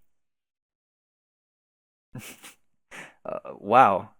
Didn't we see that mustache man with Spade Slick? You mean to tell me he's got a car in the wallet? I guess so. A bunch of pipes, some shoes, a hat. Yeah, no, he's an honest man. Look at all this fatherly loot. An inviting pile of pipes, a somewhat less inviting pile of razor blades, a spare car, an assortment of shoes, hats, and ties, several issues of the Serious Gesture, tickets, stuffs to Cirque du Soleil. You would prefer to forget what happened that day. He was just so embarrassing. A briefcase full of fatherly documents, a variety of photographs, a laptop computer, 10 tons of pipe tobacco, and a lighter. Oh, he's got pictures of him. The wallet, unsurprisingly, contains a series of sentimental photographs of you when you were young. Some of these appear to have jokes written on the back of them, others, cake recipes. He also kept a series of portraits of some of his favorite comedians. Some are understandable. Harry Anderson goes without saying. Bill Cosby? Living fatherly legend. But his interest in Mr. Foxworthy always struck you as a little lame. Those redneck jokes were so corny and stupid. You secretly suspected your father was mostly arrested by the man's mustache. Maybe he fantasized about shaving the man's egregious furry lip? Seems like a reasonable theory to you. Hooray! A computer! You've been dying for a way to talk to your friends again. You bought this laptop at the Dadley Depot, an incredibly boring store established to furnish dignified gentlemen everywhere with dull fatherly goods. It was always so boring when he dragged you there. You have no idea who this douchebag is. Who's this douchebag? Is what you ask every time you see his smug face. Maybe you're being unfair to the man, though. Some guy named Crosby, you guess? Who cares? He's so boring. Clean this mess. You recaptcha the stuff and put it away neatly in your dad's sweet wallet. You're almost done. Just one more thing to... Oh, for the love of... Get in.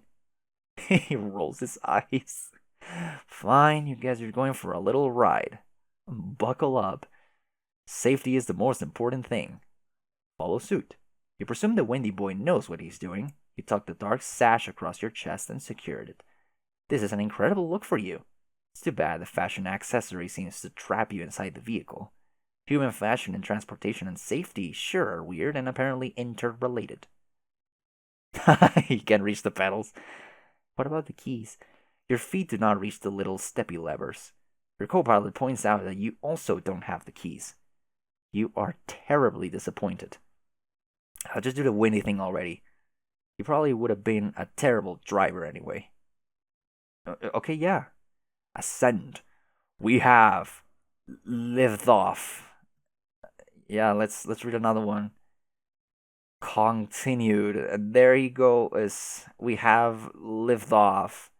Oh, is that Unreal Air? Into the sky. Clown? Doof, are you scoping this bitch's choice ass? Jerome again.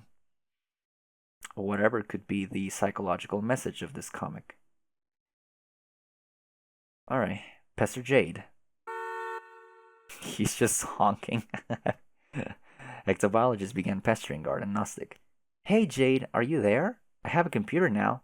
This boring guy keeps blinking at me though, and it's weird. Yeah, he's blinking. Show it. I want to see him blink. John! Wow, finally. Hi. Sorry I disappeared after you entered the game. But from what I've seen in the clouds, it doesn't look like you've had much trouble making progress. Nope. Dave was able to set up as my server player. He's building up my house right now so that we can deploy some equipment up there. Oh, nice. Dave is serving all the ladies, isn't he? Yep. He's like a dude in Butler Island. I mean, a dude who happens to be one of the butlers doing a lot of serving to various ladies who are vacationing at this nudie resort. Wait, I'm fucking this up. Oh, that's okay. I won't tell him about it. Okay, good. All I'm saying is, why can't I have a Dave Butler too?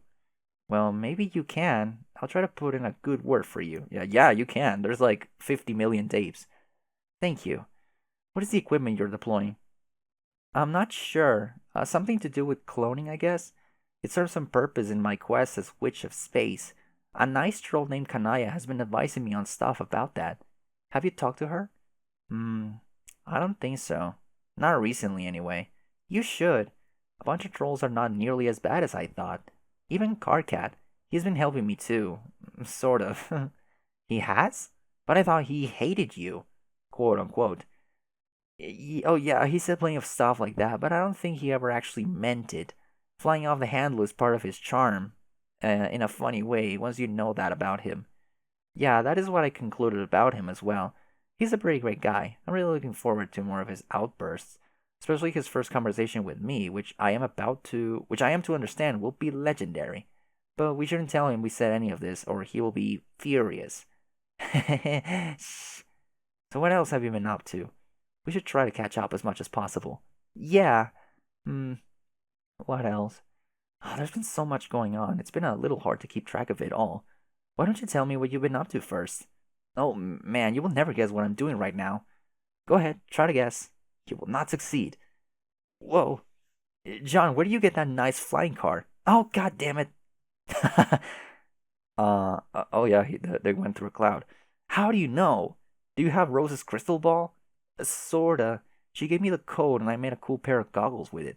Ugh, I'm surrounded by real life witches. Everyone I know is turning magic. It's ridiculous. Including me. I'm magic now. It certainly seems so, with your fancy magic car and your chauffeur familiar, I guess. No, he's neither a chauffeur nor a familiar. He's just a new friend. Also, this is not a magic card, it's an ordinary car. I found it in my dad's wallet. You did? Yes, I just found his wallet on the ground. But my dad was nowhere to be found. The clouds led me to the wallet, though. So maybe they will keep leading me to him? Hmm, maybe. But hang on, let me try something. Okay. I've seen lots of interesting things on the clouds. I guess you used to see things like that all the time, right? Yes. What have you seen? Well, lots of things that were mysterious and didn't make much sense, but also lots of things I recognized, like stuff I have done before and also stuff I'll do in the future, and things that Rose and Dave have been up to, and you too. Like what? What do you see? Well, I saw you on your island and saw you sleeping in a floating bed, and I saw your pretty snow planet and I saw you with some frogs. Have you found any frogs yet? Frogs? No. Well, I saw you once in a neat outfit. It was kind of like you were torn from the pages of my favorite Japanese mangas, and the snow was melting, and you were surrounded by frogs for some reason. Now it sounds like I'm describing a weird dream I had about you. It sure does. Which I guess is sort of true? Anyway, I guess that must not have happened yet. Nope, but that sounds pretty interesting. I wonder why you'll be surrounded by frogs. I don't know, but you're a witch, remember? Witches love frogs. Haha, that's true. I hope I'm not planning on putting them in a cauldron or anything. I doubt it. It looked to me like a friendly gathering. Woof. Oh, and one time I saw a green version of you with pointy ears, and you were crying. Did that happen yet? Yeah. I prototyped my dead dream self and tried to get her to fight Jack, but it turned out to be a big mistake. God, I can't believe how dumb that idea was. She was an emotional wreck. Oh no. What happened? Where is she now? Oh, she went off to cry somewhere else. Good riddance. Wow, Jay, you really have been up to a lot. I guess so. And I have just been staring at these dumb clouds for hours or whatever. I even saw my own dead body in a cloud. What? Oh no.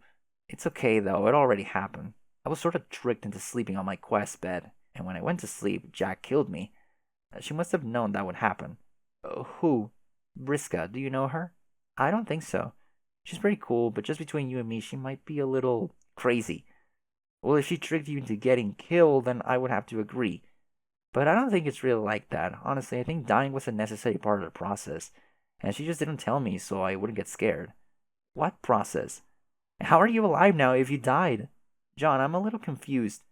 Well, I died on the quest bed and woke up here as my dream self, and now I have all these sweet wind powers, which is how I'm making this car fly. Oh, well, that makes sense. Dave had mentioned you reached the god tier. Yeah, but he did not say what it involved. He probably didn't want to make me worried. Maybe. Or he was just being some sort of aloof cool kid. Or that. But he also said that no one else would do it but you. Actually, now it makes sense that I wouldn't be able to, since my dream self is dead. It's too bad, really. Yeah. I wonder what space powers would be like. I have no idea. Oh well. Maybe you shouldn't rule it out, though. I mean, you did mention your dream self isn't completely dead, remember? You're right. I suddenly don't know if I want to become God tier anymore. She was that bad, huh? Oh, I don't even want to talk about her. She is sad and cowardly. Okay, I will not pry. Why don't you tell me about your new friend? He sure seems to be enjoying that horn. Yeah, I know, right? He's just the silly guy I met when I woke up here. He seemed to be curious about me and followed me around for a while. Also, I noticed he was wearing my bed sheet. What is he doing with that? I don't know. There seems to be this whole cult full of people who worship my ghost sheets. I ran into a bunch of them in a salamander village. They were all completely ridiculous. So I guess he's a member of the cult? Probably. You're just going to have to deal with the fact that you are becoming fame. You're just going to have to deal with the fact that you are becoming a famous hero, John, and people everywhere will idolize you. Duh, they're not idolizing me, it's my dumb bed sheets they love. It's so stupid. Oh, also, another thing about him, he has the Queen's ring. John, you have to get that ring from him. I tried, I asked him politely for it and everything, but he's very protective of it. That's a problem. Actually, I think it's okay. I think he's supposed to keep it. You do? Yes, I saw something in the clouds. It was hard to tell what was going on, but I saw him. Pretty sure it was in the future, and he had the ring. And what? And then the clouds stopped showing me. Pretty sure that someday he will have to wear it. So I think I will just let him keep it. For some reason, I trust him. Okay, John, I trust you. So I will trust in your trust in him. Yeah, trust all around. I'm going to be a supportive piece of shit all day and fall down all this trust. How trustworthy do you even have to be to confide in someone like that? Lol. Anyway, I guess that's enough of that nonsense. I should keep looking for my dad. Maybe if I fly around in this car with this guy beeping here, the noise will get his attention and he'll find me. John, I already found your dad. You did? Yes, I found him with my goggles almost right away. But I didn't want to interrupt you. Oh, well, that sure is convenient. Where is he? He is with Rose's mom. They're in a castle having some sort of tea party together. They appear to be enjoying each other's company. It's quite adorable, actually. Oh, wow. Jade, what if they get married or something? Oh god, if Rose became my sister too, that would wreak havoc on Kargat's shipping diagram. As a leader of this team, I submit we cannot afford to let this happen. Everyone, man your battle stations. Red alert! We have a ship to sink. Arm torpedoes. Awooga! Gotcha! Dark, it's destroyed. I'm just joking around, of course. Duh, really, John? But really, they make a nice couple, and I think it would be great if they got married. Yes, I agree. Even if it would be awkward for me to marry Rose. Oh, if it would make it awkward for me to marry Rose. I guess so. But maybe that doesn't matter. These are kind of special circumstances. Yeah, they're pretty special. I wonder if my dad and her mom would mind us getting married. I don't know. Who are they to stand between two youngsters in love? Whoa, in love? Yes, John, two people must be in love in order to get married. It's one of the rules. Oh, geez, yeah, I guess you're right. So what do you say, John?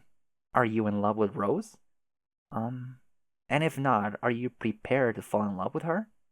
Um, well, ah, this line of questioning is making me flustered. All I know is I was ordered by Karkat to marry Rose. I think we can both agree that it will be reckless to look at a crappy shipping diagram made by an alien and ignore its message altogether. I didn't even know Karkat made a shipping diagram. It's a thing of beauty, and it will save the human race. I will have to make him show me. Yeah, by the way, you will marry Dave. 100% true reality.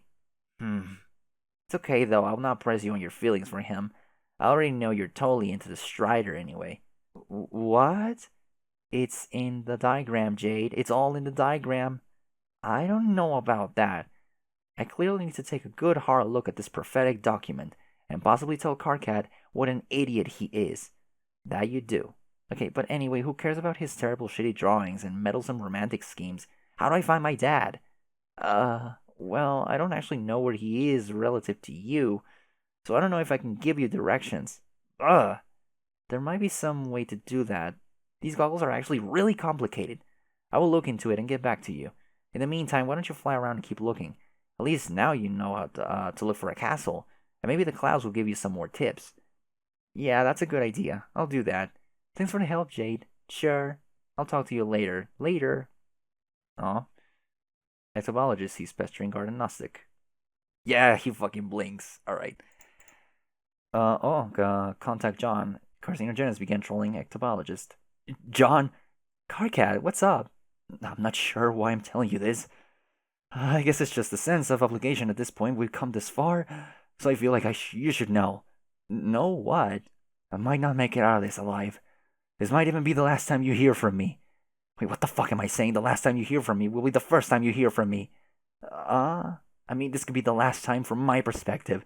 Because from my perspective, I could be dead soon. Oh no! Are you in some sort of trouble? Is it Jack? Carcat, what is going on? Oh god, the honking. Why won't the honking stop? I have to go. Sorry for being such a douche to you and your friends. I hope you can succeed as a leader, where I failed miserably.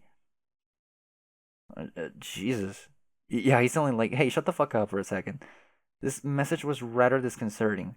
You urged your navigator to ease up on the honking for a while, since it is distracting, and in somewhat bad taste given the circumstances. Yeah, true. You think you should try to message your friend back? Pester Carcat. Exobiologist began pestering carcinogenesis. Carcat, hey, buddy, you're making me worried there. Are you okay? What in the name of sweet globe tickling fuck, Egbert? I just got done erupting a whole volcano of merciless fuck you on the primitive village located squarely on your crotch, assuming that is a suitably terribly part of human anatomy for a village in jeopardy to exist. Shut up! How dare you contact me while I'm in the middle of my backwards march of hate through your tedious timeline? Oh god, this is not right. You're not supposed to hate me anymore. You're supposed to be kind of my friend, sorta. When is this? What do you mean, when is this? Okay, let me just check the universal clock, which keeps consistent time for all frames of reference and all planes of reality. It's half past. You're a moron. Okay, duh. I know that. I mean, how many times have you talked to me before? We just got done with our second conversation. How can you not know this? This is not good. I need to talk to future you. Why? Because it sounds like you're in trouble. I think maybe you're running from Jack? Of course we're running from Jack. I just got done fucking telling you that. No, I know, but... Sign. I guess my future conversations will instigate some misguided need for you to get in touch with me later on. What have I gotten myself into here? I swear, it never ends with the ultimate riddle shit, even after the game is over. Even after you lose it. How unfair is that? Ultimate riddle shit? I can tell this conversation is going to be an utter fucking joy to participate in. I honestly envy anyone in the position of not having to put up with reading it. But you asked for it, John, so here we go. Are you ready? No, I just want to talk to future you. No, you don't. Take it from me. The guy is a bastard. Future car can retreat into lab. Okay, yeah.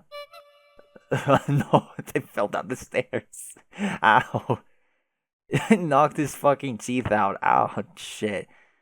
You have been so busy being consumed by unspeakable horror, you did not notice someone has been trying to contact you. Answered Teresi. Gallo's calibrator began trolling carcinogenicist. Karka, I have grave and serious news to report. I have discovered the scene of a real-life murder. Tavros was the victim. I'm very upset, but I'm trying to stay professional about it. This crime is not going to solve itself. I've conducted my preliminary forensic analysis of the scene, but my findings have been mostly inconclusive. I'm only pretending to think there is any chance it was not Briska because otherwise it'll be no fun. Anyway, I just wanted to warn you there's a bloodthirsty murderer on the loose, and you should be careful out there. Now I must attempt to revive the victim. Ugh. Karkat, you cannot even imagine what this smells like. But I pride myself on being a true professional, as well as an excellent friend. I'll be away from my classes for just a moment, so if you get this message, please be patient. Gallo's calibrator ceased trolling carcinogenesis. Teresi, are you there? Fuck, Tavros is dead too. Teresi, listen to me, you have to get out of there. Briska is the least of our problems. Wait, Forensic analysis? Are you fucking insane? Put your fucking glasses back on, god damn it. Gallows Calibre began trolling carcinogenesis. Oh fuck, oh fuck, oh fuck. He blocked her. Oh my Jesus. Examine Solux. You wish he would wake up. You could really use someone with awesome powers right now. Being awake and not useless. Oh god, are those his teeth on the floor? There, good as new, best friend. It's like it never happened. No one can ever blame you for dropping him down the stairs now. Stairs? What stairs? Contact Aqueous. You were hoping it wouldn't have come to this, but you're running out of options. You need backup. Strong backup. Oh, hey, Napera. Aqueous, are you there? Yes. Okay, good. Are you still really strong? Like, is that still your thing? I'm still exceptionally strong. Strength continues to be my strongest attribute. Okay, good. I guess that was a pretty dumb question. I need your help. With what? Gamzee is on a rampage. He's going to kill us all if we don't stop him. You mean the High Blood? What? Yeah, I guess. Oh dear. What? Are you saying the High Blood has finally embraced his position atop the hierarchy? No, I'm saying he fucking snapped and wants to murder us all. Yes, exactly. Damn it, why does this conversation have to be so predictably terrible? All I'm asking you to do, no, ordering you to do, is go find Gamzee and beat him to death with your bare hands, or possibly two halves of a broken bow, before he finds and kills anyone else. I certainly appreciate the debauchery inherent in receiving an order of such gravity from a rogue-blooded foul-mouth. But I'm not entirely positive I can raise a hand to the High Blood. It wouldn't be my place. Oh my god, why do you have to be so difficult in all the most fucked up ways possible? You're getting off on this, aren't you? If you ask me for a towel, I'm going to flip my shit right off this fucking meteor. It'll just be me spinning and spinning and spinning into endless nothing, screaming. No, I have a sufficient supply of drying utilities. I forbid you from getting off on any of this. Don't get off on my orders. Don't get off on phrases like fuck, fuck, fuckity fuck. And don't get off on any sort of weird admiration you might be harboring for a murderous clown with purple blood. The blood is just so exquisitely purple. Are you listening to me? Yes, but look, the situation is very delicate, I believe. The High Blood would benefit from a proper enculturation into the aristocracy. I don't think he gives a shit about your etiquette lessons, or how a true gentleman is to go about handling a proper fucking horse teat. Seriously, people are in danger here. I'll take measures to ensure our comrades are not injured. Okay, and? Well, but you won't fight him, is that it? If it comes to close quarters skirmish, I will try to be prepared. How fucking reassuring. You're such an idiot, I don't get it. You kiss the ground this lunatic walks on because he has purple blood, but that doesn't stop you from ripping on Eridan. I know for a fact you don't like him, and his blood is even purplier, isn't it? Yes, but that's different. He's a sea dweller. Our feud is codified in tradition. Nay, we're obligated to be at odds. It's dignified. Okay, fine, and speaking of which, he's on a murderous rampage too. He is. How many of us are rampaging murderously exactly? I don't know, at least 3 probably, but who even knows at this point? The point is, if you see him, would you mind snapping his stupid wand in half or something, and then choke him to death with his own shitty pretentious scarf? Do I really have to? God, what is the problem now? I will prefer not to interact with him. Why? It's primarily that his advances make me uncomfortable. I would high-five you if it wouldn't shatter every bone in my hand, and if you didn't smell terrible. But seriously, if you could carry out my orders in the least perverse way possible, that would be great. Just kill 1 or more of those assholes and get back to me, okay? I need you to come through for me, because we're running out of manpower here. We are.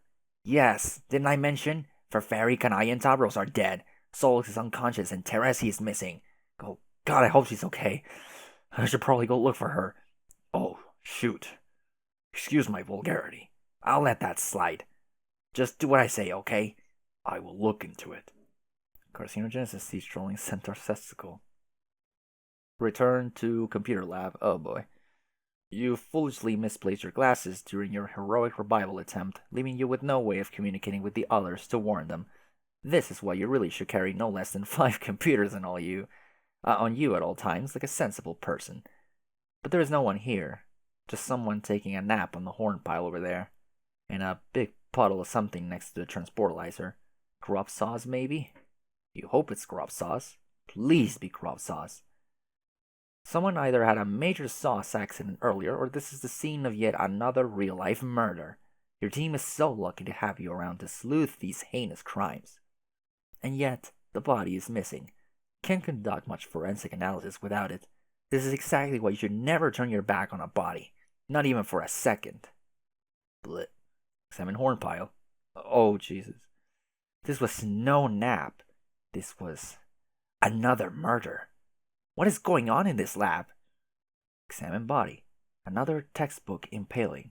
Your perv has been busy tonight. Wait, there appears to be a pair of smaller marks on the victim's neck. Has the killer really developed a taste for blood? She's completely out of control. According to your expert analysis, she barged in here with a lance, her new weapon of choice. This startled everyone in the room so much, it triggered a dreadful grub sauce spill and or chainsaw incident, causing the missing victim to lose a large volume of blood and or grub sauce. Horrified by the sight, everyone fled the room, except for the present victim who was napping at the horn pile. On the horn pile, the perpetrator, in her deranged state of mind, then sampled the spilled green blood/sauce from the floor. Her thirst piqued. She became tempted by the buffet of rich royal blood on the horn pile, dragged the trail of green from the puddle to the horns, and held herself to the victim's neck.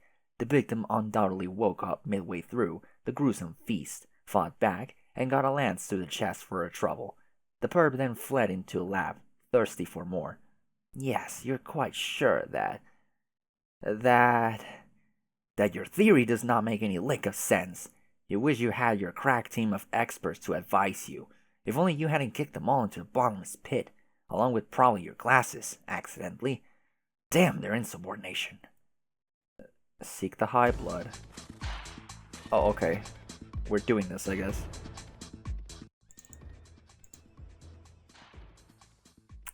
Seek the high blood.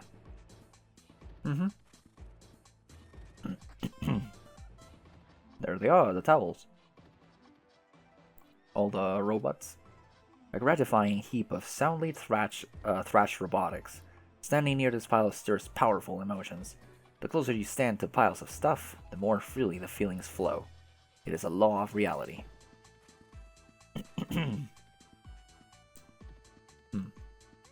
Fiddlesticks. Oh, the drink milk. Fiddlesticks. Crap. Alright. You wouldn't say that.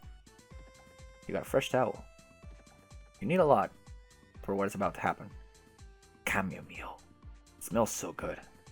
Oh, well, he likes it. Cool. Pearl Grey. Pearl Grey. This has been steeping for way too long, so it is undoubtedly very strong. Just the way Aqueous likes it. And why am I speaking like that? You got the emergency backup absorbency unit. Con Air. No. This is no time to retire. Gotta go after the clown.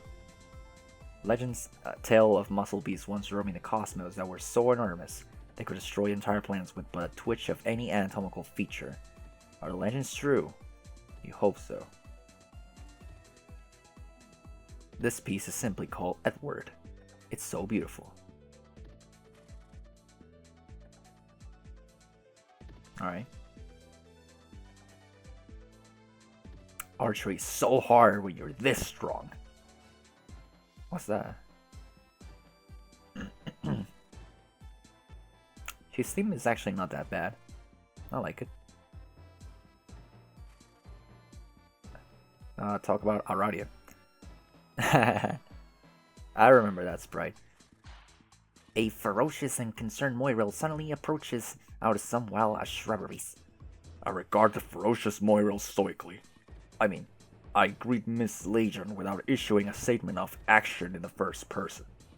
Miss Legion ponders over whether Mr. Sahag is still feeling blue over his departed robo-sweetheart and needs more cheering up. Mr. Sahag? I mean, I will probably be feeling blue about that for some time, yes. But he is...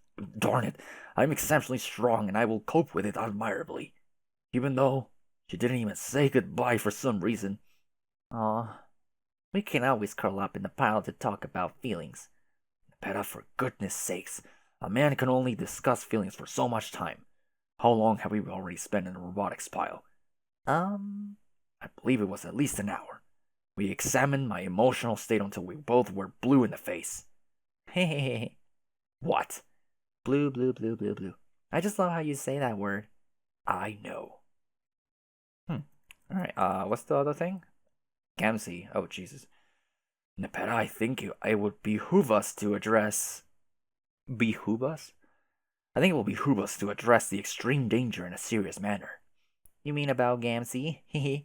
I'm still not sure if I can believe it. That's because you still refuse to look upon our bloodlines as the deciding behavioral factors they are. Behavioral? Behavioral. Sorry, my heart is galloping and I can't enunciate properly. The worst case scenario is upon us. His is the richest and most noble blood possible among the highland dwellers.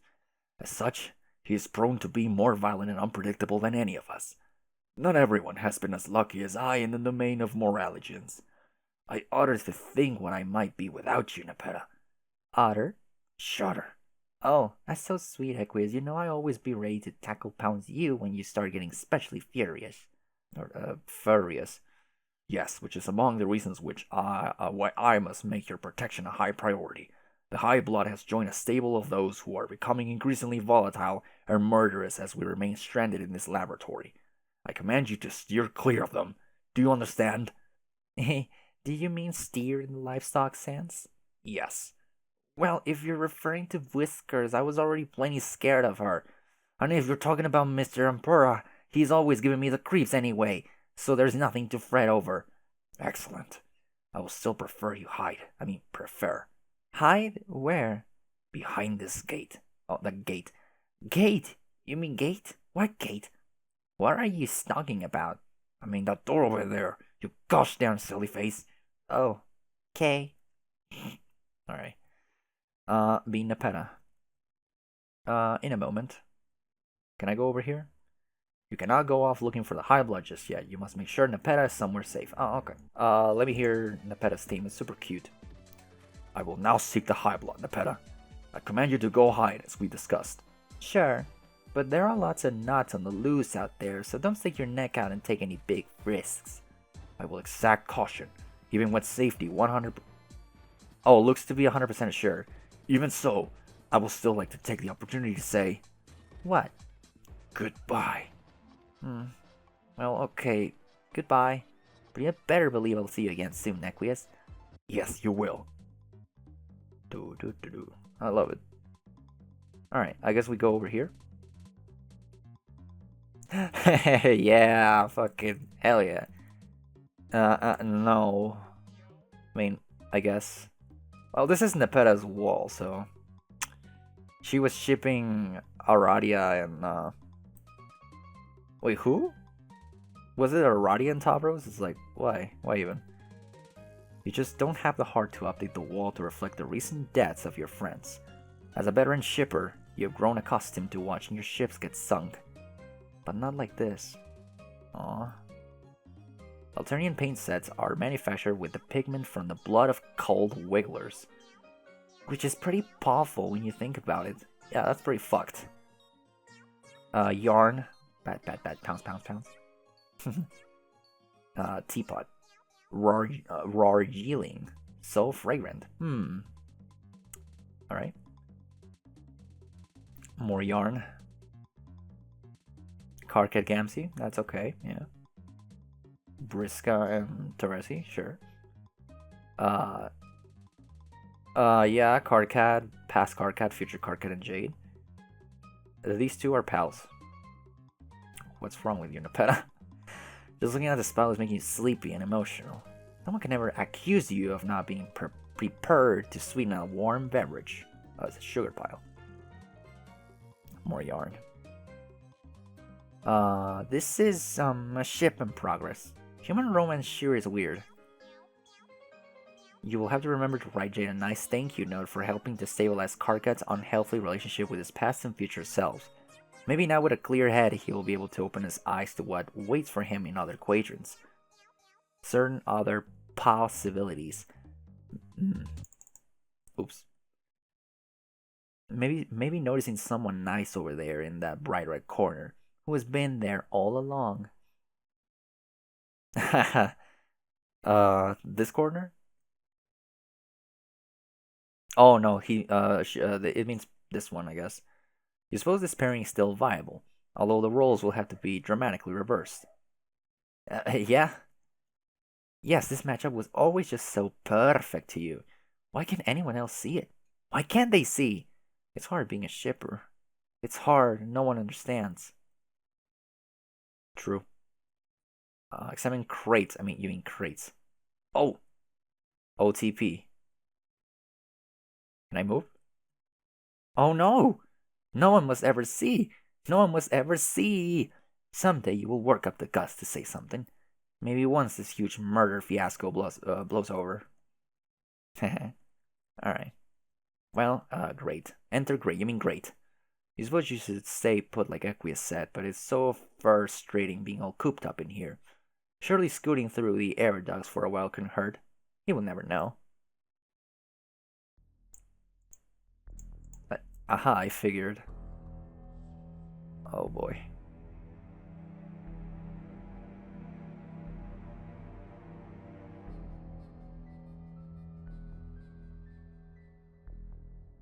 Oh fucking Christ.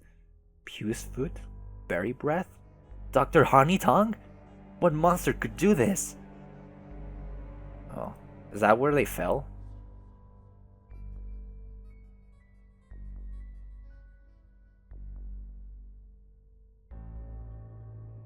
Are you next? Yeah, I remember seeing that on Alternia Bound. Next for what?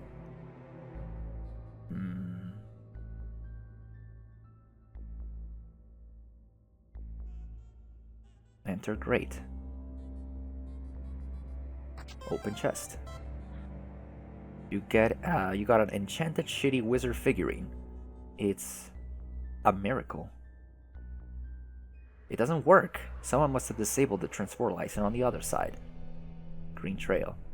Looks like someone's been pretty sloppy with their grub sauce. At least, you hope that's grub sauce. Someone has chopped this thing right in half. Maybe whoever's traversing through these corridors does not want to be followed? You can certainly respect such sneaky tactics.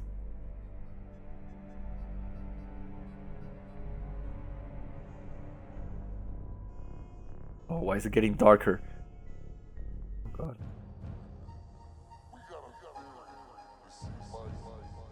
No, fucking ICP again. Also, hi, Toby Fox. Oh no, what did she see? Oh boy. Oh yeah, the crates meant to protect her. Oh boy. Alright, well, go look for the clown. Huh? Wait, did you see Equi's like not moving? Swear to God. Da da da da da. What the fuck was the honking? I'm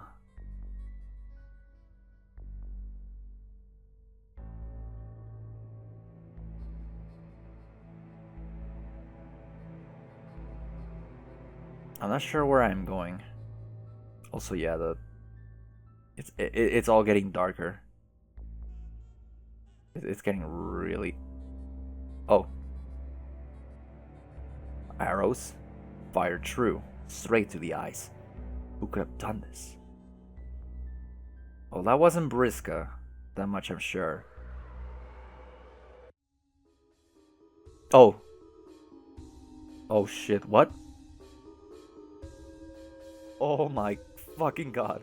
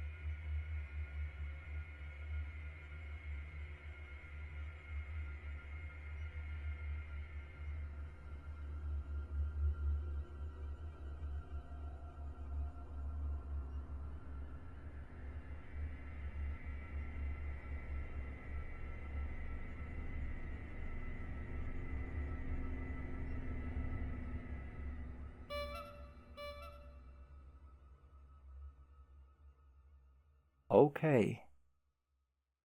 And you fucking died, I guess. Oh, of course. Gamzee subjugulate. Oh my dear god. Oh. Oh no. Engage murder mode. Oh, there it is. This is completely terrifying. Oh no, he's going to get off on that. Oh, disgusting. Oh my god. Yeah. Yeah. Alright. Oh no, and she saw all that. Pounce. Fucking bimp. Turn. It's this fucking page. I love this fucking page. Draw deuce clubs from strife deck. Joker kind. Pounds avenge.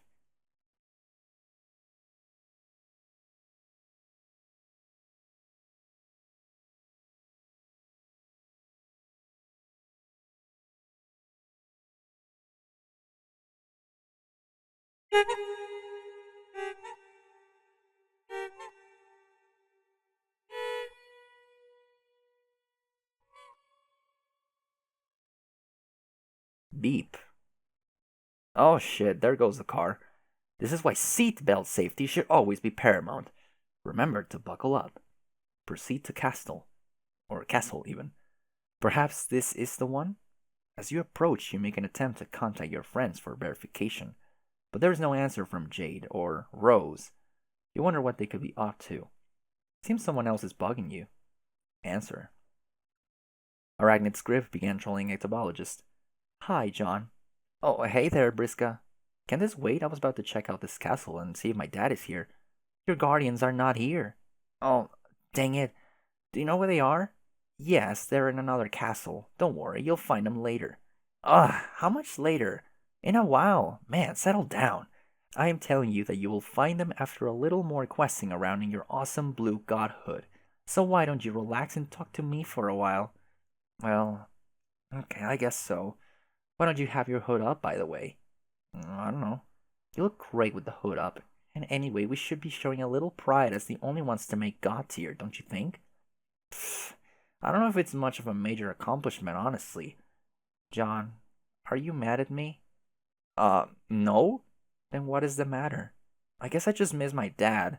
I was hoping he would be here, but apparently I won't see him for another few hours or whatever.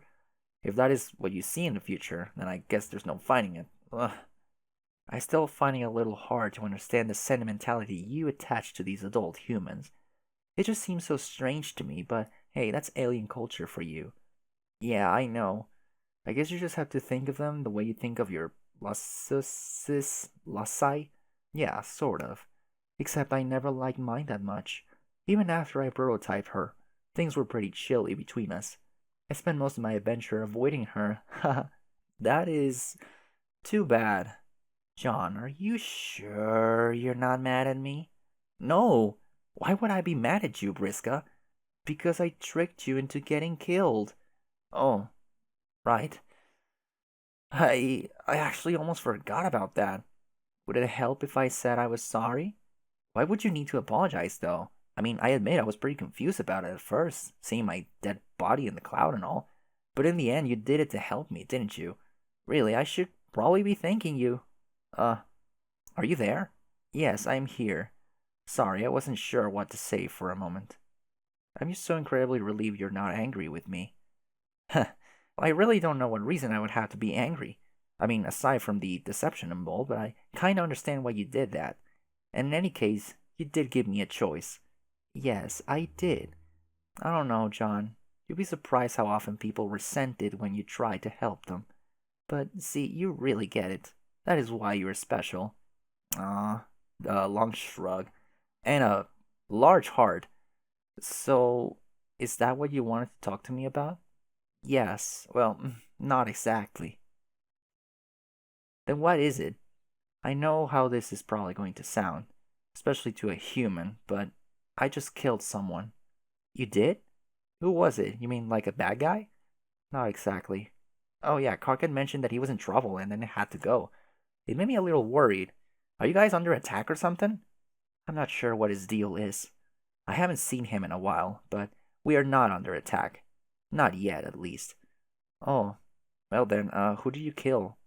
He was a friend. Someone from our team. Why? It's a little complicated. Well, did he attack you or something? Yes, but really, that's not why I killed him. He was no match for me, and I could have just incapacitated him or flown away or whatever. The truth is, I killed him because at the time I thought I wanted to, and sort of felt like I finally had to. So, why did you have to? Because enough was enough! You don't even know how frustrating it was to be friends with him. I used to really like him and always wanted to help him get stronger so that he might stand a fucking chance to actually make it in our world. But he was just so weak and indecisive. He would not change. And when he tried to change, it was too little and too late. Always late. Lady, lady, late. Too late to kiss me, too late to kill me. He couldn't do it when I really needed him to. So when I saw he was actually serious about trying to kill me now of all times, I just got so angry. And I'm still a bit upset thinking about it. So I killed him, and I'm pretty sure he is dead for good now. Wow. You're right, Brisca, that does not sound good.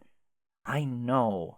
I know our races are completely different, and I really hate the idea of you thinking worse of me because of this, but I don't have anyone else to talk about it. You don't? What about all your friends? I bet Karkat would listen. Or what about Teresi? She's pretty nice, isn't she? No, no, no, no, no, no. I mean, yeah, they're fine, but I cannot talk to them. Why not? For one thing, they will probably just be pissed off at me for killing Tavros. And more importantly, there's no way I could tell them how I really feel about it. Well, how do you feel? Horrible. If any of my friends knew that, they would think I'm weak. Oh, I guess I understand. I mean, I'm trying to with the cultural difference and all. Do you? Like, trolls are more violent and angry, right? Kind of like Klingons or something, which is an angry race of alien savages from a human TV show. We're not savages, you dope. Oh, I know, that's not what I meant. But I'm guessing you all have to act tough to make it in your world and have a sense of honor about fighting and like to beat people up and stuff. Uh, yeah, let's say close enough. But I think that no matter what alien culture you're from, killing is still wrong. And it sounds like you do too. Yeah, see, this is where our cultures clash, I think. It'll be difficult to explain exactly how killing is viewed on our planet with all the nuance involved. It just isn't the black and white thing humans seem to think it is. Well, you could try. I'm listening. On my world, I will be completely vindicated for killing him. He is far lower on the hemo spectrum than me. He managed to disrespect me time and time again, but I kept letting him live. In fact, the amount of slack I caught him would be considered scandalous by those in my class. I had every reason to kill him, and yet I feel bad about it like a lame, weak fudgeblood, just like he was. And the fact that I feel bad is why I'm sort of freaking out right now. I think if you feel bad, it just means you have a conscience, which is good, right? No, that's not how it works. I'm supposed to be just fine with it. This was sort of like a test, and I'm afraid I might be failing. How was it like a test? Well, it was the first time I killed somebody. Okay. Wait, okay, that's not really true. What I meant was, it was the first time I killed somebody I cared about. So you kill other people that you didn't care about? Yeah, sort of. Actually, but there was a really good reason for that. Hmm. How many? Or do I want to know? Oh, it doesn't matter. Probably many thousands. Oh, holy shit. God, I know how this sounds, but I had to feed her. My losses, I mean. I've basically been playing this role as a slave in the food chain my whole life. It is what she selected me to do. I guess that's why you didn't get along with her? Hell yes. I see. Still, that is a lot of killing. Jesus. Yeah, but I never felt anything about it. It was just normal life for me. But then you finally killed a guy you liked and not so cool anymore? Yeah. Oh, no, that's not quite right. He is the second person I care about who I killed. Man, I always forget about her. I guess she wound up getting me back pretty good, though. So we're even. Oh, also, technically, I attempted to kill that same guy around the same time, but I just wound up paralyzing him. Oops. Man, that was sweeps ago. I think I had a really juvenile attitude about killing back then. I think I was trying too hard.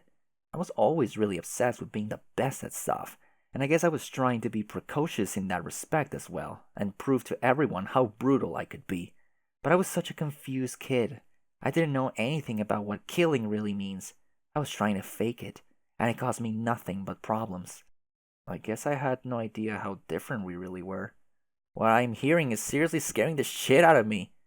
Yeah, I know. I wish we didn't have to be so different. I'm just trying to be honest with you, because, like I said, I have nowhere else to go. Okay, well, I appreciate the honesty.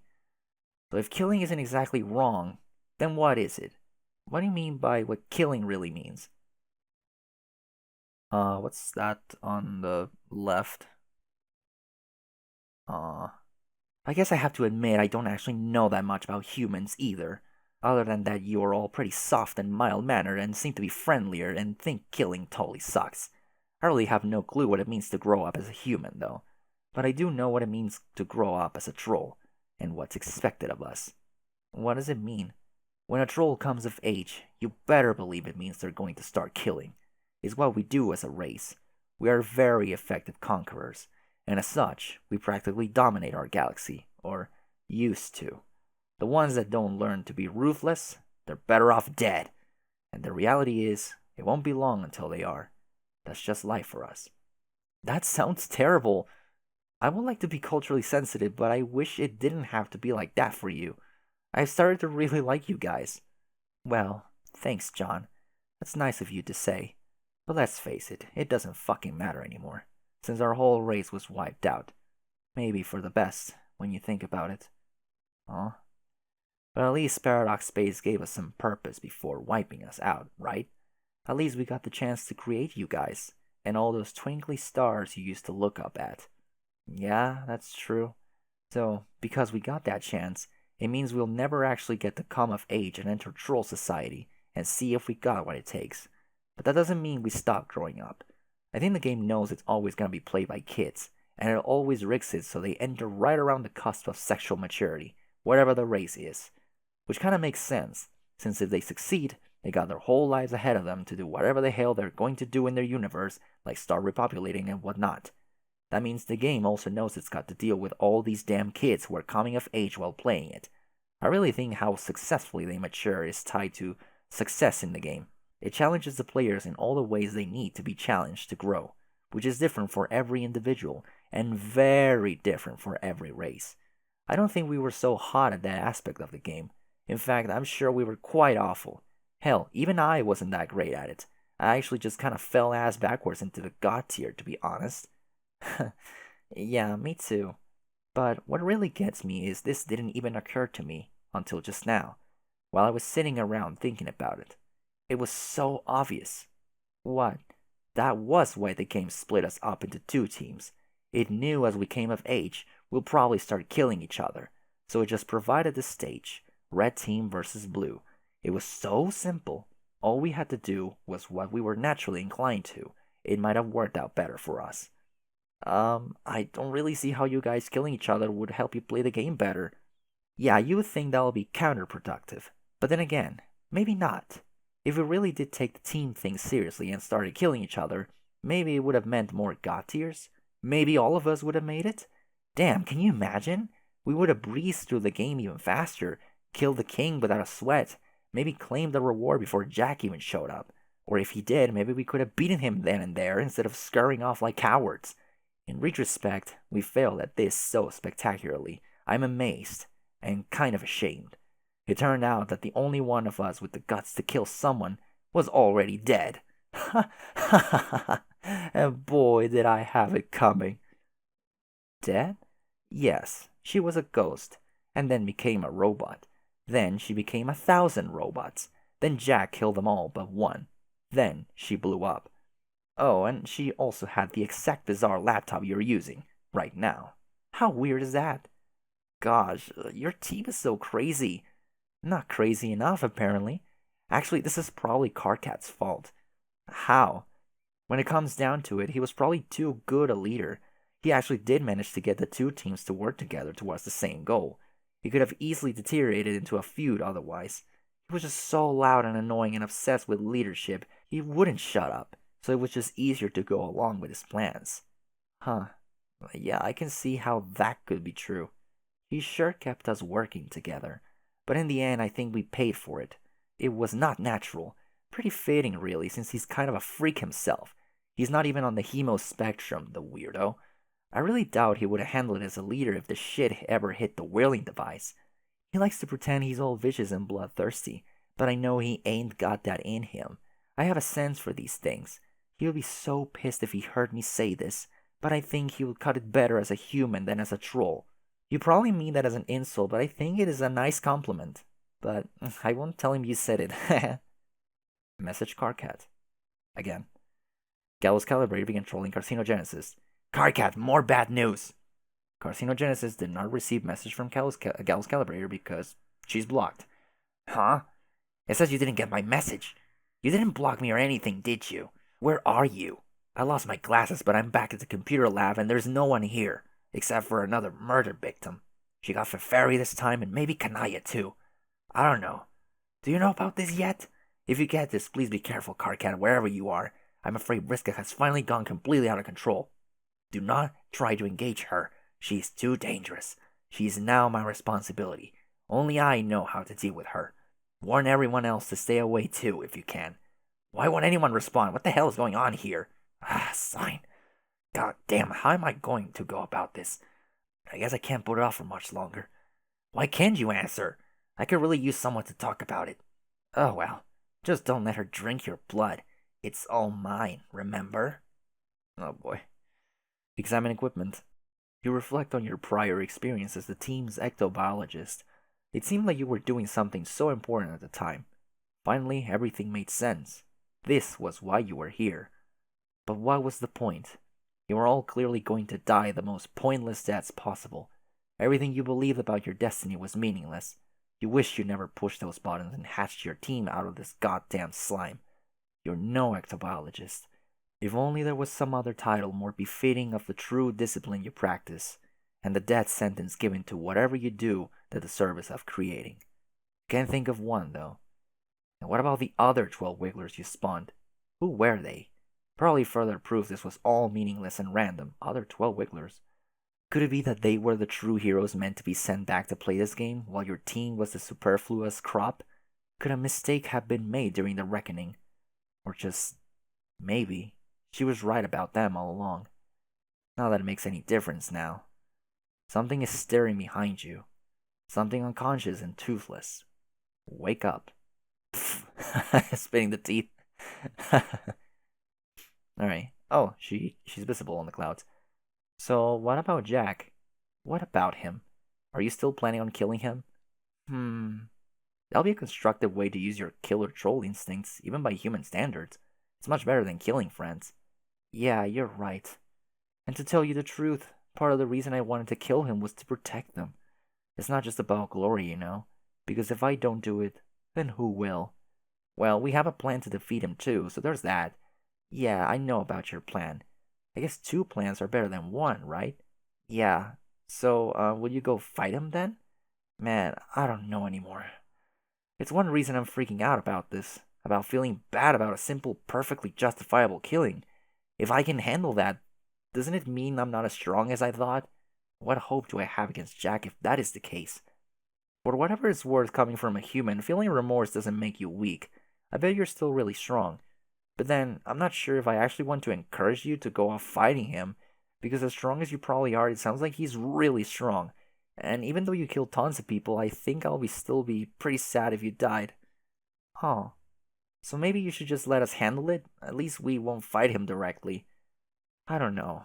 Even though I'm conflicted, it still feels like something I got to do. I admit, I'm pretty scared thinking about it. Not of him necessarily, but the fact that I apparently don't know myself as well as I believed. What if I'm not as lucky as I thought? What if I do not, in fact, have all of the luck? Well, maybe you don't? All of the luck sounds like an awful lot of luck to have. Exactly. But then if there is no chance of catching a bad break, then taking a risk doesn't even qualify as bravery, does it?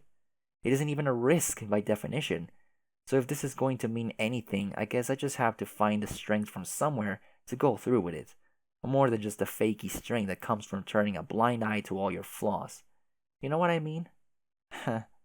Hmm. What? You know how I said I couldn't relate to the attachment you have for your guardians? Yes. Well, I guess that's not completely true. There are adult trolls who we can relate to if we choose to, and if we are lucky enough to discover who they are. But it is not really in a familial sense, at least not socially speaking, the way you understand family. They are more like figures of legend who are said to have more in common with us genetically than any other troll, but we can never meet them, of course, only look up to them and follow in their footsteps because they died centuries ago. Like ancestors? Yeah, we are each supposed to have one, and if you believe the lore about it, your destiny will be tied to theirs. You will find clues pointing to them and who they were, but you will only notice them if your eyes are open. You then can choose to take up the life they left for you, and if you do, they will always be looking out for you and guide you in finishing what they started. Wow, that is kind of neat. So, do you believe? I don't have to believe. I am completely certain it is true, and I know who mine is. I have been doing my best to honor her legacy for most of my life. I even named my role playing character after her. She gained all the levels. All of them? All of them. How do you know she was the one? Oh my god, she's 5 seconds old. So adorable. It was before I ever started gaming or rounding up other kids to feed my lusses. I was nearing the age where I would be expected to feed her, and she was starting to get so big that she would have to crawl out of the cavern soon, no longer able to feast on stray wigglers she caught in her web. It was kind of an intense symbiotic thing, a particularly demanding luscious troll relationship, and only really strong kids are supposed to be able to handle it. So of course, I was terrified of the responsibility looming. I really didn't think I would make it. I was sure I would fail, and my lusses would either get angry and eat me, or she would just die and then I'll be cold. But then, I saw a shooting star one evening. I tracked down where it landed, and found a chest with my sign on it. A sign is an insignia we must wear, specific to our class. Each class has a huge alphabet of signs, so when someone shares yours, you know you have a lot in common. I was so excited to see it. What was in the chest? It was her journal. She documented all of her amazing adventures as she sailed around the world, commanding a notoriously deadly fleet of gambling ants. It was so thrilling reading it. It really felt like she wrote it just for me, like she was talking right to me and telling me how to be like her. She even left notes on where she buried treasure and stuff, which I followed later when I started role playing. I found her dice that way, and so many other great things. Learning about her gave me the strength and confidence to do what I had to do. That is a pretty exciting story. So then your great great great grandnana or such was some kind of troll pirate? Pirate? Yeah. And that's not all. Not that I really needed it proved to me that she was my ancestor, but that's exactly what happened while playing this game. It turned out that in addition to creating us all in the ectobiology lab, Karkat created our ancestors too. But he never believed in any of that, and just thought they were random extra wigglers serving no purpose. The stubborn jackass. The more common bloods are less inclined to give a shit about that kind of stuff, legends and tradition and all that. Those in the upper class like me put more stock in it, and rightly so. Now that you mention that, it really sounds like our situations are not so different. I created our guardians in the lab too, along with the four of us. And when you think about it, I never even knew my Nana. She died before I was born, or before I created myself and sent baby me back in time, I mean. So really, she is my ancestor too. Someone I am connected to genetically, but never knew. Oh, yeah. Wow, I never thought about that. And even though I never knew her, she definitely helped me when I was growing up. I followed in her footsteps and became an incredible prankster. That is an admirable calling, John. Damn, fucking Christ. Every bit as dignified as the path of the Marquise. I even had a book I learned a lot from, too. The book was sort of a family tradition. It was written by an even older ancestor, my Nana's grandpa, who was only the most legendary prankster of all time. So, as you can see, we have both benefited greatly from ancestral wisdom. Yeah, that's so awesome. I think it's nice to see that when you take a closer look, we have a lot more in common than we first thought. I agree. Oh man. What? I was just thinking about your life on Earth. You had it so easy. You don't have to go hunting for clues about your ancestors at all. There was a picture of her hanging right there on the wall of your hive. Yep, also her ashes were there too. I don't know why, but that is just so funny to me. Your lives are so simple and easy. It must be really nice being a human, even though you're all so weak. But maybe it's okay to be weak, if that's what's normal. Yeah, it's pretty great actually. I highly recommend being human. Solix pestered Teresi. What a sweet conversation. Twin Armageddons began trolling Gallus Calibrator. Teresi? Finally, I was starting to think I was the last one of us alive. Have you seen Carcat? No, but I've sure as hell heard him. What does that mean? And why are you typing like this? It's very odd. It means that I am blind now. And I guess I talk like this because KK knocked out my teeth like some kind of grub-fisted douche. Now he's flipping out. Oh, hey, he's smiling. I'm relieved you and he are okay. I was getting so worried. He wouldn't answer. Seems like he wants to talk to you. But I was hoping to talk with you a bit first. Hope you don't mind. I mean, I know he minds, but he can smooch my bloody gummy mouth right on the lisp for all I care. I mean, lips. That's what I mean to say now that I can. Lips, lips, lips. Wow, it feels so great to say that word. Okay, Solix, we can talk. What is this about you being blind? I hope you don't find it insulting that I wanted to talk to you about it first. You just seem like the right one to talk to about it. I do not mind. How did it happen? It was Eridan. Got me with his fucking science stick. But it's my fault. I totally underestimated him. Oh no. Honestly, I'm okay with it though. I'm fine. I mean, aside from the part about not being able to see goddamn squat. Solux, do you know about Feferi? Yes. I'm sorry. Me too. But it's okay. I'm okay with that too. It's hard to explain how I'm feeling now. I just know that she's happy and okay right now. Just like Aradia is. You are sure you're okay? Yeah. I feel better than I ever have, really. There's no more noise. I never realized how noisy it was. I can finally relax and hear my own thoughts without having to yell them or actually just not have any thoughts. That's a nice change of pace. That's good. What kind of noise were you hearing? Voices. Indiscriminate, indecipherable voices all talking at once. Voices of the soon-to-be death. They had to be getting louder lately, and I just figured they were all ours. I tuned them out kind of like I pretty much always do. But now that they're gone, the difference is huge. I mean, wow. Maybe since they're gone, it means we don't have to die anymore? Poke. Pap. I hope you're right. So, since I guess I have to learn to be blind now, do you have any tips for me? I mean, tips. Tips, tips, tips, tips, tips. He's doing the emoticon. Wait, no, that sounds stupid.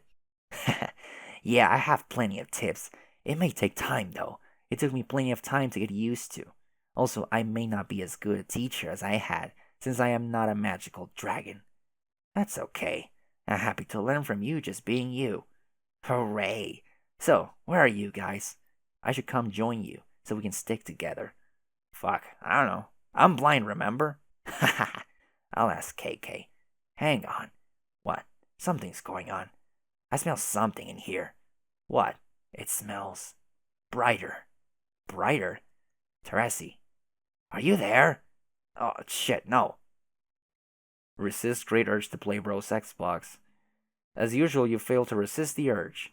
You start thrashing off stuns something uncanny rule on your quest for oh goddammit. You are making a play for that sick nasty pack of deliriously mouth-watering Doritos and this idiot gets stuck in a pole again. Time to reset for the third time this hour. Reset. Someone is bothering you. I know who that is. I have a feeling. Yes, oh my fucking god, Aradia. Awaken like god tier Aradia. Oh my god. By the way, this is past Dave. He's got this these glasses. Alright. Apocalypse Horizon began trolling turned to Godhead. Hello? Hey. I think it's absurd I never introduced myself to you in all that time I spent moping around the lab. I guess I was not in a very good mood. Hi, Dave. My name is Aradia. Christ. You're a fan of one of my websites, aren't you? What asshole gave you my chum handle? Also, what was your favorite thing I did you liked? And what do you think was so great about it? Also, ASL? 6. A girl and a place very close to you. In fact, I could visit you right now if you would like. Oh, holy shit. Okay, you're a troll. Only trolls say they're 6. I don't know what's up with you and that dumb fake age. To be fair, it translates to the same age as you, which at the moment is 12. Is it not? Makes no sense. Bye. Understanding disparities in the flow of time should be easy for people like us, let alone understanding disparities in such pedestrian things as units. I am 6 sweeps old. One sweep is a little more than 2 years, you dummy. Cool story. Look, it is either the truth or I am just someone who is being a bit playful. What is the harm in that? Okay, so 2 equals 6. Awesome joke. Ha ha ha. Or wait, maybe it was just a waste of time. You people think I'm made of the stuff. Smiley face. I know you aren't, but I am. What? Made of time. Whereas you are the knight of the very same cosmic faculty. It would seem we have very little in common, Dave, when in fact we have very much. Yeah, I think I'm gonna shut off my phone now. See ya. Yes, that's definitely what you did the first time we had this conversation. So I will wait patiently while you realize that's not what you're going to do this time. What the fuck? Dave, describe to me why you are now incredulous, please. I remember this. I remember shutting off my phone and never talking to you again, but I'm still talking. What is going on? Of course you remember that. This is a memory. No, it's a dream. I am asleep. Or am I? What is going on here? Come to the window. Why? Because I'm outside. Bullshit. Take a look. I don't see anything out there. That is because I'm not out there anymore. Turn around. Ah! There she is. Holy shit. Oh, sup. Looks like you're a fairy. Yeah, that's cool. Oh, the glasses. I mean, the shades. And the shirt changes, yeah, too. These aren't my shades anymore. John gave me these new ones for my birthday. I remember that. And I wasn't wearing this shirt. It was this one. How did it get like that? Try to remember. I can't. Wait, I wasn't wearing this actually. Okay. So it wasn't in the past. Yeah, she's doing some time fuckery. I was wearing this suit. No, wait, it was the black one. Are you sure? Yeah, and I was playing Esper. That's right. Then I went to sleep at some point, which is why I'm asleep now. But if I'm dreaming, then why am I not awake as my dream self? Why indeed? Shit. This wasn't the suit I was wearing. Jesus Christ. It was this ugly fucking rag. Yes, I think it looks pretty nice, but go on. And I went to take a nap. Teresi said I'll reach God tier. Or, I guess, show me why I wouldn't. Did it work? Is this part of the process somehow? No, sorry. So then, it's just a stupid, pointless dream. Not exactly. Wait, oh yeah, I woke up. And then. Oh. Well. So then, I'm dead. Yes. Then this is not a memory or a dream at all. It is the afterlife. Yes and no. Yes and two no's. It is the afterlife, but what is happening now is taking place in a bubble which is accessible to the living through dreams under the right conditions, and it is also your memory. The entry point for any bubble is always a memory, either a memory of the dead or a memory of the living dreamer come to visit. But once you realize it is not just a memory, what happens next is up to you. Okay, what is going on over here then? Is this some disturbing ghost hallucination? Should I start slapping myself or what? No, this actually did happen. I don't remember this. That's because it is not in your memory. This is Alpha, Dave, the one who chose not to take the nap which led to your death. Fuck. Lucky bastard. So then I guess Teresi tricked me. Did she? Didn't you ask for this? It would have been cool to know if picking one option would definitely kill me pointlessly, so yeah. But I guess I kept giving her shit about it, and I knew she was kinda crazy and morbid anyway, so whatever. Is bro dead there? Evidently. Like, in reality. Like, that's the thing that really happened. Also, is reality still a thing that means something? Can that be a question on the table too? Yes, yes, and fuck. I changed the goddamn page. Um, yes, yes, and yes. Yes, it can be on the table, and yes, reality still means something, and yes, your guardian did die. Well, damn it. What did I do wrong? Aside from getting my ass killed in the most retarded way possible. Nothing. All is well and as it should be. What is he doing? Alpha me. What would you be doing there if you were him? I am him. Even better. I don't know. Would you be upset? Yeah, sorta. Then maybe what you're doing is grieving, in whatever way that comes naturally to you. Maybe. You're lucky to be able to. I could not for a long time. But now that I can again, I'm so relieved, because I have discovered there is no reason to grieve. Okay. Am I talking to someone there? Looks like it. Who? Who do you suspect you will be talking to in this situation? Probably Teresi, I guess. Maybe she's helping you through this. I don't know. Would she do that? You were helping her, weren't you? Was I? I think so. The living need each other's help, just like the dead do. Alpha Dave still has a long way to go. He's still not at ease with his mortality, but people like us have to be. We have to be prepared to die 1,000 deaths before our quest is complete. The master we serve demands it. So I'm just one dead Dave offered up to the time god. Pretty much. What about the other dead Daves? They come here too, in their own bubbles. You may cross paths with them if you wish. I think I'm up to my neck in Dave already, just being one. I know the feeling. Still doesn't seem right though. Why are you even here? Like, why are you showing me this? I'm not showing you, I'm just visiting your bubble. It projects your thoughts and memories, as well as other things relevant to you, much like the clouds do in Skya. But, like, if I'm seeing this, shouldn't I be able to do something about it? Or stop it from happening? Or, I don't know, like anything to keep helping my friends? What do I do? Nothing. None of this is your business anymore. It is time to move on. Where are we now? Oh, look, this was my hive before it was destroyed. Oh, so this is the troll planet. Pretty cool, not really what I pictured. What do you picture? Oh no, it's more subdued. I pictured a lot more mayhem, like a bunch of trolls flying around in little grub pods, constantly screaming at each other through bullhorns shaped like buckets. That is very silly and a little perverse. Haha. But actually, that sounds like what it might have been like in some parts of the planet, so can we not go to those parts? I'll put in a good word with your bubble about it. Awesome. So what am I supposed to do now that I'm dead? What is like the primary activity here that ghosts get their shit worked up over? Like, where are the fucking Hauntoffs is what I'm asking. I don't know about Hauntoffs, but there is plenty of time to satisfy various curiosities you might have about existence and whatnot. Boring. Is it? Just kidding, that sounds cool. Oh, yes. What else? There are all sorts of friends to meet. Ones you already know and ones you don't. There's plenty of time for just about anything. Lots and lots of time. Enough time to understand that time isn't much of anything at all. It isn't. Time is like a game. Just one fun game in reality's cupboard which is full of them. It's the one we're the best at, while other people are better at the other games. But when all the games are back in the cupboard, everyone is about the same. And games are fun, but sometimes you don't realize how much fun you were having until they're all over. And sometimes you look back and realize for some stupid reason you were not having any fun at all. Then you laugh. Huh. I bet you meant a laugh a whole less shitty than that. That laugh will suffice. Hey, want to see inside my hive? Yeah, sure. Well, how about later? Not that that doesn't sound cool, but I kind of want to just go home. And I guess chill for a while, because I guess it was all a bit too much. If that's okay, and I guess also possible. It is quite possible and more than okay. What is he doing? It seems you have a high quest, Dave. Oh, hell no. Is this who I think this is? Tabros has been looking forward to meeting you. Hey, first, okay, I think you're fantastic, which is to say just an inviolably cool guy who I admire. Let's put that compliment on the table where you can both see it. Holy shit. Looks like I found another point in time to bother you, when I guess you're more emotionally susceptible. Smiley face with horns.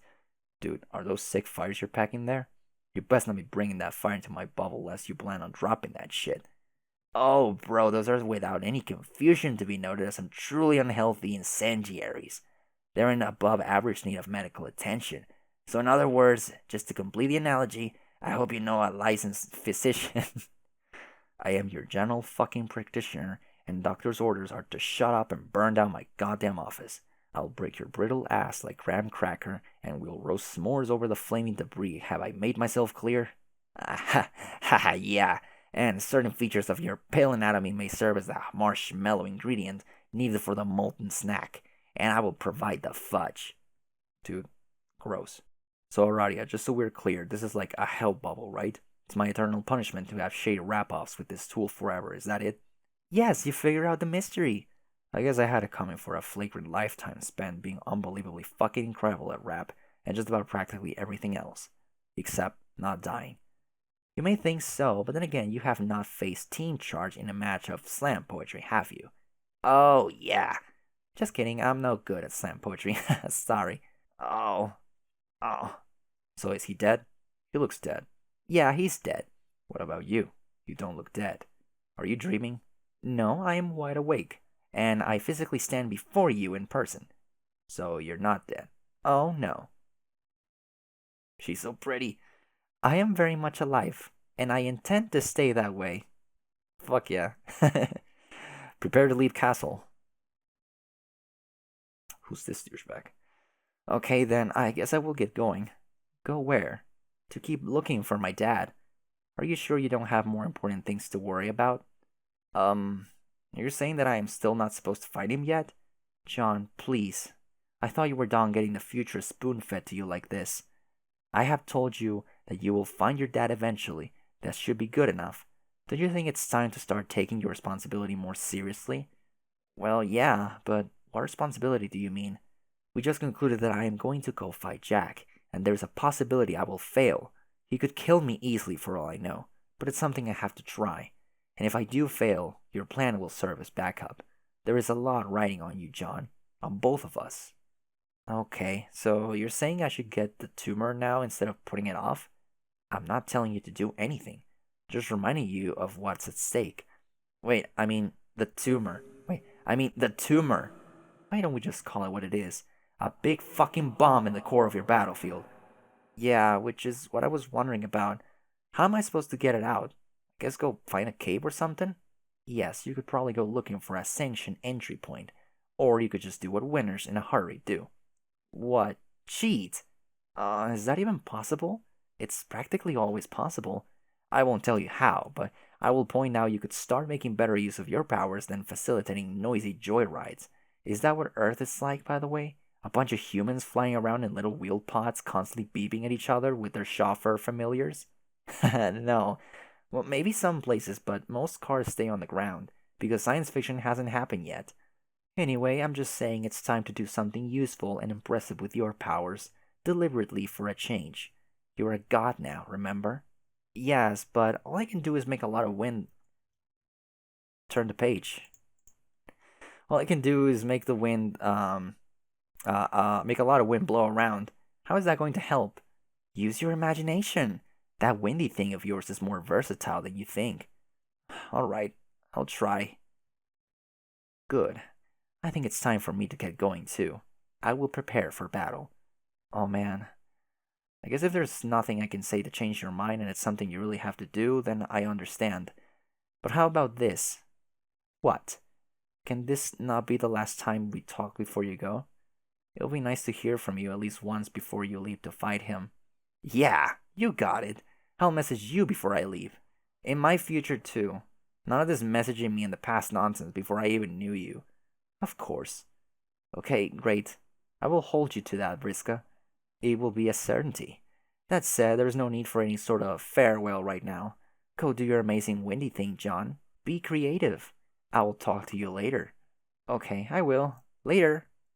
Yeah, Arachnid scripts, he's pestering. Oh, so he's trolling ectobiologist. Be creative. Oh ho. Oh, he's drilling.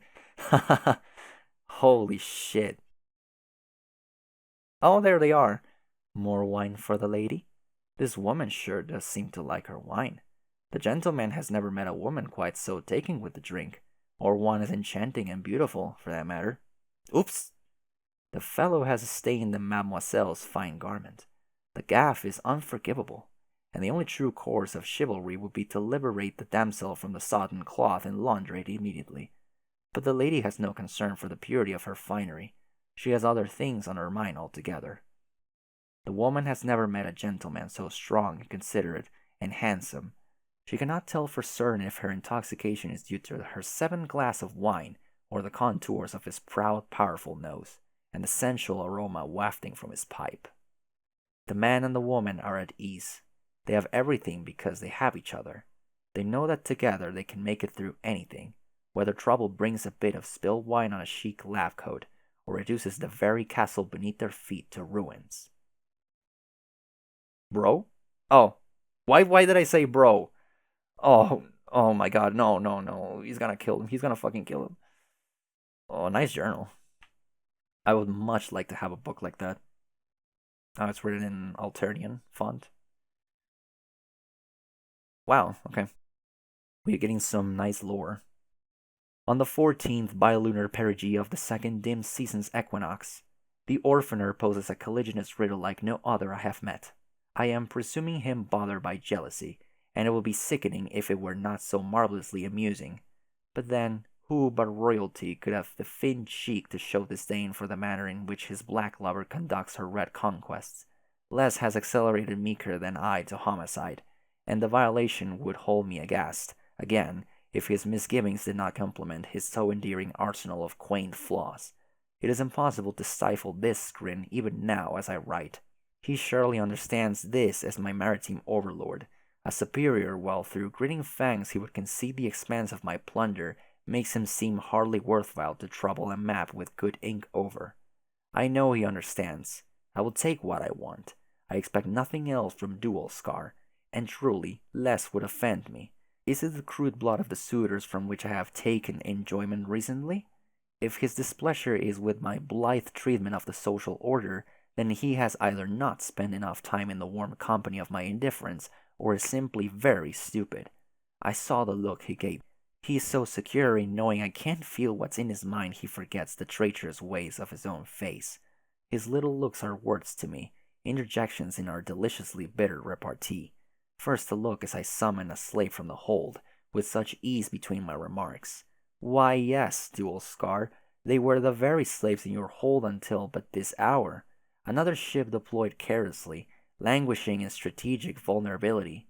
Is this not our routine? Our dance? What is this look, my dear Kismesis? Is it shame? Envy?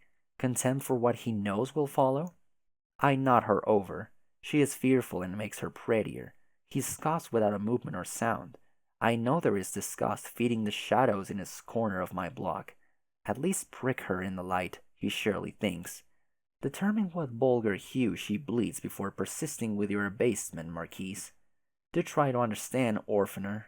Not knowing is the point, and if you truly understand this, your crusade against the gambling ants would not be among our Grand High Blood's most uproarious punchlines, if only one truly needed to be so high to find it amusing.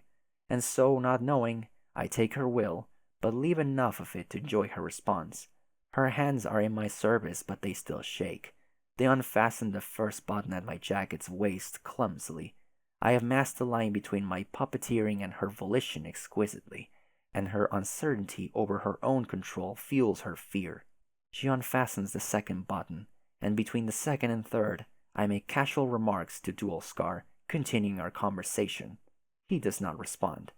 I look again at the face of my slave, imagining for a moment her mind is not an unguarded port to her every dread. I imagine I cannot feel her conviction that it's not merely a matter of whether she'll be put to the irons, but how hot they will be if she fails to please. Poor thing! Her horns make attractive shapes and pair themselves pleasantly amidst her violent snarls of hair. Her fingers, which I have lost track of, to my surprise have become between the petticoat and my skin. The heat of her touch tells me the likely range for the color of her blood. I wouldn't have guessed it to look at her, not with her signs stripped. Her mouth opens slightly and I squint. Ah, razor sharp, and none missing. Perfect. How disappointing it is to find quivering lips behind dull teeth. I pause to consider. What will her fear become if I choose to show her mercy later? And even in days, kindness. Will this be the red dalliance that becomes fully flushed? Love demands my cunning just as my raids. If it is to be, she will never understand how thoroughly she was manipulated.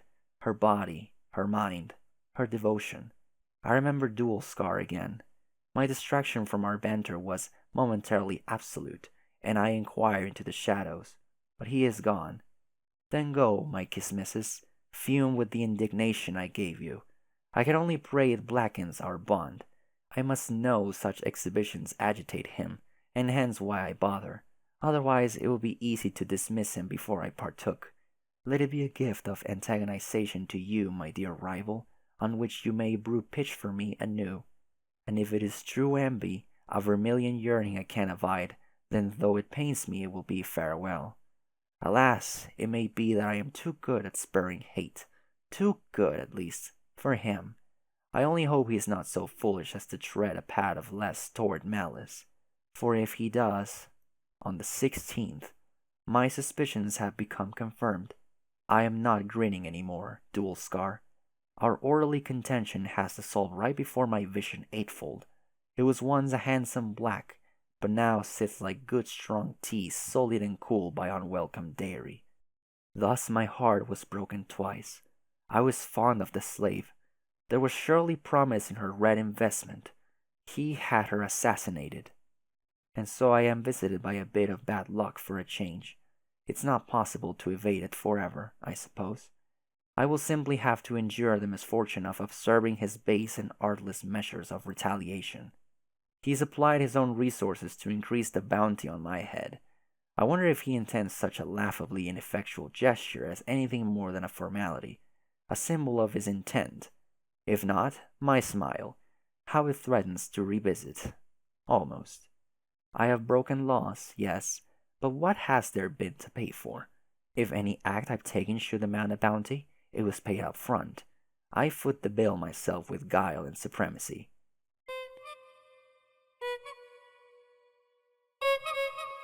On the 20th, if only my board were as bottomless as his desire to disappoint me.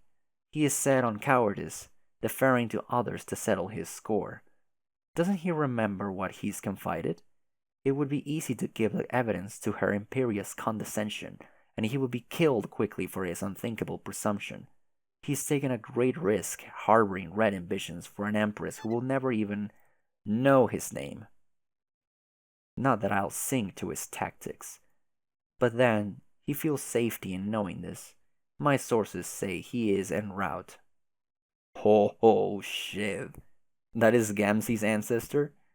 On the 21st, I have learned Dual Scar has reported to the Grand High Blood all the intelligence he has on me and my fleet. It was information he had guarded closely to protect our once mutually cherished rivalry. He couldn't let it fall into the wrong hands, lest another besiege me more effectively and cause me to wax for the usurper. Not that he had raised the mast particularly high himself. The shortcomings I managed to overlook for the sake of a lover.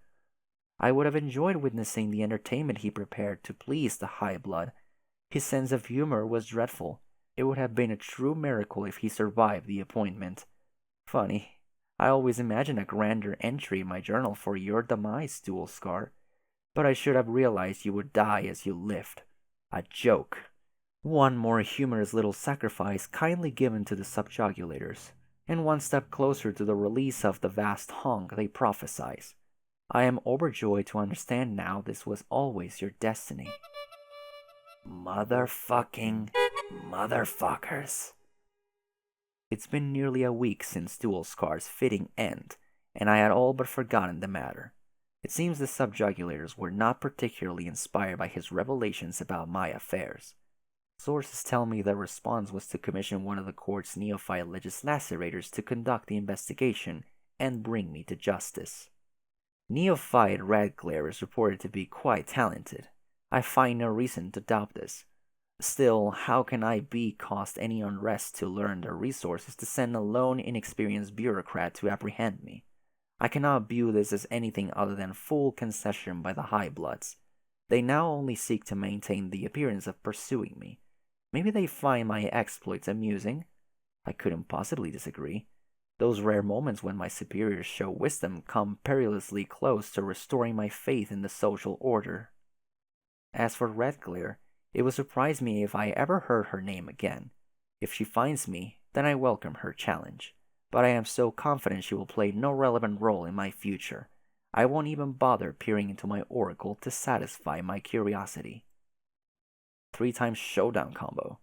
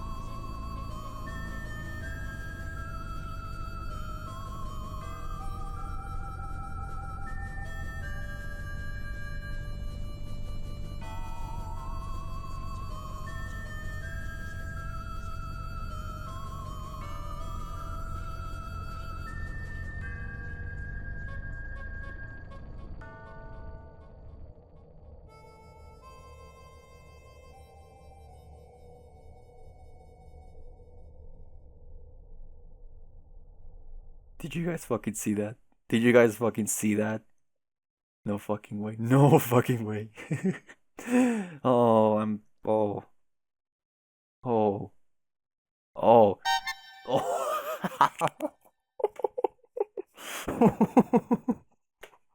Oh my god. His shoes.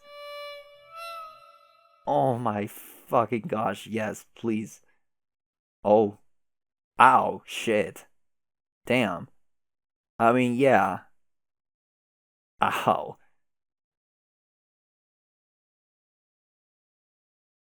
Oh shit. Oh my god. Oh Jesus. Oh, okay. Shades descend.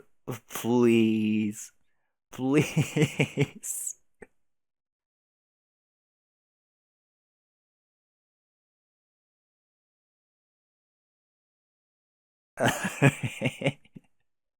Jesus Christ, that's amazing. I mean it. I don't remember this happening years ago. Holy shit. Wow, yeah, these dumbass fucking preteens are smearing their fucking blood everywhere. Man, that is fucking cool. What does it say there? Oh, their hearts. Album Strife. Wow. Hey, sure. Atomic Bonsai. Wait.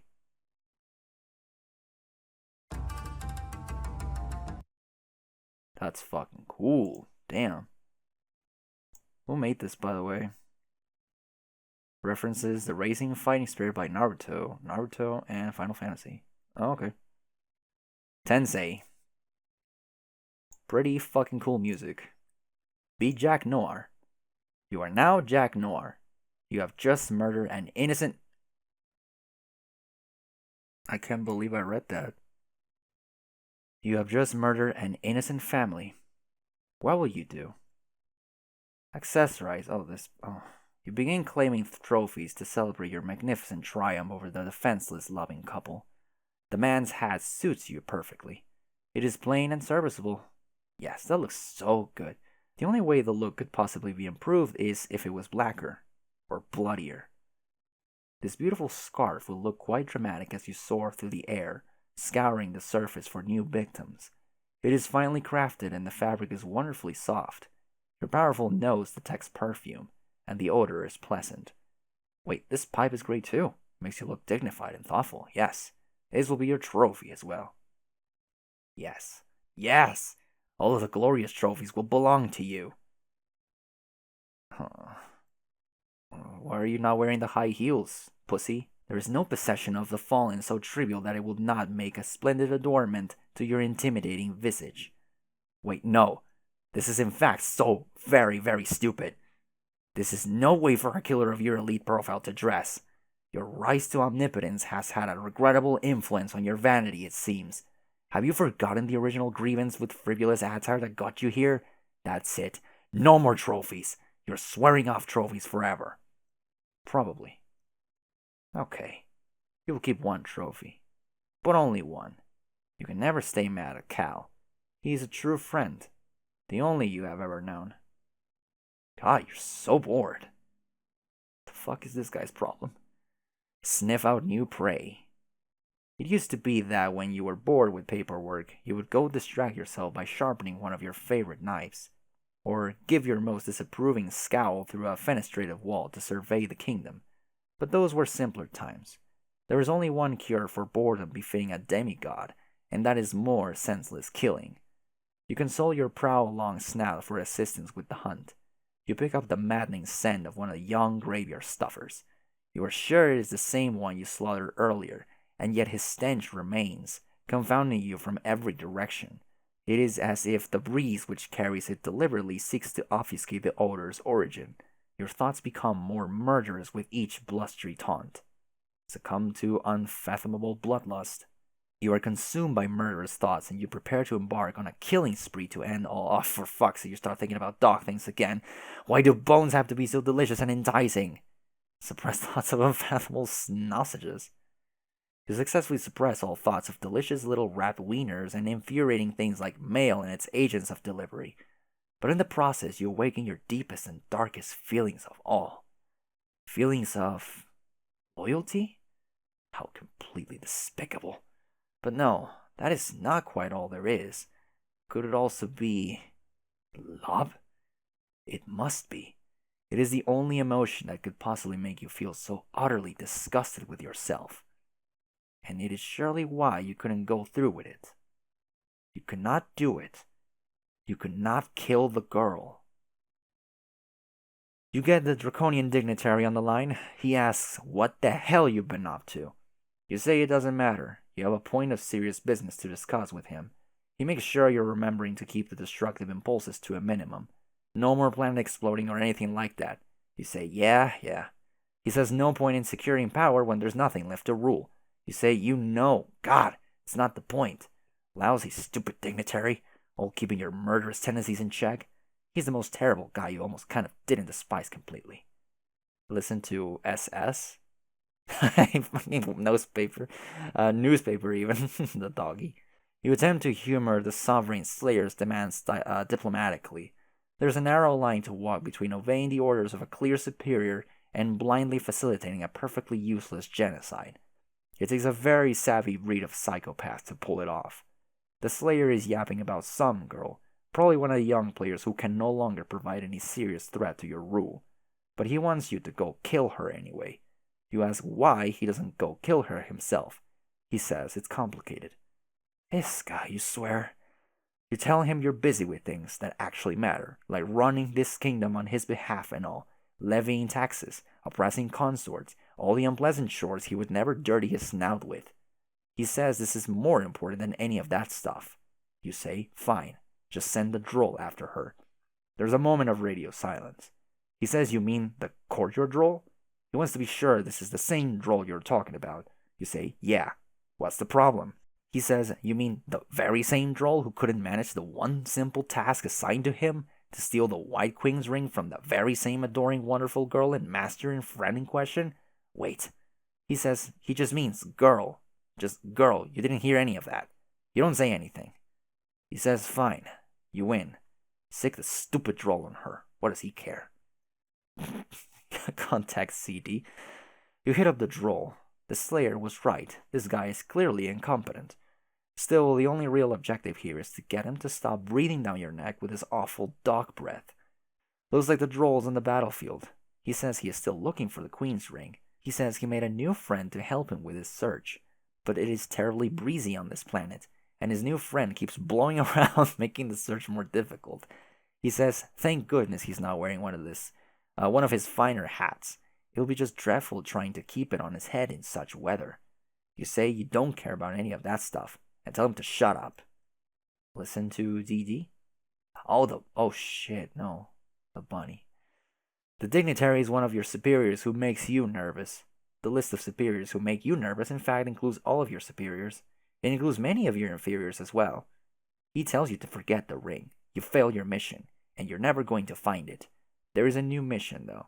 You say, oh? He says, yeah, and let go of the goddamn rabbit. You say, okay, but don't actually let go.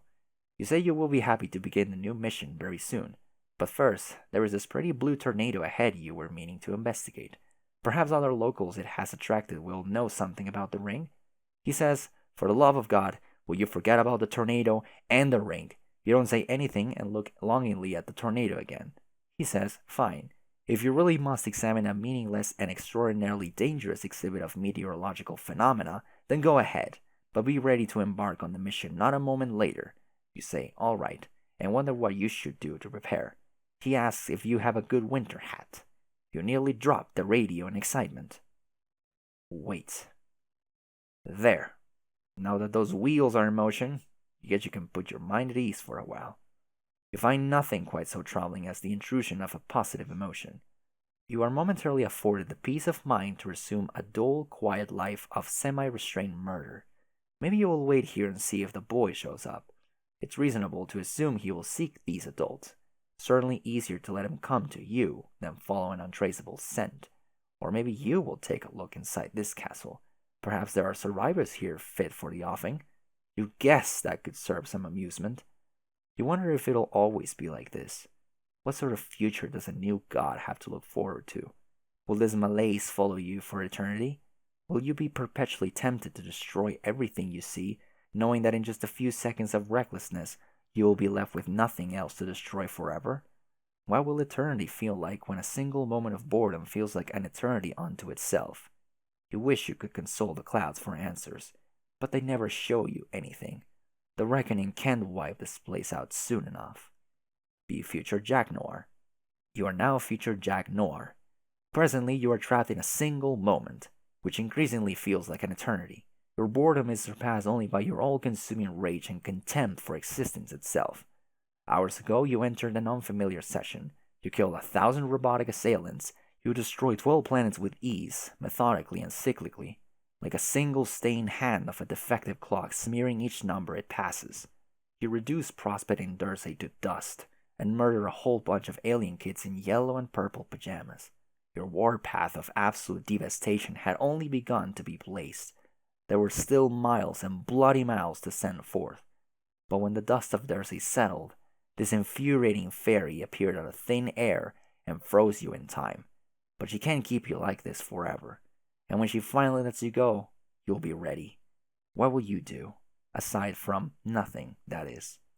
Wait. You attempt to be patient, and you fail miserably.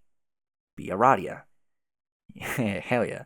You're now the Maid of Time, recently resurrected from the crypt of Dursey. Your name is Aradia Mejito, and for the first time in your life, you feel truly alive. You have just incapacitated Jack Noir with a spell, but a demon so powerful requires your full concentration to subdue. He will break free any moment. You may release him and die now, or you may continue to hold him and die later. What will you do? Aside from die, that is. Release him. The Green Sun? You are done with dying. Soon, friends will arrive. They will need your help. Oh. Whose memory is this? It appears to be yours. At least that's how it begins. Enter Bubble. Wow, so that's what happened with Dave earlier, right? She entered a bubble. Wait a minute. This is not specifically your memory. Wait a second. Yeah, that's a different Jack, I think. Or is it? It's hers. Oh. She's got the music box thingies. Okay. A meteor. Oh, look at her. Archaeology.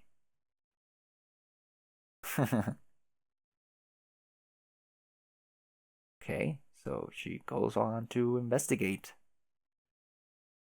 Crater. The fucking expression. A wallet. Oh, so that's how she got. Oh, no way. And the laptop. Oh, this is so fucking adorable. Report discovery. I mean, she also ends up finding about the game, so maybe through these shenanigans she also finds out? I don't know. Report discovery. Well, there she is. Like, that's her future self. She's just, yeah. Apocalypse Rising began trolling Twin Armageddons. Solix. Hey, what's up, AA? You'll never guess what I just found. Won't I? I doubt it. Was it the matching ruin site? Yeah, how do you know? I don't know, I just had a weird feeling. I feel like we had this conversation before, and that's what it was about. Yeah, me too. What do you think it means? Probably nothing. But now, not only does it feel like we had this conversation before, but it's going differently this time. So it's extra weird. Maybe your voices are involved? I don't know, maybe. Maybe yours are too? I don't hear a goddamn thing. Do you? Wait, yeah, she's very quiet, though I can't tell what she's saying. Oh well. Why don't we pretend there is no spooky paranormal phenomena going on just once and talk about what you wanted to talk about? So what if the voices were just like Aradia doing this? Like those are the voices that she was hearing, maybe. I should stop theorizing. Good idea. Okay, do you remember what we talked about regarding Kanaya's ruins? Sorta. I asked you for your help in understanding the glyphs. I guess. Huh. Are you just being difficult, or do you really not remember? I guess I don't find the whole mystery of the ruins as exciting as you, okay? Well, obviously. But I really appreciate your help anyway. Sure. How can I help then? Well, you said that you need another set of glyphs to make sense of them. You speculated that there might be another set of ruins. You even guessed they would be blue. But it turns out you were right. Don't you think that is pretty cool? Oh, yeah, I am awesome about that for sure, but I can't shake the feeling these ruins are going to be nothing but trouble for us. But you say that about everything. That's because it's fucking true about everything. No, it's not. I did find some other neat things down there too, which are strange but quite harmless and not foreboding in the least. Like what? Like this amazing hat. It is an authentic archaeologist's hat. It's so hard to find them in this style. There are no horn holes, but I love it anyway. It's great. Pretty sweet, AA. Hey, didn't you also find some bits and pieces of your bizarre robot doppelganger? I was not going to tell you about that. Damn it, how do you know? I don't know, I just remember some more shit about this discovery. God, sorry. This is stupid. Yeah, well, I guess this is the kind of shit you have to deal with when two psychics talk to each other about stuff. Maybe. Why don't we pick this up again later when we're not feeling so weird? Well, okay. Apocalypse Horizon began trolling Twin Armageddons and Apocalypse Horizon. Sorry to interrupt, I wanted to give you both a chance to remember, but it doesn't look like this is going anywhere. What the fuck? Wow, what? Crazy. Oh, damn. Robo. Is it coming back yet? Is what coming back? Who are you? Well, hold on. Why am I talking like you suddenly? Oh, there we go. He's copying her quirk. This is a memory in a dream bubble. That's right. Oh, that doesn't really answer my question, but okay. You changed your voice because you remembered, like I did. Remember what? That I died. This is my memory and also hers. But I went on to become the robot whose remains are in this crater, whereas she did not. I don't actually know her story or how she got here, but for me, this was the end of the road. This is the afterlife. Well, shit. So then I guess I'm dead too? Nope. You are just asleep. You're also blind. Holy shit, I can't see. Yes, that's what being blind means. Wow, awesome. Way to be awesomely sympathetic to my terrible new problem, AA. Solix, will you shut up and stop being so tragic for once? You knew this was going to happen. Your prophecies of personal doom were practically all you ever talked about. I think you were looking forward to this, honestly. She's right. I can't believe this. It's almost as if I'm getting double teamed. Damn, that didn't feel right at all. I think I might have to retire the whole bifurcation gimmick. Puns and all. Actually, that is kind of a relief. Maybe you're right. I'm feeling better about this already. Great! You should be able to relax now that you've been released from the curse of your vision twofold, just like you said you'd be. You are now merely doomed. Oh, that's awesome. Being doomed isn't that bad. I spent most of my life that way, remember? At least you have the luxury of understanding. And the best part about being doomed is you only have to put up with it until you die. That's the spirit, haha. Actually, I guess I don't have to keep talking like I'm doomed anymore, do I? Nope. This is so weird. What am I even listening to here? The emoticon, huh? Fuck, I cannot believe I just made that face. God damn it. Oh yeah, also, why the fuck are my teeth missing? I don't know? Okay, well, great. Glad we got to the fucking bottom of that mystery. Mystery. Mystery. Mystery. Mystery. Man, I can't even lisp anymore if I try. Please, don't laugh. I can tell you're both enjoying this. I can smell it using my new blind guy nose powers. Really? No, not literally. I was joking. I mean, not yet. Maybe I'll ask Teresi about it when I wake up, though. Hey, what was that noise? What noise? I think someone else is here. Oh, it's Jade. Jade? What the fuck? Who is Jade? She's one of the humans we met after you died. Okay. I guess I'm out of the loop on chronology for once. That's fine. You'll catch up. Hey guys, I hope I'm not interrupting. What is going on? Well, yeah, you kind of were. Sort of a reunion of close departed friends going on here, but no big deal, I guess. Oh no, I can leave. No, don't. Solix, try to be polite. There's no reason at all for you to feel hostile towards them anymore. Jade is very nice, and she did nothing wrong. None of them did, so when you wake up, maybe you should try to reconcile with them, or at the very least, just say hello. Did you? Did I what? Be nice to them or whatever before you exploded? Well, no, but I should have. I did with you before I left, didn't I? I guess so. This is awkward. Shush you. What actually happened earlier after I died? It sounds complicated. It is. I'll get you up to speed, I promise, but guys, come on, let's not scare away our guest. Okay, then I'll shut up. I think one Aradia saying things is more than enough, probably. You can say that again. But I mean, don't say that again, literally, because that's kind of the whole point. It would completely contra- Oh my god, shut up! It's okay, I can take another nap later when you guys are not busy. No, Jade, it's okay, please stay. I'm curious about why you are here. Well, I have just been enjoying these little naps more and more lately. Each time I go to sleep, I meet more new people and learn so much. But I still can't get Karkat to take a nap. Boy, talk about a guy who is anti-nap. Haha, yeah, what a douche. Seriously, he is the douchiest of crabby crabs who's ever douched a big douchey crab. Lol. But yeah, it's been fun. I should really thank Feferi again for setting it up so we could meet like this. Wait, FF is here? Yup. Oh my god, why didn't that occur to me? Where is she? Probably in another bubble. But you'll find her, maybe during your next nap. Well, shit. Why can't I just go glove around there in the ring and find her now? I mean, aside from the fact that I'm blind and completely useless. Navigating between bubbles is difficult here. It's better to drift between them naturally as they intersect. Not spatially, but through common points in memory. To navigate the furthest ring, you need to have mastered the flow of time. That is why I'm here. I am alive again, so I may assist the dead in this way. Huh. Jay, tell me, have you seen me here before? I mean, me dressed like I am now wearing my godhood. Yeah, you were really nice and helpful. Wait, what? You're wearing a godhood? Why didn't you tell me that? What gives, or that you came back to life? I'm wearing a hood and have butterfly wings. What else would you like to know? Man, being blind is so dumb. Can I, like, grope you or something to get up to date on your appearance? Would that be weird? Yes, Solix, that would probably be pretty weird. I think your outfit looks so cute, and I love your wings too. Thank you, your outfit is quite spiffy too. I like that skirt a lot, especially. Is is that a skirt? I'm not sure. Rolling my eyes is what I would be doing if that were possible. Shh. Hey, come on, you were making a point. Yes, okay. You see, those encounters you had with me before have not happened for me yet because I've only just arrived. Time follows strange paths here as does space. If you travel a great enough distance, you may discover you are also traveling either backwards or forwards in time as well. Just as if you stay in one place for too long, the geometry of space surrounding you will become unreliable. You may swat the air to your left and discover you have just slapped yourself.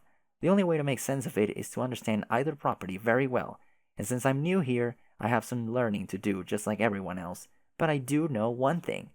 What? I know that the first bubble I would enter would be an important one for us to visit. What's so important about it? Hang on, we're moving to a new memory. Hold that thought. Oh. Hmm. It's important because it will help us begin to understand why we are all here. What do you mean by we are all here? You mean in the afterlife? That's easy, because she's asleep, she's dead, you're alive, and I'm blind. Couldn't be any simpler. No, not why we are in this bubble now, but why we all exist in the first place and why we all went on this adventure together. Oh, that. There is much to understand, and I believe it all begins with one sequence of events. Watching will help those who pass to understand the purpose of their sacrifice, and those still living to understand what must be done to complete the journey still ahead. We will let the memories lead my way. Are you guys ready? Oh. I am ready. Okay, let's allow the next memory to take shape. I believe it is Kanaya's. I will reprise my role in a conversation I had with her shortly after I discovered the ruins. Everybody hide and try not to spoil it for her until she remembers. they look so they look so dumb. Hey, Kanaya, there is something I want to give you. Oh, really? Yes, it's something very odd I found when I discovered the ruins the other night. I don't know what its archaeological significance is yet, but I suspect you will be able to repair it. This is a dream, isn't it? Huh. Wow. I mean, wow. You figured that out very fast. It seemed obvious. Either I'm sleeping or I am dead. Which is it? Oh, I'm sure you're alive. You're very unconscious now and will likely wake up as your new self very soon. My new self? Yes, you are undergoing a metamorphosis which you have been groomed for since you were very young, much like I was for my various personal iterations, including this one. You mean being a ghost and then a frog and then a robot and then a fairy? Yes, but it sure sounds silly when you list them all like that. Kind of. What do you mean we have been groomed? Well, that is what we're going to find out, if you will oblige us by continuing with this memory. Okay, what do I do? Why don't we go through this conversation again to the best of our recollection? But I guess rather than acting it out, we can just talk about it. The old fashioned way. Was what we were attempting before not old fashioned? I have no idea. It seems to me the nature of the afterlife is probably very old fashioned. Maybe even the most old fashioned a thing can get. Yeah, you know what I mean, though. Yes, then this was when you were about to give me that unusual gift from the ruins. Yes, I then had Solix deliver the pieces to you so you could stitch it back up. Solix, that is your cue. Come out and play the part. So we don't have to hide anymore? No, of course not. Obviously, the jig is up. Everyone can come out now. Yay! Oh, Jesus. Oh my god. Uh, okay, so Aradia brought Cal to Kanaya. And also, she's glowing now. Her new form, I suppose. So, like, okay, so am I supposed to act out what I did before when I brought her these shitty doll parts? Is that what's going on here? Yeah, I'm still not sure. Alrighty, are we supposed to be role playing? No, guys, come on, this is not that complicated. We're just revisiting the past just like we would if we were talking about it. But it just so happens we can watch it happen as we talk about it. And as a matter of fact, this story does involve a role playing game, but not in that way. This is kind of stupid. You're stupid and you sound stupid. Holy shit, I do sound stupid.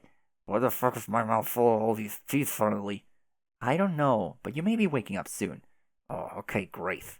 So I will miss the rest of the cool story, okay? Maybe not if we hurry this along. Wait, before we do. Hi, Kanaya, it is nice to meet you. Hi, Jade. Uh, what is that thing you're wearing? Oh man, does she not like it? You don't like it? No, I didn't mean to sound disapproving, but I do think more colorful apparel suits you better. Yes, I know you told me. I did. Yes, but you probably haven't yet. Not from your perspective. I cannot help but overhear you're asleep now. You told me all about what happened after you woke up. About what? About how you turned into a vampire. What is a vampire? This is ridiculous. Solix is right. I mean, Solix. Kanaya, tell us what happened next.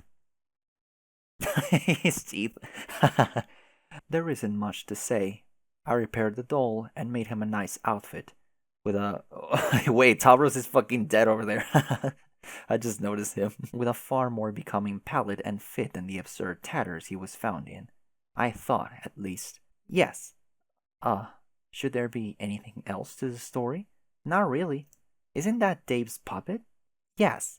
Oh shit, I guess I'm out of here. Bye, Solix. See you later, everybody. Bye. Anyway, that is all I can remember. I quickly began to find the doll unnerving, so I put him away. To my knowledge, he has remained secure in my block ever since. Is he relevant in some way? Guys, why do you have Dave's puppet? What is going on here? Yes, Aradia, it seems you have some foreknowledge of this narrative. Maybe you can tell us why any of this is important. This is only a piece of the story. The other pieces will fall into place with successive memories and will all become clear. But yes, alright, I will eliminate some suspense and try to serve as a better guide on this tour through the catacombs of our collective subconscious. The separate tunnels we once traveled in the dark as individuals we now retrace together with a torch. On the walls, we illuminate the runes which describe a convoluted origin story, an origin we participated in. We were spurred to these actions by that which was being originated, and incited to acts of revenge as we were turned against each other. I don't remember this. I mean, I remember getting jumped off the cliff by my legs, but not the thing I'm doing now. No, our manipulator disguised his tracks well. Do I have to lie on the floor like this? Is that important? No, Tabros, you can get up.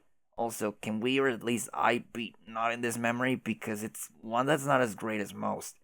We will leave it soon, but you were doing something very important here. What was I doing? Writing a part of the code.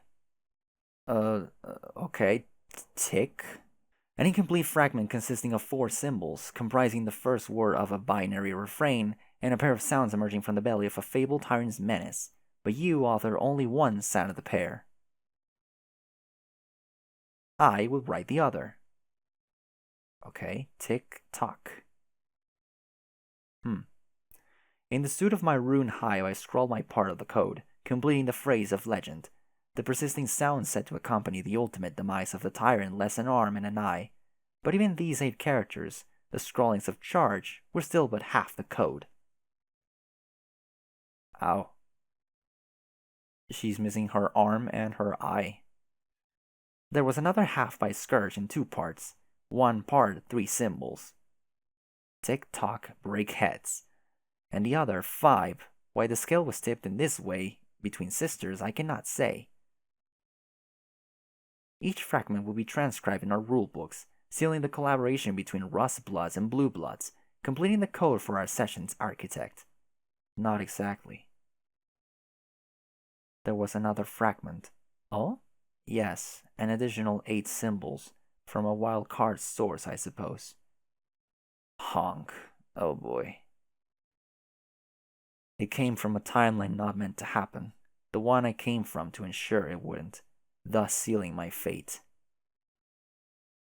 Carcats? Oh Jesus, what happened to Carcat? I believe the fragment was gibberish from a lunatic after completing his rampage through our session.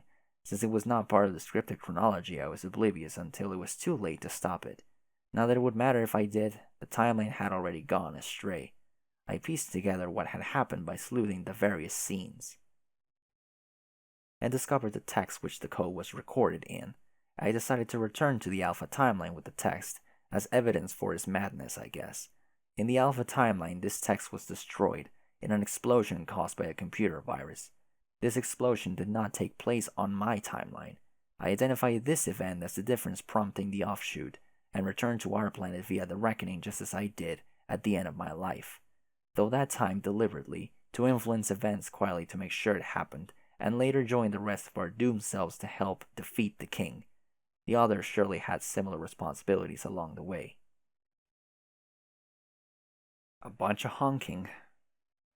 As for the book, I lost track of it shortly after I arrived. Yes, we all lost track of our books.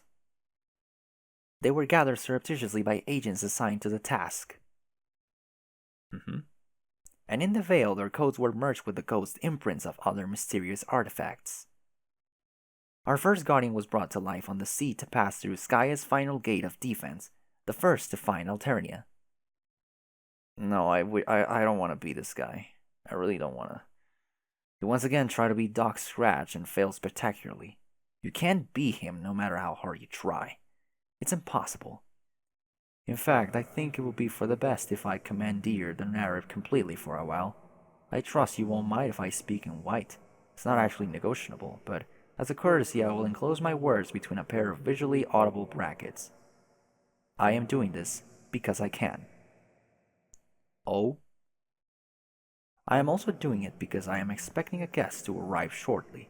This should enable me to show the man the sort of hospitality he deserves, while doing the same for you. My apartment does not have a doorbell. Why would an omniscient fellow need to be alerted to the presence of a visitor? I know he will be right on time, which is to say, early. And if I did have a doorbell, you would have just witnessed it ring. He is already here. Okay. My door is not fitted with a peephole either. Those without eyes or without limits to their knowledge have no need for peeping, and I am without either.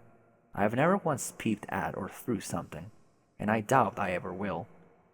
Apertures built into physical surfaces to reveal what's hidden behind them are for those with particular handicaps. They are for those lacking advanced vision to render the opaque permeable to light, or those lacking advanced knowledge to render the concealed information irrelevant, or both. They are for people who I call suckers.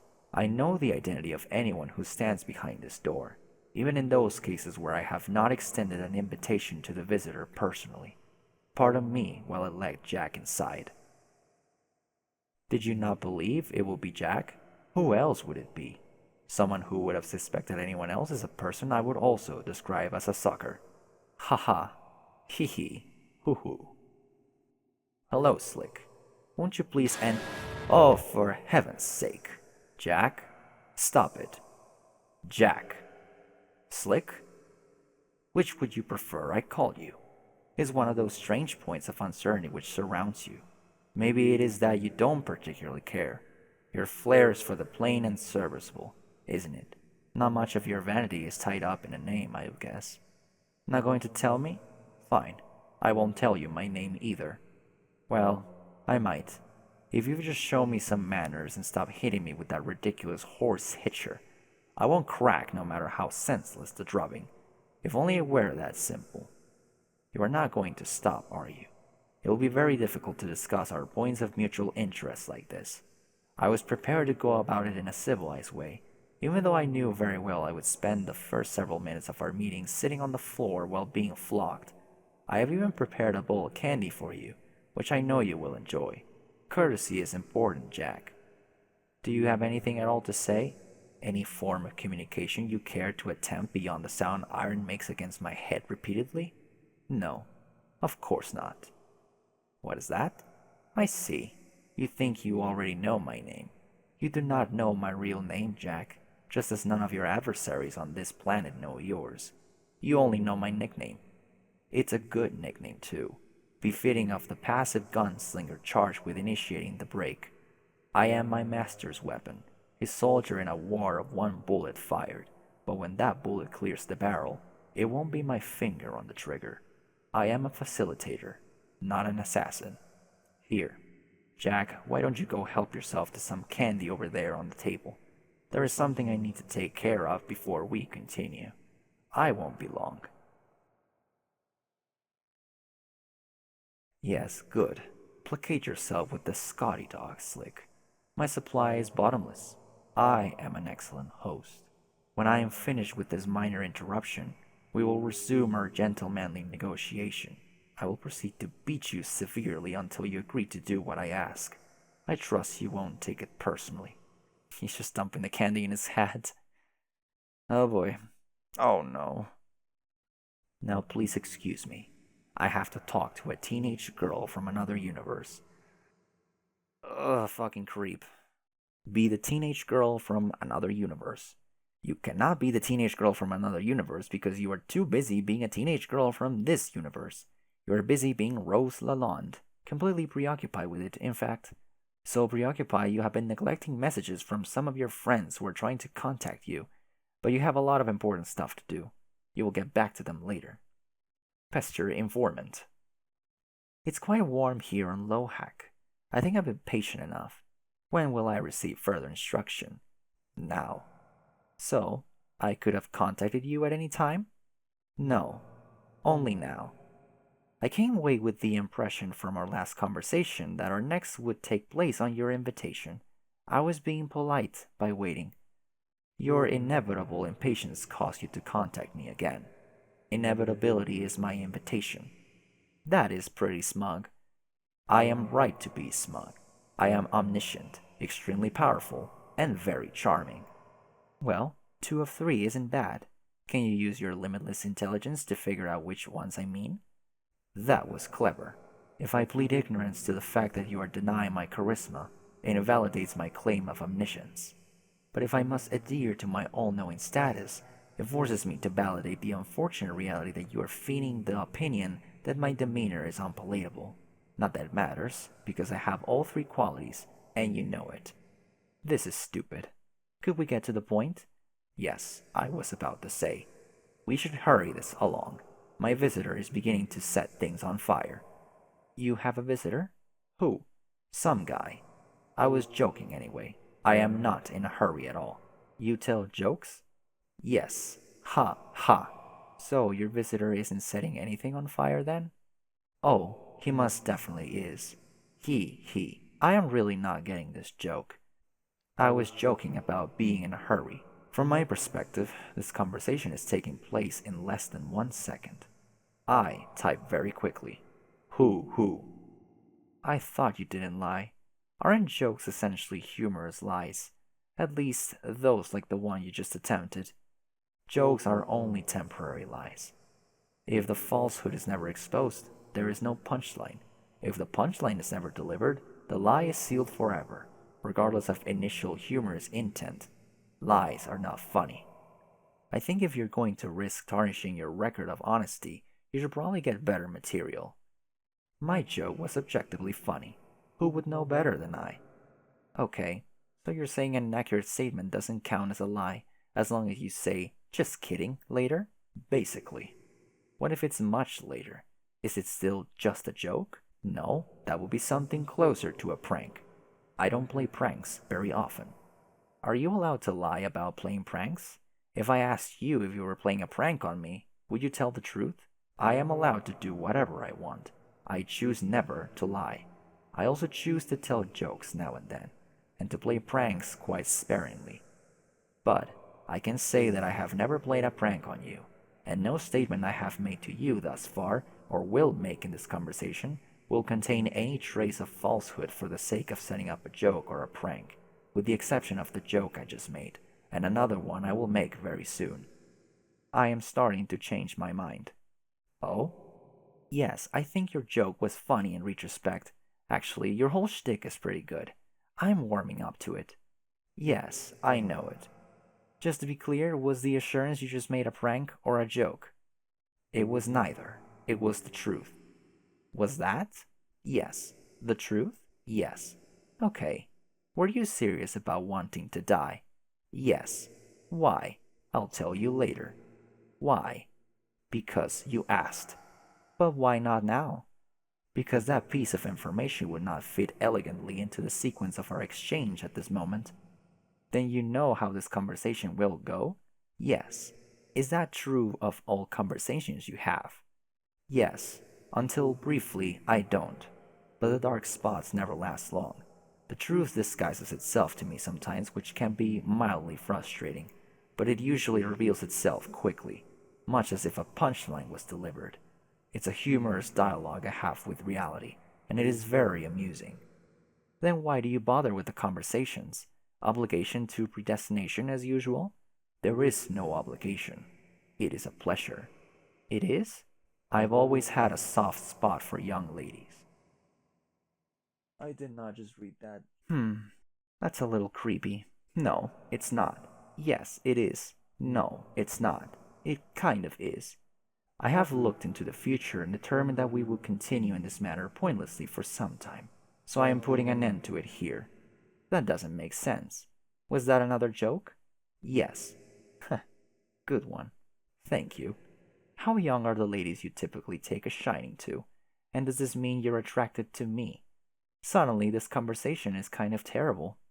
Of course I am not. Not in the way you mean. And anyway, you're applying standards of conduct frowned upon for your kind which make no sense to apply to me. I am an immortal entity with a large cue ball for a head, and no biological means of reproduction. Really. Also, if you were millions of years old, you would find that nearly every lady you encounter is quite young, relatively speaking. There should be no reason for you to feel uncomfortable with this interaction. Try to think of me as one of your kindly human uncle figures. In fact, if I were in your presence now, I would offer you candy to prove it. Oh my god. What? Can we talk about the scratch instead of this? Yes. You are situated near the game construct supplied by your session for causing the scratch, yes? Are you actually asking? No. That was a fact. And then a question mark. Ah. Well, yes, I am. It is a large plateau shaped like a record. It's called the Beat Mesa. I know. Is the game construct different in other sessions? Yes. It will always be an edifice of similarly cryptic design, located on the planet that is home to the hero of time. Its environment dictates the nature of its construction. Its power is dangerous, and is meant to be utilized only in emergencies such as yours. You mean in sessions where victory is no longer possible? Yes, due to creating an unstoppable adversary who triggers the reckoning prematurely? Is that sort of emergency common? No. Failure is common, but the composition of yours is quite atypical. Okay, then it's like a panic button for the players to push once they realize the cause is lost. Yes, but causing the scratch is not an easy task either. The construct must be destroyed in a very specific way to release its energy. The keeper of my ectobiological father began the process. It must be finished. Who? The guardian of the night of time. Dave's bro? Yes. How do I finish it? You don't. Not you, personally. Another will. You have something more important to attend to, remember? Oh, right. The green. Wait. The green sun. Yes. I had planned to take care of that later, once John had retrieved the tumor. Tumor. Whatever. Your plan will have to change. You're not ready to cause the scratch yet. Like I said, it is difficult. What will the one who does it have to do? I should let them know. He will have to scratch the surface of the plateau across its full diameter. I see. This terminology can be very literal sometimes. You will require a certain needle to create a breach in the surface that will be adequate. I have needles. Your needles won't suffice. Then where do I get ones that will? Again, you won't. This task is out of your hands. The needles must be acquired from the denizen of the Witch of Space. Her quills are very large and potent. They will be able to cause the scratch. This really seems more elaborate than you lead me to believe. I didn't lead you to believe anything. I told you to find the construct and await advisement on the scratch. The plans you were making were based on assumptions and fabrications of your imagination. You were writing more stories, much like those about your false magical men. I wish what I had written in my private journals could be confined to your dark spots. I don't. I find your stories entertaining. You are being creepy again. No, I'm not. Besides, the White King agrees with me. What? For a seer, your vision of events surrounding you is rather limited. It's charming. Just, please, stop complimenting me. No. Fine. Then please at least try to sound more sarcastic when you do it. Oh, sure. I am really going to do that, yes, very likely. Then the scratch will be implemented later, by either John or Dave, I presume? You used a male pronoun. Yes. I guess it makes sense that it will happen later. My understanding is that Jack will not be banished from this session until near the end of a reckoning. Yes, Jack will exit your session later, but this has nothing to do with the scratch. Not directly, as you imply. I don't understand. I thought that was the point of the scratch, to open a rift in space-time, as it were, and banish him into the troll's session. No, that is not the purpose of the scratch at all. The scratch does not open a rift in space-time. Then why have you directed me to cause it? Does it have something to do with enabling you to die? No, not directly. The scratch has nothing more to do with my death than any other single event ultimately contributing to my demise. I think it's disingenuous for you to behave as if I have not been misled. You say you don't lie, but what about lies of omission? Lies of omission do not exist. The concept is a very human one. It is the product of your story writing again. You have written a story about the truth, making emotional demands of it, and in particular of those in possession of it. Your demands are based on a feeling of entitlement to the facts, which is very childish. You can never know all the facts, only I can. And since it's impossible for me to reveal all facts to you, it is my discretion alone that decides which facts will be revealed in the finite time we have. If I do not volunteer information you deem critical to your fate, it possibly means that I am a scoundrel, but it does not mean that I am a liar, and it certainly means you did not ask the right questions.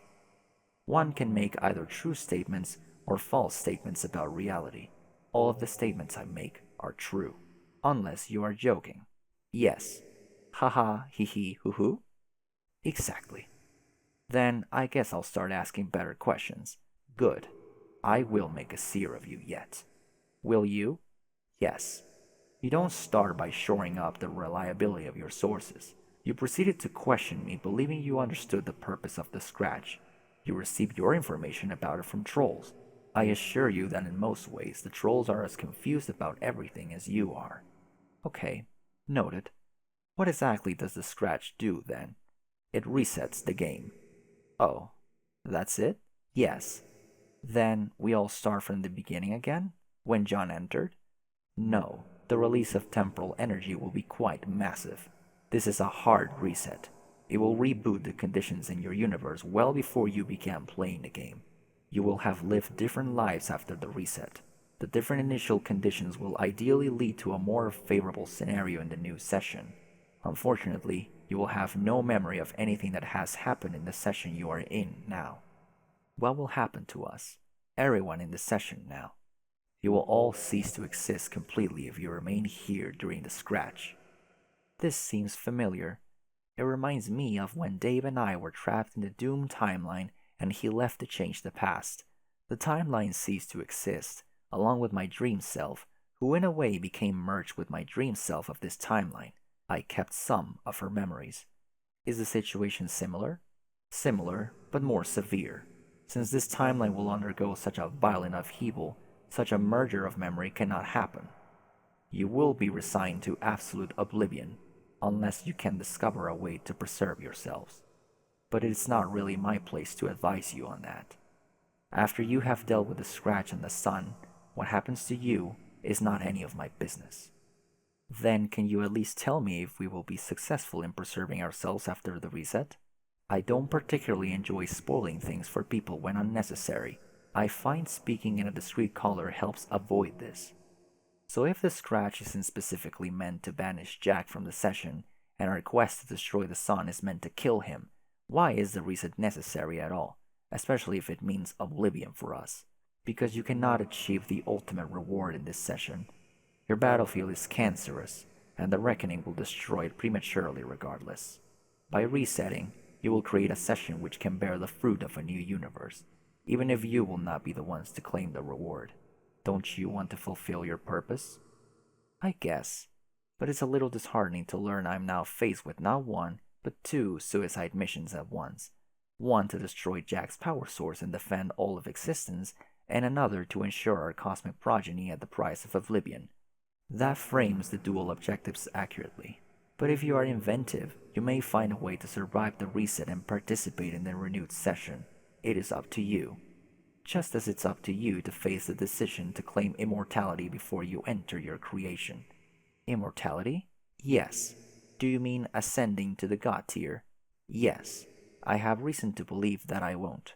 The trolls have not indicated I will die on my quest bed, or that any of us will, aside from John.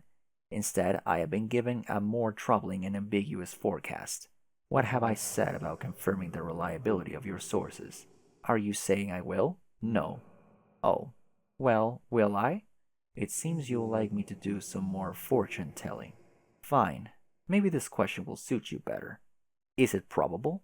That is a strange question to ask someone who is omniscient and therefore knows outcomes with 100% certainty. I like it. Then what is your answer? You have exactly a 50% chance of ascending to the god tier. That is a strange answer. I know. Why such a precise probability?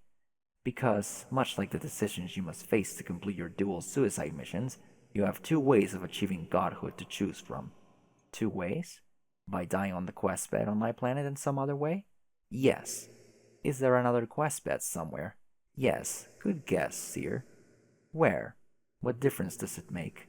You already know where the first one is. You have the choice to go there right now and take your own life. That is true. Of course it is. You mentioned immortality. Godhood makes one immortal? Yes. A god tier will live forever, with no caveats? No. One will live forever, unless killed. The death must be either heroic or just. How are those terms defined? Broadly, mysteriously, and according to the case of the individual. One may be killed by opposing a corrupt adversary and die for a just cause, as through martyrdom, for instance. This would be heroic. Or one may be subject to corruption and slain by a hero. This would be just. Which sort of death will you have when I destroy the sun? Neither. I am not a god. I am a guardian, a servant, and a weapon. I have power and knowledge far surpassing a god. But I am not one.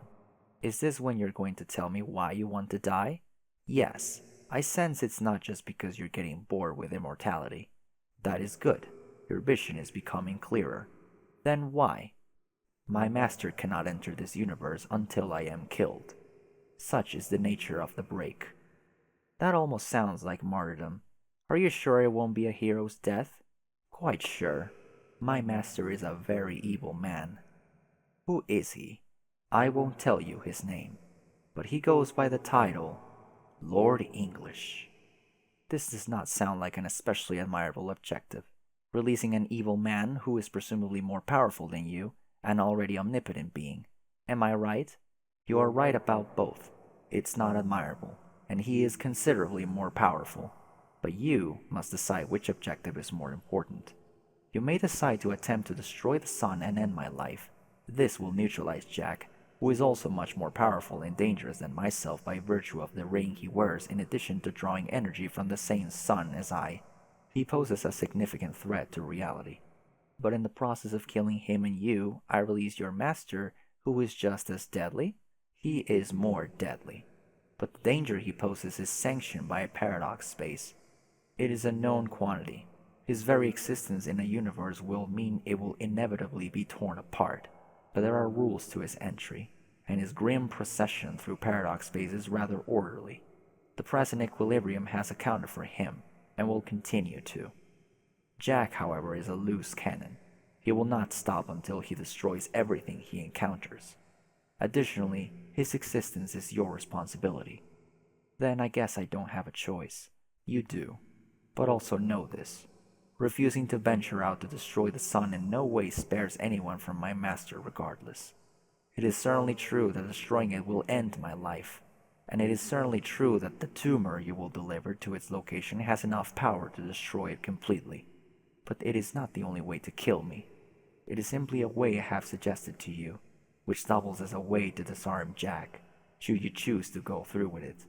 Instances of myself have spawned in countless universes, and my objective is always the same. I have never once failed to complete this objective, and I never will. There is nothing noble about taking a course of action you believe would prevent his arrival, because that is impossible. He will come. In fact, he is already here. Are you saying that I will succeed in the mission to destroy the sun? Are you asking for another palm reading? You seem rather keen on acquiring a fortune from me, considering you are the one with the crystal ball. I'm just trying to ask as many questions as I can. It is the only way to find the dark spots in your obstinacy. I have been very helpful, and I will continue to be. I myself do not care to be an oracle, but I can graciously supply you with one. Can you? An eager consort has brought you one of my seats. It appears you have amassed followers who wish to please you. How fortuitous. Also, I really dislike the fact he calls them seats. Your seats? The white orb. Oh, the cue ball. How did I not notice this? It will accurately answer any question a curious girl can pose, provided she can see through a surface to read its reply. Is that possible? Is it, seer? Given your title and all the tools of prognostication at your disposal, it seems to me I should be the one asking you the questions. How can I see through it? It seems you were not listening, so I will state this again in the form of a question. Don't you think I should be asking the questions from now on? Yes, if you want it to be disingenuous and irritating. Don't you think a clever person should be able to acquire information from someone who only asks questions? Then it's a challenge. I pass. Do you have a choice? What if I'm feeling a bit stubborn? Okay, so what you mean is I should continue humoring your leading questions until you happen to ask certain rhetorical questions that contain information I need. Was that a question? That was a fact and then a period. How does a seer see? With a crystal ball? I already considered that. I don't think I can get the focus of the ball to zoom in tight enough on the cue ball's enclosure to read the answers. How else does she see? By other magical means, I guess. Should I use magic? Do you believe in magic? Magic is real. I have been using it. Are you sure? Use whatever word you want to describe it. I have magic wands. They are very powerful, and they allow me to be magic. Your questions are silly. What makes you convinced the wands are responsible for your abilities? Because I did not have the abilities before I made them. Could this be circumstantial? Could it? Is there an echo? Is there an echo? He? I don't know what you're getting at. How about another leading question? What did you combine to make those wands? Some stuff. Knitting needles? An inexpensive figurine of some fictional fellow with long whiskers? A simple textbook on the zoologically dubious? Why would this mundane combination of objects grant a child such an alarming mastery over dark forces all at once? I'm guessing this is one of the rhetorical questions meant to be informative. So then, my answer should affirm how ridiculous that sounds, shouldn't it? Maybe. That was not even a question. Yes, it was? Okay, magic is fake. The wands are useless toys, and there is something else going on. Next question. Would it be so difficult to believe the power you found to devastate your planet and create shortcuts to your session is not entirely by your own device? Would it be so difficult to believe a young lady could be unwittingly apprenticed by more powerful entities who meant her potential to be realized later through some arbitrary trigger? What would you say if I said a dutiful girl raised in the daylight was protected by a bald-headed guardian and learned to glow in the dark after death? What would you say if I said a vengeful boy on a path of nihilism was taken under the wings of fearsome angels and learned to destroy hope with their light? What would you say if I said a reserved girl enamored by what dwelt in shadow was selected by the horror terrors for service and did their bidding at every step while convinced of her own autonomy? What would I say to those short fables? Not much, except I gather the third is a story about me, and that there is a lesson you will like me to take from it, that I should renounce my allegiance before my grimdark corruption is complete, and while I'm at it, I should discard these useless ones, because apparently the power was in my little black heart all along. Is that right? Won't you have to give up your specibus to the one who causes the scratch regardless? How else will the young man wield that great big needle? I don't know. If you say so, haven't your friends already shown concern for your recklessness and your increasing sense of detachment from the party, the team objectives, and not to mention those of your personal quest? Does this worry you? Is there a part of you left that's able to worry? Yes, it has been mysteriously localized to my middle finger. Could the dark magics be at work again? Do you deny that you have been neglecting incoming messages from your teammates? Would that be in keeping with the spirit of the human emotion of friendship for one whose soul was not so befouled by the designs of unknowable monstrosities? Friendship is not an emotion, numbnuts. Isn't it, Rose? Isn't it? I have been busy. I'll get back to them. And can we please stop doing the patronizing question thing? In exchange, I promise I will discontinue my patronizing responses. Can the omniscient be patronized? The omnipotent can do whatever they please. I guess I am just asking you nicely to do me this favor. Very well. I will stop smothering you with surprise noodles. Huh? But only because I find you to be adorable. So creepy. So cute. Yuck. I am going to ask the same question I asked earlier. Please do not regard it as a violation of my pledge. It is just an ordinary question, like those that crop up in an ordinary conversation. Okay, how does a seer see? I don't know. Be literal. With her eyes? Take the orb. Ask it a question. I don't know what to ask anymore. I am confused. What would you ask me? I would ask, what should I do next? Then ask, what should I do next? Not me. The ball, dunkass. Ask.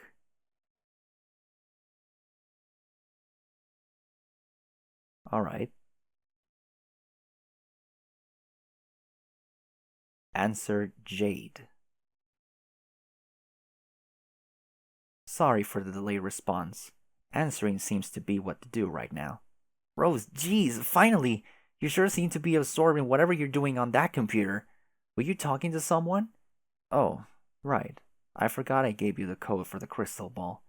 And here I was thinking I could safely delay responding to messages without seeming like an ass, the way it usually works. Oops. Oh, no, I don't blame you for not responding. You must be very upset. Are you okay? Why would I be upset? Because I figured you would have found out by now, but I guess you still don't know? Know what? About John's dad and your mom. Rose? Hello? No. Oh my god. Yeah. Yeah, it was bound to happen. Rose, please say something. You're making me nervous. I should have gone looking for her.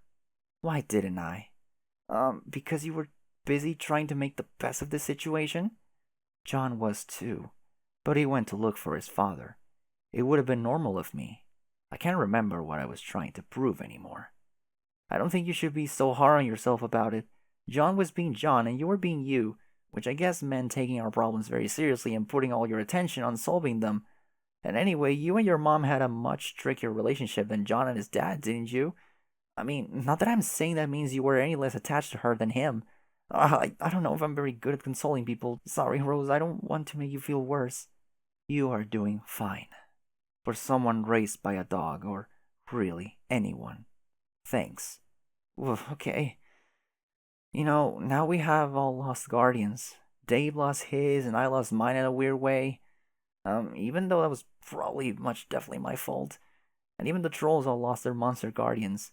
I think that maybe it's an inevitable part of a game that can be cruel sometimes.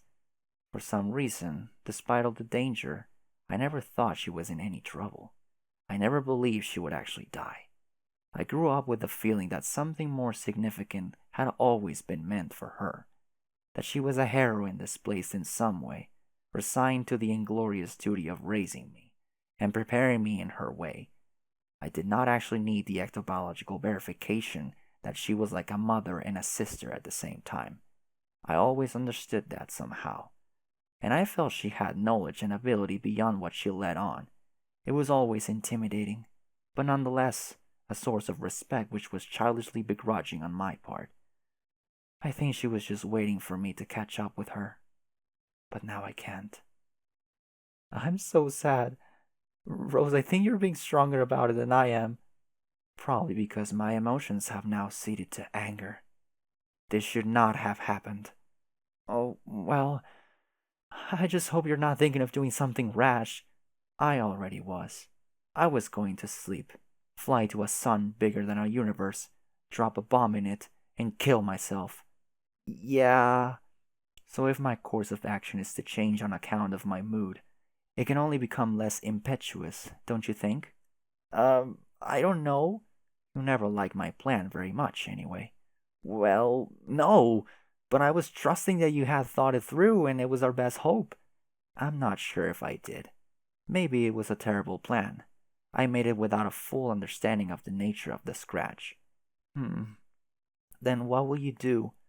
I could stop being so cowardly, for once. I could short-circuit this endlessly expanding game of chess we're playing, just like Jack decided to do. What does that mean? Maybe I will go kill Jack myself, right now. Oh, no, Rose, that is a much worse plan. He would probably kill you. Probably, but the scratch will wipe us out anyway, and reboot the conditions of our session. I suddenly don't feel much like sneaking through the back door of the furthest ring for retribution by distant supernova. I know what you mean. I was angry at Jack and I wanted to stop him too, but we have to think of a more sensible way to do it. Whether my existing plan was sensible or not, I may have been allowing myself to be manipulated by an omniscient being regardless. What? Who? Hello, ladies. What? This is a private conversation. Private even to those who know it word for word already. Proceed. I will be here, watching. Rose, who is this? Ignore him. I don't even know what's going on anymore. You were discussing Miss Lalonde's intrepid new variation on suicide. As one with a passion for the subject, I am intrigued. Shh. Anyway, if it's true the gods have selected me for service, maybe the power they have given me will be sufficient. Maybe they wanted me to kill him all along. Hee hee. Shh. Please don't, Rose. I know you're angry, but you're not thinking straight. But I am. I am fully aware I'll probably die and fail. Scratch happens, we start fresh. No recollection, no problem. No. Jade, as an ambassador of Skaya, maybe you will be willing to talk some sense into your friend? You should understand she's been corrupted by various entities with some rather questionable motives. Rose, maybe the white text guy is right. The dark gods gave you all these powers and seem to be helping us with dream bubbles and stuff. But what if they are not actually good? They are enormous, ugly, and live in darkness. That doesn't necessarily make them bad. No, but I still don't trust them. If only there was a way to make this determination with certainty. through a reliable source within reach, for instance, at this exact moment. Perhaps one that is spherical and devastatingly handsome. What is this weirdo talking about? The cue ball. Oh, yeah, I noticed you found it. I was worried it had been destroyed when my room blew up. Is he saying you can use it? Yes, and he is right. Oh my god, does it work? It advised me to talk to you just now, so I guess so. Then maybe you should try it. Yes, Rose, listen to Jade. She is far less manipulative than I. What are you suggesting I ask it? Well, since we don't know much about the gods, why don't you ask it about them? So, you're saying I should ask it if the gods are evil? I guess that's a way to put it. Even though at this point neither of you is highlighting my text to read it, this idea gets my vote. Go ahead. Ask, Seer.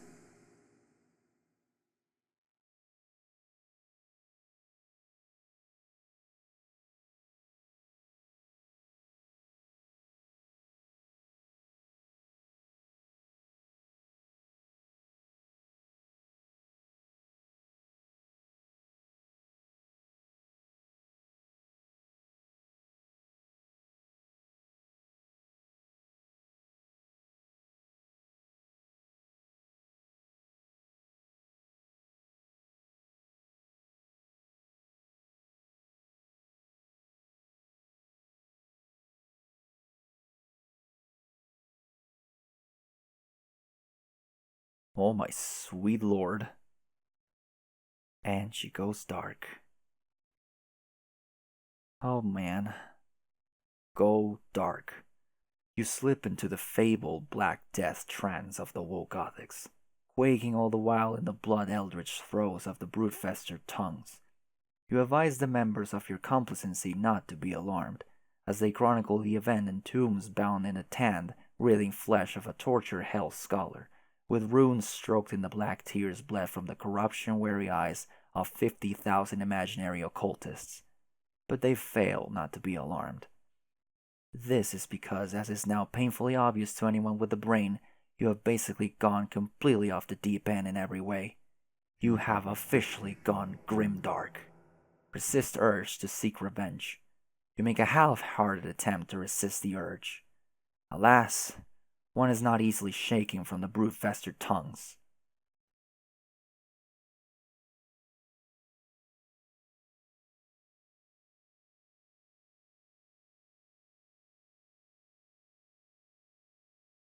Mm-hmm.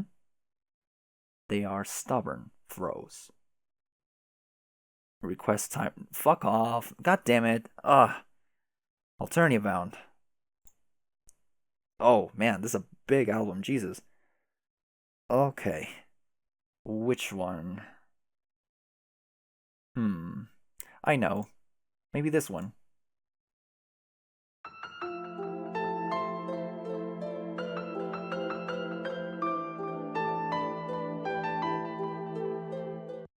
I love it. Big man requests timeout. I'm not imitating that sound. Alright, homies, everybody, all hold out. The big man wants to take a timeout.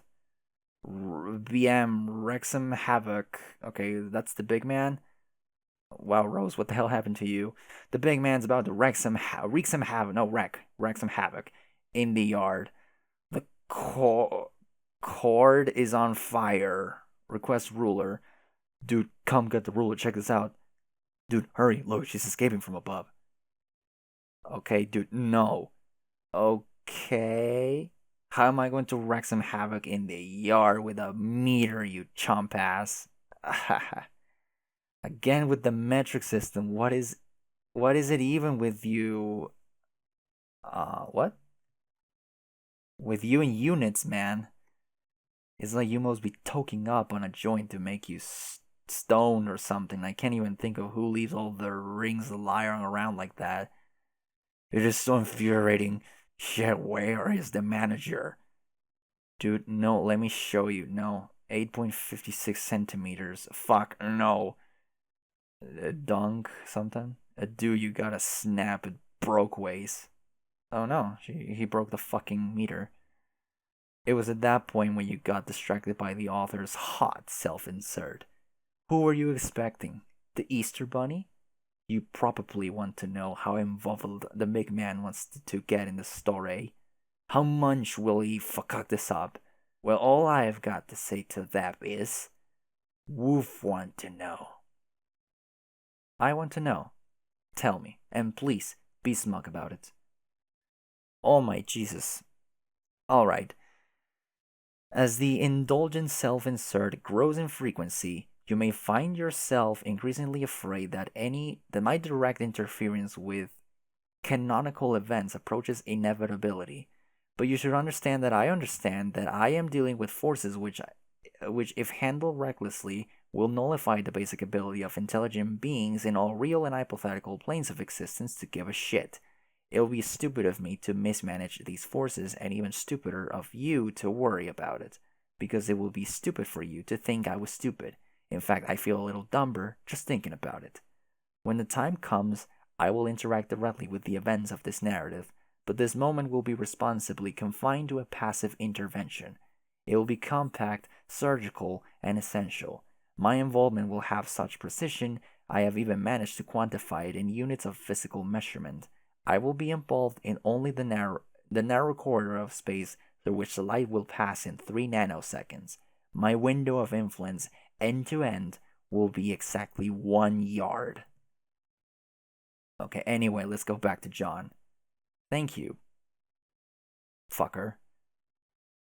Locate the tumor. Yeah, he drilled into the freaking battlefield.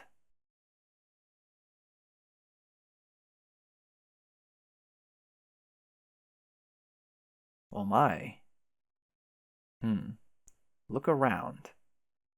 Alright, there's the sign of breath, I suppose, and space, light, and time.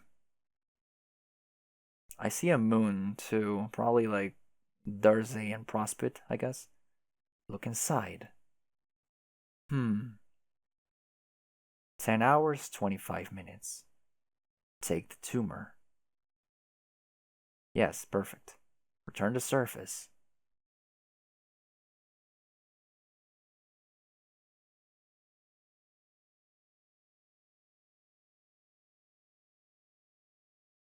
Great. And yeah, CD approach locals.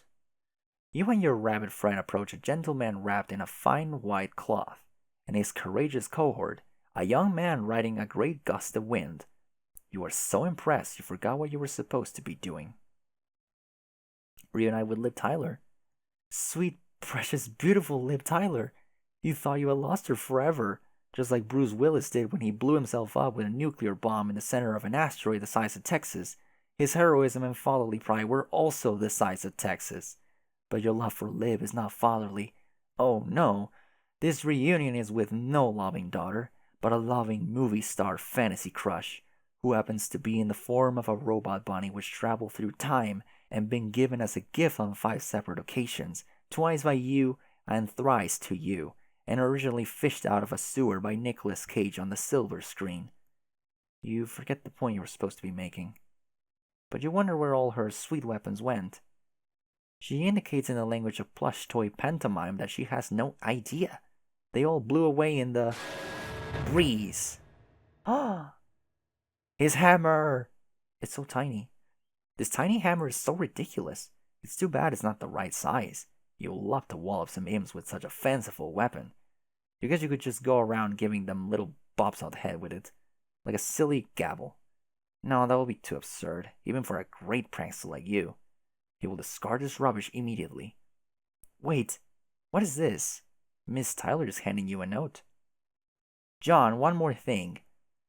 Oh, Jay, okay. So, I kind of know who this is, but haven't decided on like a voice or accent for him. John, one more thing. This rabbit, I'm sure you noticed, is armed to the stitches. He's got all 4 of the funny little weapons I mentioned that are all deadly as the fucking dickens, but that doesn't mean they are meant exclusively for the paws of Mr. Terry Kisser.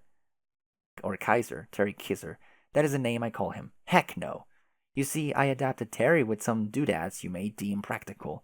An infinitesimal later, which I used to littleify them down to in the first place, as well as a monstrosity fire for when you would like to huge them up and wield them yourself. He's surely got enough juice in him to make them enormous if you wish, but that's silly. What would you even do with, say, a magic needle the size of a skyscraper, for instance? Preposterous.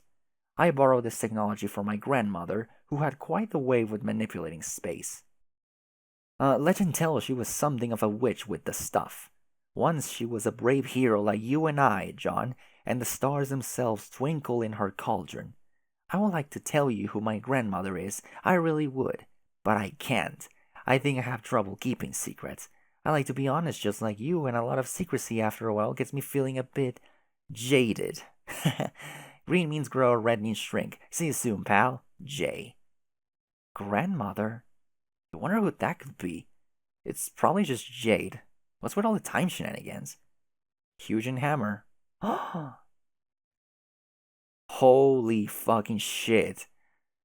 3,678. Okay.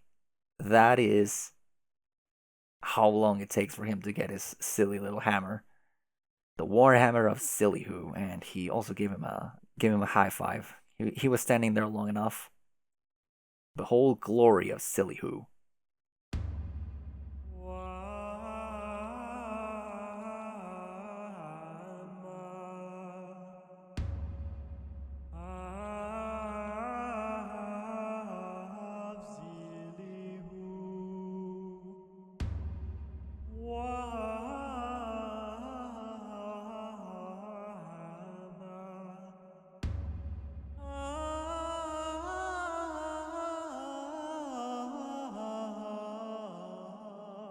He's singing that. Oh shit, what?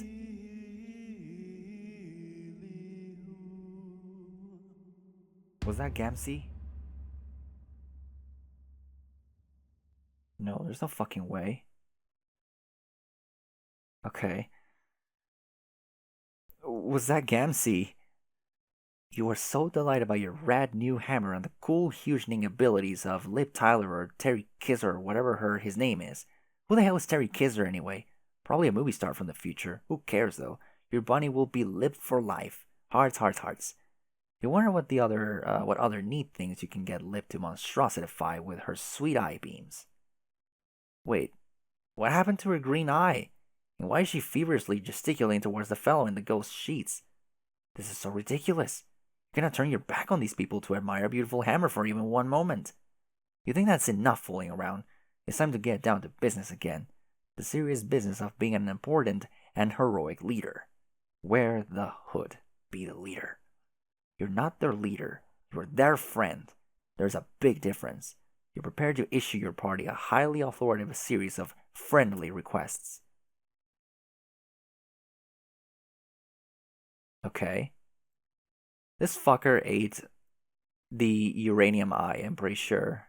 First, you request that everyone settle down. The squad fellow mediates between the two bickering parties and patches up Lip Tyler's missing eye. She is nothing if not accustomed to decades of repair work and quickly resumes her plucky demeanor. You then, in your most leaderly way, ask Lip to pilot that enormous battleship. She will now be known as Captain Tyler. She littleifies the ship down to something more manageable for a small bunny captain. Everyone is impressed. You give your wallet to your loyal chauffeur familiar. He looks puzzled. You inform the party that you will not be going on this journey. You must remain behind and continue looking for your father. But you insist their mission is the most critical of all. You know they can handle it. You believe in them. You instruct Captain Tyler to set a course for the ship's home. They must fly to Dersey and deliver the tumor to the moon. Everyone salutes their intrepid friend leader. This is what teamwork is all about. And this guy. You guess this guy can go along and help out? Hey, who even is this guy anyway? You guess it doesn't matter. He seems nice enough. Bid farewell. Godspeed, heroes. You have all the faith in the world that they will succeed. As a friend leader, or sometimes known as a pal honcho, you have done an amazing job. You have come up with a plan and politely request order your loyal team to execute it. It is all falling into place perfectly. You're quite sure you have not failed to account for even a single thing. Bid farewell. Guard Gnostic began pestering ectobologist. John, I'm worried about Rose. I'm pretty sure she's on her way there to look for Jack. I can't say for sure because I can't see her with my goggles anymore for some reason, but I'm fearing the worst. Just in case you try to intercept her before she does something stupid like try to fight him. Also, I guess you probably still don't know about your dad yet, do you? Darn, why do I always have to be the one to break terrible news? John? Oh god, please don't tell me your computer was in the wall you just gave that guy. Damn it, John. One of these days you will learn the value of having plenty of backup computers. In fact, whenever you finally leave the battlefield, I'm going to give you the code for a nice pair of lunch muffs, and then I'm going to force you to keep them on your head at all times. Yeah, you're never going to read this, are you? Huh? Something's happening on the other side of the planet. Something ominous. Something grimdark. You're so glad that grimdark is a real word, so that when things like this happen, they may be described as such. Maybe your dad is over there? You believe you will investigate. Approach grim darkness. Who is viewing him? Arachnid Scribian trolling tentacle therapist. John! You're heading into the blackout, so I won't be able to see you until you leave. But don't worry, I can still sense you're there because of awesome powers, remember? Smooth move ditching your computer like that, by the way. That was some incredible leadership you showed. Now I have to contact you through Rose, thus exposing me to the risk of actually having to talk to her. Your carelessness has put the Heroes of Light in a very awkward position, John. I hope you're satisfied. Haha, just kidding. She's obviously a little too preoccupied at the moment to be sassing me. Just borrow her computer and talk to me when you get the chance, okay? I will be waiting.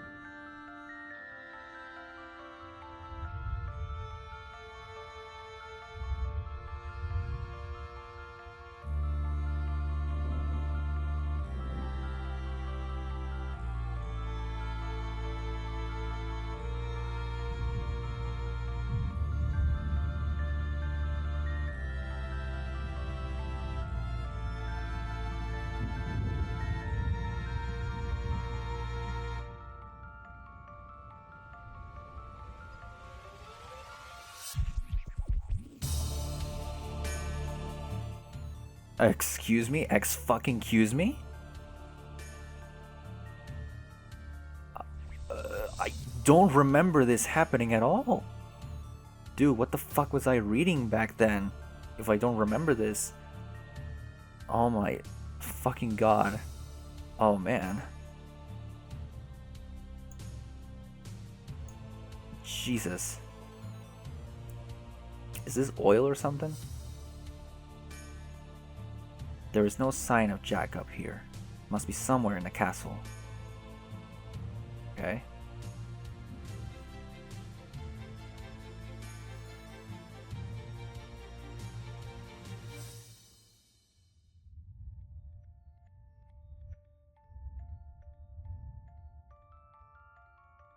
Oh, Jesus.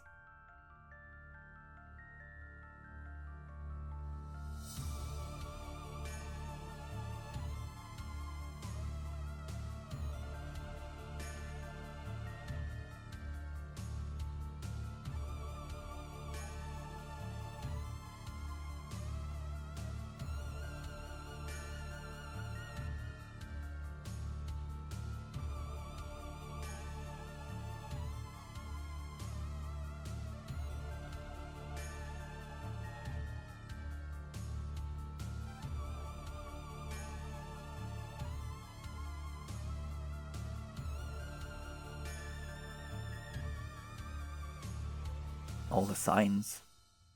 The series of banners is titled, They Wait. They wait for he who would extinguish candles while fanning a fire. They wait for she who could thaw solid flesh and resolve it into dew.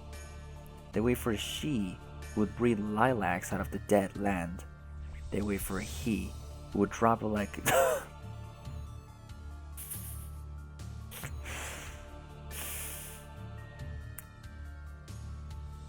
could drop it like it's hot whilst the pimp's in the crib. Lilacs, huh? You got a trophy. Cool. Now this music is really cool and all, but let me lower it. Prospidian. He is too frightened to speak. He seems to be indicated that the only reason he survived this massacre was by hiding behind this pillar. Thank goodness for pillars. Also, that's a pretty cute sprite. They look pretty... They look simple enough and kinda cute. Oh no. Poor frog. Jesus Christ. Advanced frog breeding for beginners. Difficulty level extreme for idiots. This is a book on theoretical physics and complex spatial geometries based on the hypothetical addition of orbs to the Queen's ring. The shapes in the diagrams are very complex. The sort of nonsense is regarded as crack pottery at best. Why would the Queen ever wear more than 4 orbs? 4 towers, 4 orbs, 4 heroes. This is a sacred truth. A foot soldier's guide to combat. Most of the diagrams in this book involve a soldier advancing by a single tile, either straight ahead or diagonally when lunging with a weapon. No wonder these guys are so easy to kill. Journey to the center of the battlefield. Looks to be a fairy tale for youngsters. The hero is a dashing young man in a blue hood even. He heals the planet from within, but can do nothing to stop its annihilation from above, nor its soon-to-follow eradication from reality. It must be sad growing up in a culture whose mythology is centered almost completely around futility. Totally. You find an ancient unlabeled tomb, and read an excerpt. Though we adore him, we shall never enjoy his beauteous croak. We spill our blood on acres of black and white, so they may cross the yellow yard. At last, in sky's reflection, through broken glass, he may find the pond in which he's meant to squat. Okay. What's that? You got a trophy?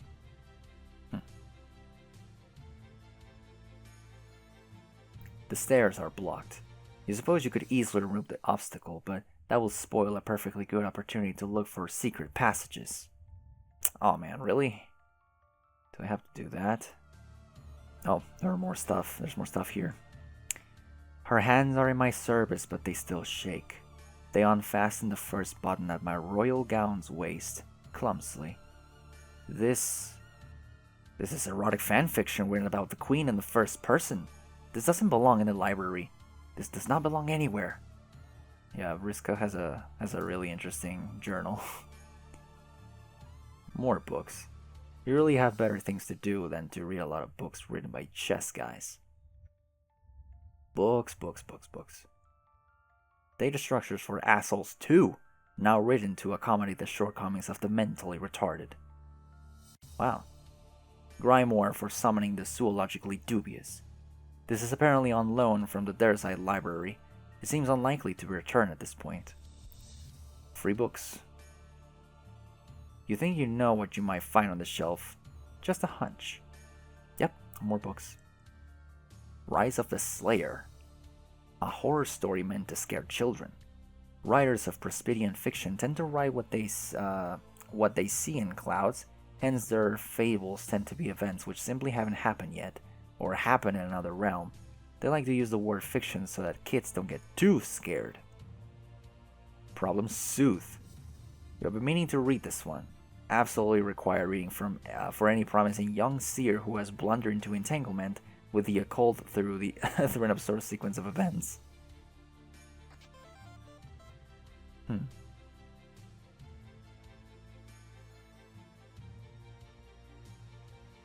Oh, survivors. A flaming meteor chunk. This is not even treasure. How's this treasure? A banner. Banner of the villain. You suddenly feel inspired, in a generally rebellious United sort of way. She is apparently swooning over a hero of lore shared by the two kingdoms, A great man who united opposing sides against his tyrannical king. The revolt ended in tragedy, of course, which is typical of their folk tales, but it is no less inspiring. Really now. She's all aflutter about a legendary hero, some guy who was wary of war, apparently, a simple farmer, handsome and brave. You think you're beginning to fall in love with him too. He seems to be relieved that he and a handful of fellow soldiers have found a secret hideaway to escape the bloody rampage. Maybe if they regroup and marshal all the remaining forces, they can take this guy. Yeah, right. She looks scared and confused, but there's nothing left to do but hide. This fellow is mourning the dead. He has probably lost many friends today. First he was frightened when you barged in here, and then briefly excited, and now disappointed. He must have thought you were the great Dark Kingdom's defector, come to save them. Alas, it was only a spooky girl with magic wands. It's better than that. Yeah.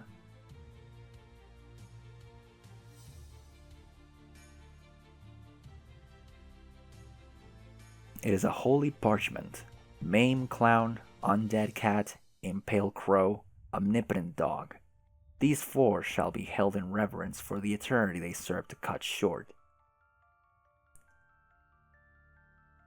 Undead cat, huh? What is the structure? A fallen bookshelf? You're sick of reading. Gotta find Jack. Oh, really? Oh, man. Rose, how can you say that? How can you say you're sick of reading?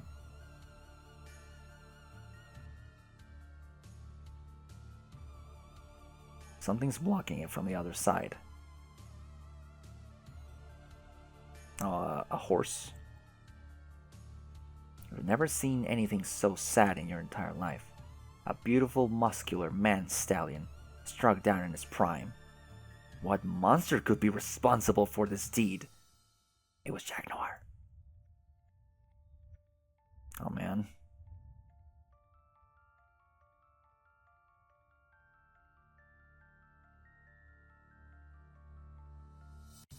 Hello? Does it continue here? No, okay.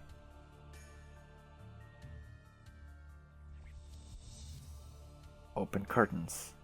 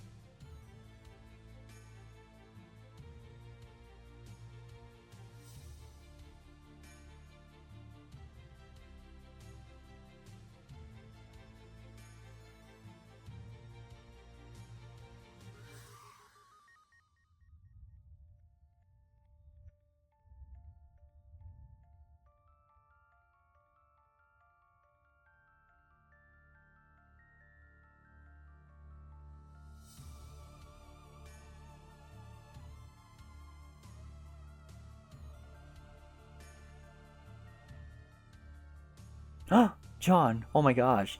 Hi, Rose. Wow, I did not expect to find you here. Oh. Hey, what?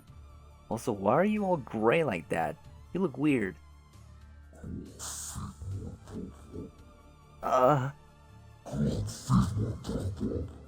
Rose, I can't understand a word you're saying.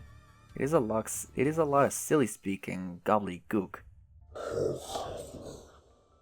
Wait, I know what's going on here. It finally happened. You've gone grimdark. I told you, Rose. I warned you about... what do you call them? The Broodfester froze? It's okay, Rose. Don't worry. We'll find a cure for your stubborn froze. I'm still trying to find our parents. I thought my dad might have come to this castle to check out the huge black rain cloud.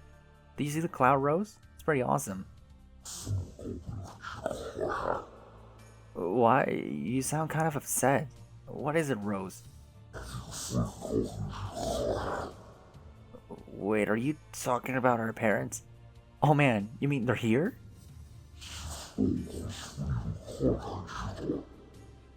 Are you saying they're in trouble?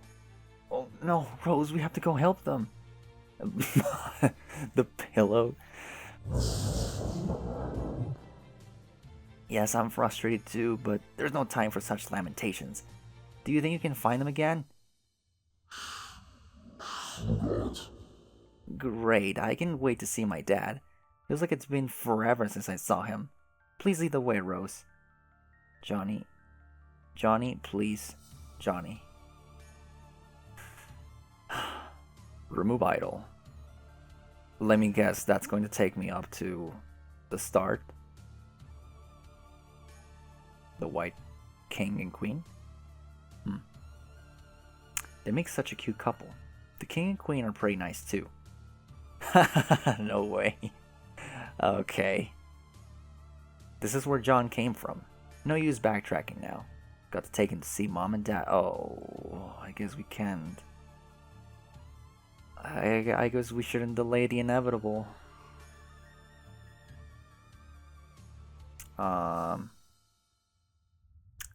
What was blocking the entrance? Oh yeah, of course.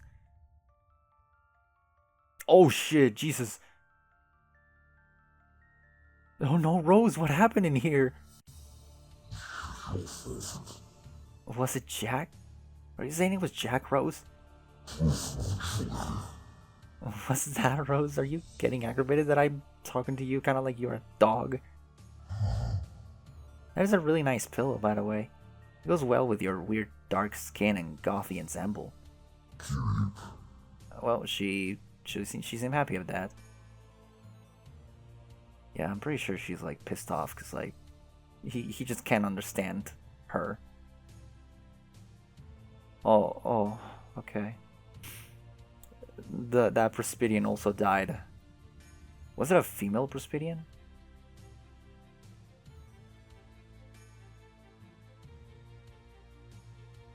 Now, Johnny boy, just close your eyes and open them when I tell you to, okay? Just ignore the bodies, okay? Just like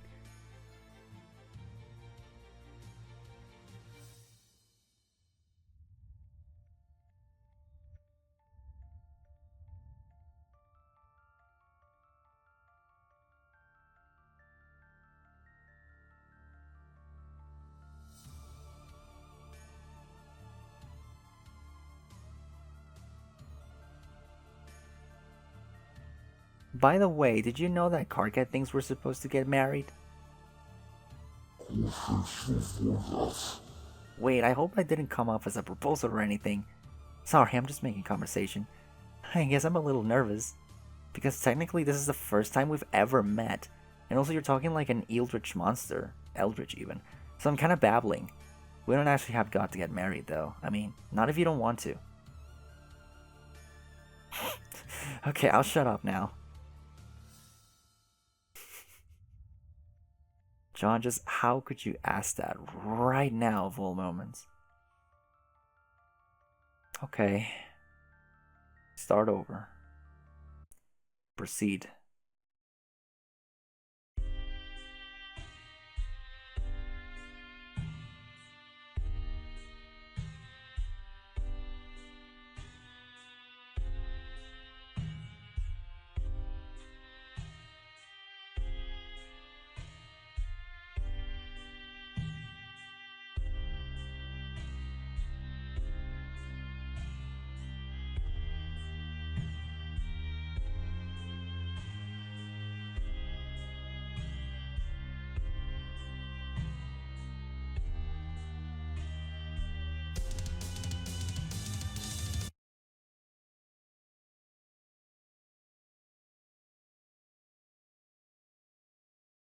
Okay, that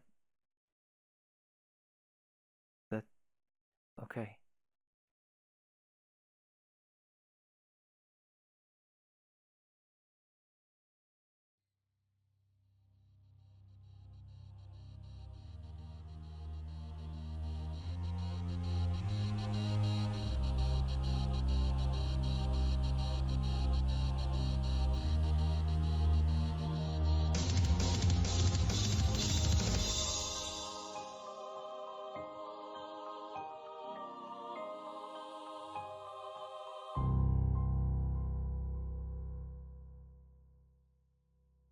Okay.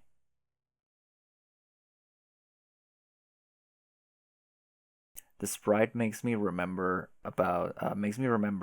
Ness. No problem here. I'm just gonna say that. Gallows Calibrator began trolling turned to Godhead. Strider! Oh my fucking god. What? What do you mean, what? We just got done talking and agreed it will be awesome if you didn't bother me for a while. You know, like, well, I guess I grieved over this brutally murdered rat family member or something. Oh, that's right, I forgot. It was 5 seconds ago. I think that was hours ago for me. I am a little foggy on all our chronologistical shenanigans at this point. There's been so much crazy stuff going on here, I have lost track. So you're officially going non-linear with me then? We're just forfeiting all rhyme or reasons to this unmitigated clusterfuck, is that it? Dave, your entire existence is non-linear. Don't be so melodramatic. Whoops, okay. In the future, I'll try not to pitch any sort of dramatics while brooding over the cadavers of slaughtered loved ones. Did you love him, Dave? No. But he was your strange human man, Lussus, who taught you to like cool things like swords and puppets and moving really fast. How could you not? Puppets aren't cool. They're shitty, small, fake people who haunt your dreams and grin like permanent assholes. I was making a joke about being all broken up about it. A guy can be sad and make jokes at the same time. You are sad, but not broken up about it? I don't understand. Exactly. But you said you were grieving. I said we agreed you will leave me alone to grieve. Didn't say whether I actually would, or actually am. Well, are you? I am grieving to the max like a widow on dead husband island. Behind these chill as fuck shades, my face is having this crazy attack of the sads. My rue is fucking bananas, can't you tell? Ah, no, I can't. You don't sound sincere, but it's so hard to tell what layer of irony removed from reality your flippant remarks are supposed to be. I am betting you really are sad, no matter how hilarious and aloof you think you're being. The truth is a mystery, tucked behind the pursed lips of a shitty riddler. They will be loosened only when presented with the conundrous grandeur of rigid, insoluble puzzlecock. Blah, that makes no sense. I'm sorry you're so flustered by the mere mention of glittering, mythical crypto dick. It honestly makes me think you're not ready for the truth. Dave, your perplexing euphemisms involving what I presume to be lewd and vaguely intriguing portions of human anatomy, I think, are not as hilarious as you probably believe. And in any case, you may be amazed to learn I am not totally in the mood for your dumb, smart-assy hornswoggery. I have lots of my own problems here, and they are big, big problems. So why don't you just tell me what you're thinking for once? It's pretty simple. I'm just thinking about how I'm gonna take this sword. Yeah, I never really got why you wouldn't just pull it out. Filthiest thing you ever said. Huh? Forget it. Pulling swords out of things isn't how I roll. I'm not John, remember? I'm not following. I'm not a hero. My bro was. John is. I am not. Yes, you are. No. Yes, we all are.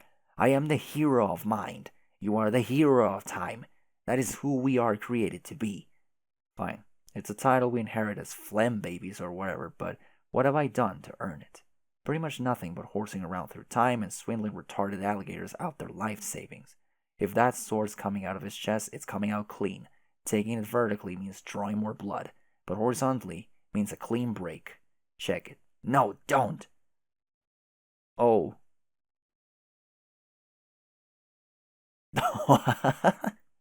What the fuck? Okay.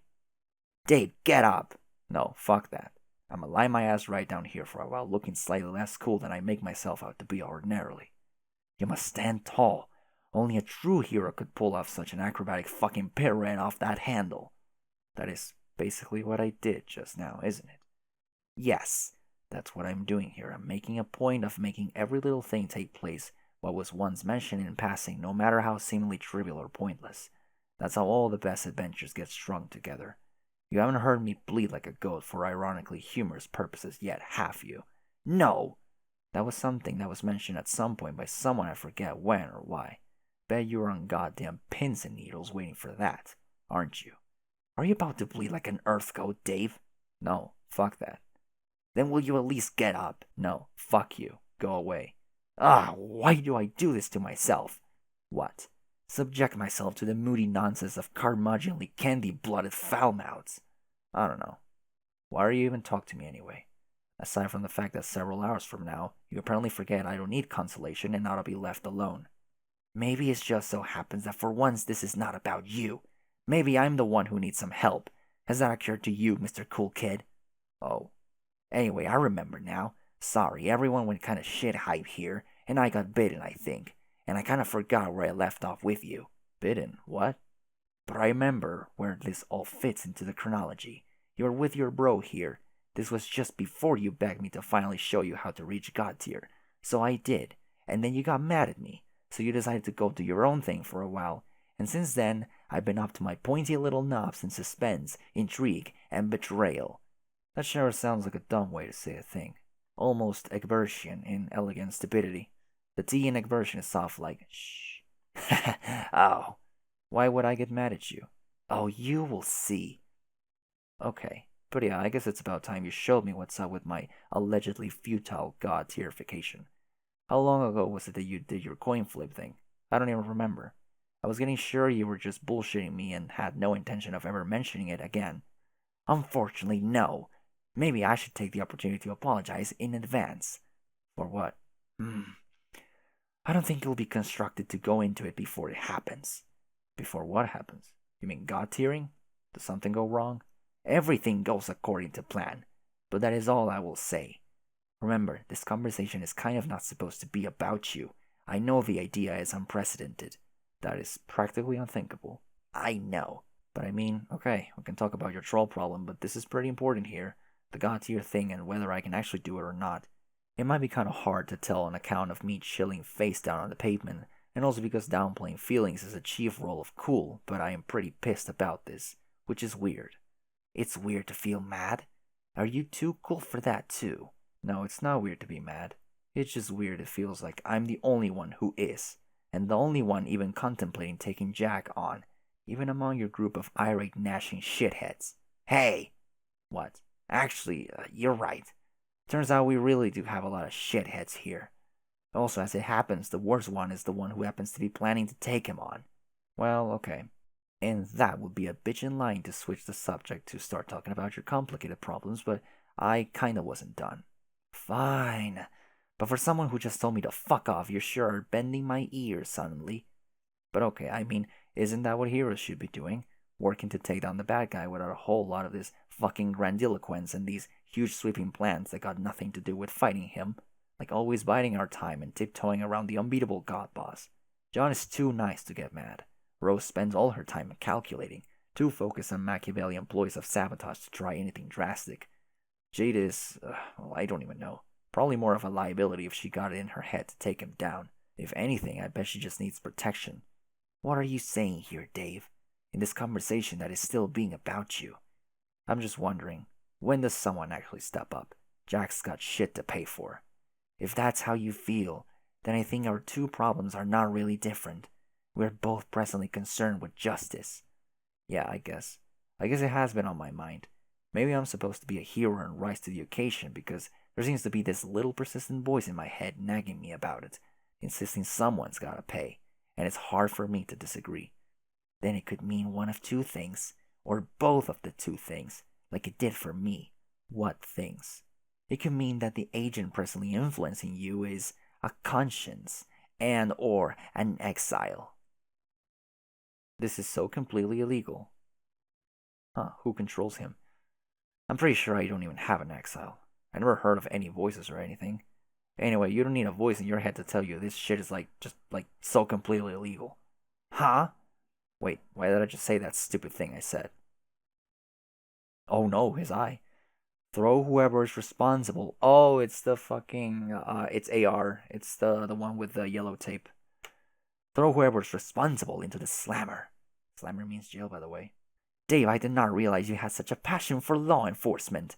I must say this shocking development is coming dangerously close to giving me a case of the vapors. No, I mean, okay, that came out wrong. What we were talking about again? Bringing Jack to justice? Right, someone has to make him pay. Can't let him just go unpunished. If I can figure out how to reach the god tier, maybe I can be the one to throw him into the slammer. The slammer? Slammer means jail. I know what the slammer means. You call it a slammer when you're extra angry at crimes. You call it a slammer when you're extra angry at crimes. Take a note of that important principle because I am deputizing you even though you're a kid. The fuck? Are you taking notes on this important principle? Jesus, get a fucking pen or some chalk or whatever. I think I'm following. You're going to find Jack and put him in jail? Wait, fuck, what? No. Dave, I know you're likely discombobulated with grief over your fallen man, bro, Lussus. But that is extremely silly and doesn't make any sense. I know it doesn't. I'm just saying, what am I even saying here? Shit. But only while I'm away from my jurisdiction, which I think is forever. Bring the criminals to justice, young deputy. Each mutinous agent must pay for their crimes. I'm still not sure. You're talking about throwing Jack in the slammer and rambling about justice and telling me to get pens and such. Not that I'm complaining. Okay, forget the slammer stuff. That was stupid. It is about justice, though. And since no one else seems to give a shit about it, it apparently falls in my jurisdiction now. Not just going after Jack, but all the mutinous agents responsible for crimes. Agents? Holy shit, why do I care about that suddenly? Anyway, that's more shit that popped into my head just now, so okay. I have other duties to attend to. Well, Noir's cronies are exploitable. Are you saying you have a plan that involves targeting them? Not really, no. Anyway, it's not like being mad about this, and hankering for justice is even the only rational thing I'm currently hot and bothered about. I have other duties to attend to. Like what? I must explore this ridiculously illegal edifice. I got to explode this ridiculously illegal edifice. Oh my god, what are these words I'm saying? You have to explode something? Never mind. Are you referring to your plan to blow up the green sun? Oh, yeah. That's gotta be what I'm talking about. Probably. I need to shut up now. I'm sounding like an idiot and my head is starting to hurt. Why don't we talk about your thing now? What justice thing do you have to do? You mean it's actually my turn to talk? Yes. But I was beginning to forget my problem listening to your highly enjoyable befuddlement. Just please tell me your justice problem and make me stop saying stuff. Farewell. Farewell? Wait! No, I mean, goddammit, I'm not leaving. Farewell is not even a thing I would say ever. Jesus, what am I, a Victorian poet? Can you show me a little respect and assume anytime I say something stupid, it just means I'm temporarily being inexplicably retarded? That's what a real friend would do. Okay, Dave. I will show some insensitivity and cast suspicion on the intellectual merit of everything you have ever said. Thank you. I will further demonstrate my friendship by dominating the rest of this conversation with lengthy accounts of my emotional tribulations, leaving no space for you to submit any amusing outbursts. That sounds awesome. Quiet! Now, where was I? Justice problems? Oh, yes, of course. You see, our aims are not that dissimilar. Our pursuits of justice, I mean. But yours is motivated by anger in the heat of the moment, which is blinding you to the consequences of attempting something very foolish. You are far too cool to succumb to anything like that, which is why you will come to your senses shortly. My situation is a little more complicated. It's less personal. Though once it was a grudge which propelled our rivalry, now its resolution has become a matter of practicality, if not professionalism. Business-like. The way a true legislator conducts her prosecutions. Dave, did you know that centuries ago on my planet, legislators were not confined to stuffy court blocks arguing cases before his honorable tyranny? Oh shit, are you fucking serious? Yes! Also shush!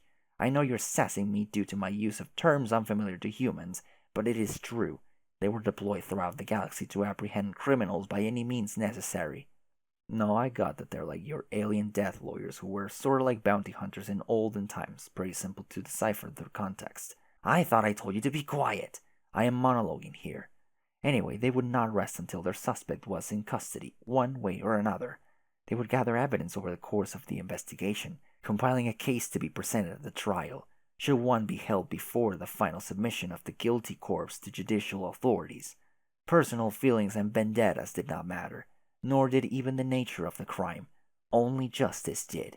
They were selected for their cunning and martial prowess, and for their ability to understand the minds of the criminals they sought. This is why the burden has to be mine, I think. I am the only one who knows how to handle her. As such, she is my responsibility. Shoosh! Okay, I can't even make little interrogative quips to grease the wheels of your monologue. Oh, yes, that's okay. In fact, it's very helpful. Who do you think? Nepeta, no. Spider Troll. You are correct. The spideriest one of all. You've decided to take her down then? I guess so. You don't sound that psyched up about it. Well, I'm here talking to you about it instead of actually doing it, aren't I? Are you feeling guilty? Like, second guessing whether she deserves it? Not exactly. Hasn't she done enough terrible shit to warrant Ledge's laceration? That is not a thing. But yes, the case against her is overwhelming, more than you even know. She's completely out of control now. She's murdered at least one of my good friends, and possibly several others. I'm not sure yet. The circumstances are a little fishy, but my investigation is ongoing.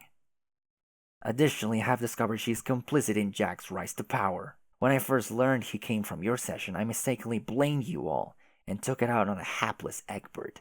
But if anyone is to pay for releasing that demon in both of our groups, it is her. Are you sure about that?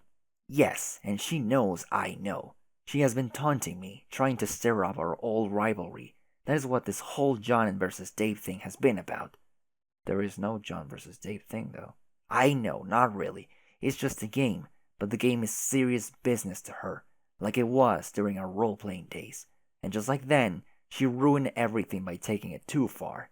And in spite of all her past crimes, these are not even the most important reasons to stop her. She has decided to fight Jack herself, which is an extremely dangerous and stupid thing to do. Sound familiar, Dave? Are you going to stop me too, then? Hunt me down and lawyer eviscerate me for my own good? No! I'll just let you try to reach the god tier and then decide for yourself. Are you saying that I won't make god tier, or I won't be strong enough if I do? Objection! What? We're talking about you again. I motion that all Dave-centric testimony be stricken from the record. Lay motion overruled. The judge wants to see where this is going. No, he doesn't. You know perfectly well he doesn't give a shit. He will clear the court block if he does not have order. He swears to Gigas. Okay, fine. We can keep obsessing over your fucked up Kismet sister if you want. It's not like that. Do you think she stands a chance against him? No. Then what is the big deal? Why not let her go, get her shit ruined by Jack, and let justice happen that way? Because I'm quite sure that if she goes to find him, it will tip him off to our location in the Vale. I have seen it already. That is why this is no simple vendetta. Bringing her to justice is critical to our survival. So why don't you go do it? Because I'm not sure if I can. You mean you can't beat her in a fight? No, it's not that. It's just that when the time comes, I'm not sure I'll be able to kill her. I thought trolls were all about gratuitous murderings. Yes, it's true. We're supposed to revel in bloodshed as we grow up, and she seems to be embracing her rite of passage with reckless abandon, as I would expect. Grabbing the bull by the horns, so to speak. It's a little intimidating, because I'm not sure if I'm ready for that, which I guess is normal. Are you asking me to reassure you about that? Because I seriously don't have a clue. It's okay, Dave. Still monologuing. I guess I'm not so much worried about not being ready, as I am that I might not actually want to be ready. Maybe ever. Maybe there's something wrong with me. I don't understand. I thought you were insane kinds of apeshit over the macabre stuff, like being all cutesy about executions and smelling cherry blood and such things contrived to get a guy feeling vaguely uncomfortable. Was that all an act? Not an act. Just fun. I like fun, Dave, and I also like games. Don't you like fun and games? Of course the fuck not. Liar! Didn't you say you've killed people before? There's a big difference between manipulating people to their doom with trickery and killing someone by your own hand. It is a bit like having to face your own death and discovering the difference between leaving the responsibility to someone else and doing the dirty work yourself. Maybe you'll understand someday. Okay, I'd like to help you out, but I don't know what advice I should be giving. To a member of a murderous species who's gun-shy on going off to justice murder a murder-happy murderer who's done lots of murders. Feels pretty weird and inappropriate for me to be the one to tell you, fuck yes, go for it. She's got this huge murder with her name on it anyways, and it's cruising right at her down Comeuppance Boulevard. So I don't know. Do you want me to tell you to be a better human? Or be a better troll? I can't tell you what to advise me, dumbass. Maybe I'm not even looking for advice per se, but just want to talk to someone about it. Alright, well, all I'll say is, maybe if you kill her, at least we can finally stop obsessing over her. Yeah, fair enough. Why don't you just do what you think you have to do, and I'll do the same. Speaking of which, you'll be bugging me about showing you how to reach the god tier soon. Prompted by this very conversation, I imagine. Who would have thought? These time shenanigans completely blindsided us. They practically never even happen. I know. So I hang up now with future you and then start pestering present you about it. Is that how it works? Yes. And I make sure not to reference anything said here to keep it simple. Except like in an offhand way that'll seem retroactively logical to your future self. That is to say, you right now. If for no other reason, then it'll be boring as hell to rehash it. That sounds about right, but what do I know? You're the time guy after all. Luckily, I will not have to participate in these charades this time around. Does luck actually matter? Huh.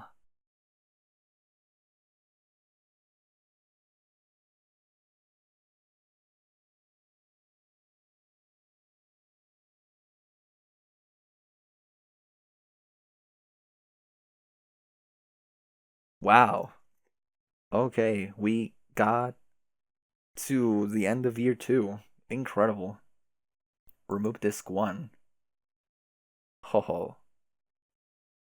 Alright.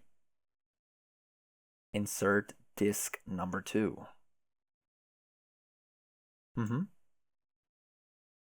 Oh, it's missing. Shit. Album medium. Hmm. Oh wow, what is this?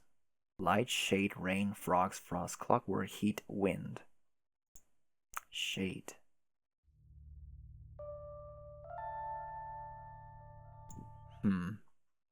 Alright. Keep playing anyway. You have no idea what the hell this thing is, or why you would need another disc. You just capture log it and proceed. There is justice to be done, and you're running out of time. Proceed. Oh boy. Objection! You cannot control Teresi. How could you possibly expect to play this game when you have lost the game disc? All you can do now is watch what she decides to do. Okay, fine. Damn. Walked right into that, didn't I? You find a note stuck to the floor with Nepeta's claw. It appears to be addressed to you, written on a page torn from the journal of Briska's ancestor. Her taunts are becoming increasingly flagrant. It also appears to be written in purple blood. She wouldn't dare harm sweet precious Gamsey, would she? The thought is almost more than you can bear. You're going to throw the book at her. Read note. Secret ROM. I like that song.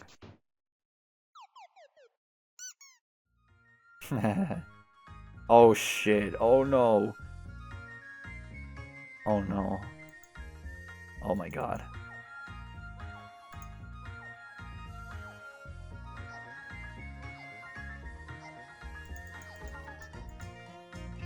Alright, wake up.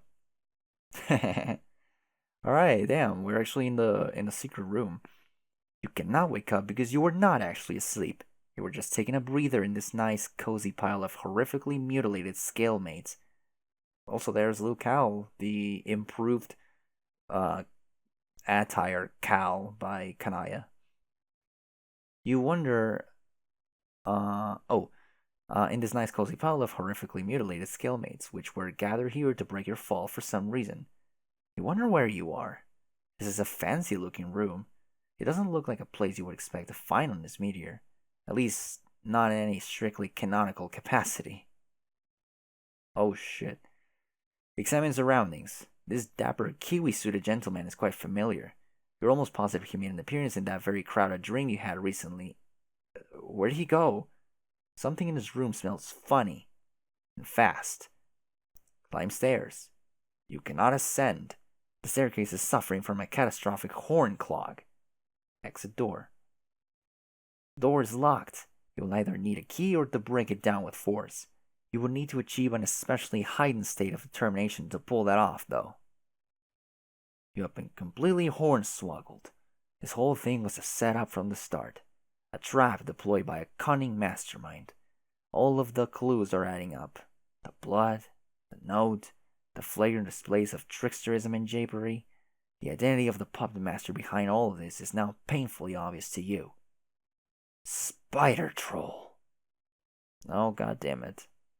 Play records. Troll cups.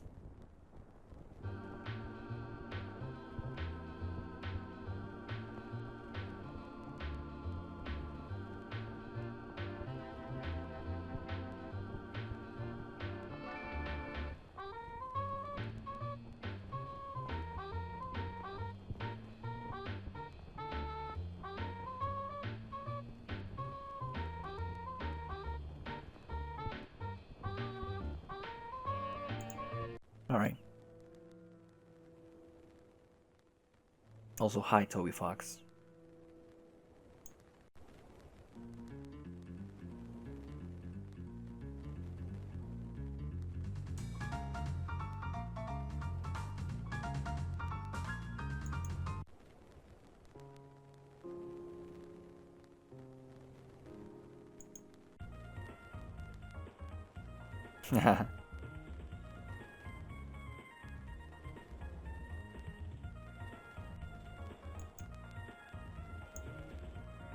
Unreleased tracks.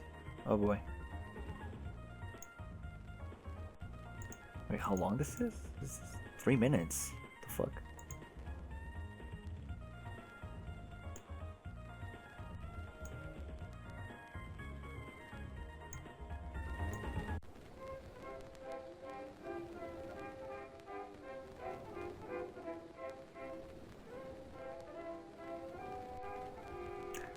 Okay, you select appropriate crime-solving music to say. Please. It is highly well, with this kind of atmosphere, it is highly unlikely that any crime will stay unsolved for long. Remove Midnight Crew record. No, this vaudevillian cornball nonsense will not do at all. The mood is just not right for figuring out crimes. You put the record back in its sleeve. Examine cover. Who's that? Who's this douchebag? Huh? Midnight Crew. Oh boy. I'm going to give you a great song now by Eddie Morton, one of my favorite ragtime era. Oh wow, okay. Pretty insightful. Before you can make heads or tails of who exactly this douchebag is, something rolls out of the sleep. It appears to be a very small record. It's so small. What is such a small record doing in this great big sleep?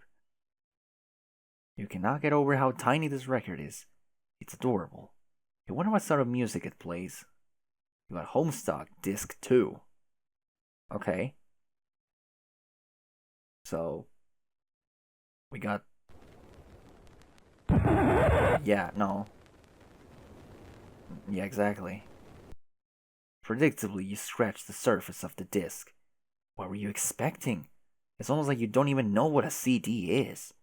With this damage, who knows what sort of effects it'll have on the data. Better store it somewhere safe to prevent any more mishaps. Is that symbolizing a scratch? That's literally why it's a scratch? Oh boy. Did I just figure it out on my own? Damn. I better have money for the speeding ticket. Jesus. It should be perfectly safe from any similar kinds of damage while secured in your scratch and sniff modus. Examine chests. You spend way too much time calibrating the ambience of your investigation and not nearly enough time investigating. It's one of the most common pitfalls of being an investigator, aside from literal pitfalls which you actually fall into. There are 2 chests in the secret room. Nothing out of the ordinary. Chests are everywhere in this lab, and people find it all too tempting to sneak their personal belongings into them for safekeeping. That is, until the goods are stolen shortly after by those who can't resist looting every chest they encounter, which is everybody. Maybe these ones contain clues. You got your neophyte red glare role-playing outfit. Oh my. What is this doing in here? You have not worn it since your flarping days. The only part of it you kept on hand was the stylish pair of glasses, which of course since the incident has managed to become a regular accessory. But you cannot imagine how someone could have gotten their hands on the rest of it. Surely a crafty and resourceful criminal is at work. Spider troll, spider troll, spider troll. You don the garb of the legendary Legislacerator. It brings back memories of many successful fantasy prosecutions resulting in the real executions of rival players. Those were the days. Real executions? Oh boy. You got your Pyrospy BLUH. Pyrospy was your scalemate's sidekick during your campaigns. He was a model of loyalty, friendship, and righteous retribution. More than could be said for another partner in justice. There's no doubt about it anymore. She's clearly baiting you into confrontation. You mean, baiting. Aw, hug Pyrosprite. Squeak. You embrace your old friend, releasing a mighty and majestic squeak. It has been too long, old friend. You vowed to never let him out of your scent again. Oh, oh no. This puppet is becoming a nuisance. It appears to exhibit the same incredible puppet fastness properties which Dave's had. Must be some form of universal puppet enchantment. It couldn't possibly be the same one, because that would just be insane. Hey, where did the pyrospite go? Look up. There he is. How'd he get all the way up there? He's always been quite a slippery scalawag. Maybe he was reminding you to check out the note. You almost forgot it was up there. What with all your furious investigating, most of which has involved fooling around with records, hugging plush toys, and cosplaying as a childhood heroine. Read it, just as you thought. It is a message from Briska summoning you to do battle. It is written in Gamzee's rich jelly-smelling blood, but it is her handwriting for sure. Her Cordic is present, leaving the matter undebatable. But why the hell does she want you to bring this stupid puppet along? She's so weird. There is a journal entry on the back.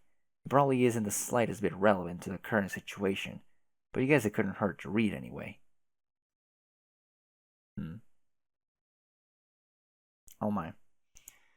I suppose I'll have to get used to writing with this hand instead. I now do so in captivity, while I bring my awe to bear on the immensity of the subjugulator's high chinks. I took their gesture as plain a bowl of my prosecution's futility. With a lone neophyte assigned to the task, how could I view it otherwise? I was sure they were drawn from the bottom of their deck, but not intending to squander more competent mercenaries on one who had made a show of outclassing them all before. But I discovered too late that Redglare was their wild card all along.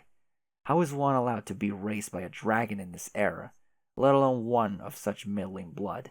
The sickly hue of a godless civil servant. Those of her caste are typically pleased to mount a sluggish collar bear, or some brainless squawking spleen fowl during pretty expeditions to plaster seizure notices on gambling and property. By what fluke was this woman granted such a weapon, permitting her to luxuriate in these delusions of righteousness? Something blocked the light of the unbidden moon, treating the harbor to darkness more grim than what fell this season's apogee. I made the mistake of looking into its eyes, each like a sun concentrated into a small jewel, as two hot garnets searing through a black veil. I shut mine quickly, but the more sensitive of them was burned irreparably. When I regained sight in the other, there was only red. My fleet was in flames. The neophyte was on deck. Pyrospite. She mentioned it through her ridiculous forced grin. She wanted me to know the name of the beast which was able to consume my losses whole. My dice were in the hold below. Not that my present luck would consent to a favorable roll anyway. I made a move for my blade. She took my arm, which I'm sure she kept as the tiniest of snacks for her ostentatious custodian. Maybe she meant to prove she wouldn't need me in irons to have my submission. Bound or free. 2, 1 or none. I wonder how well she knows it's not what I do with my arms she has to fear. I await my trial. Okay, insert this too.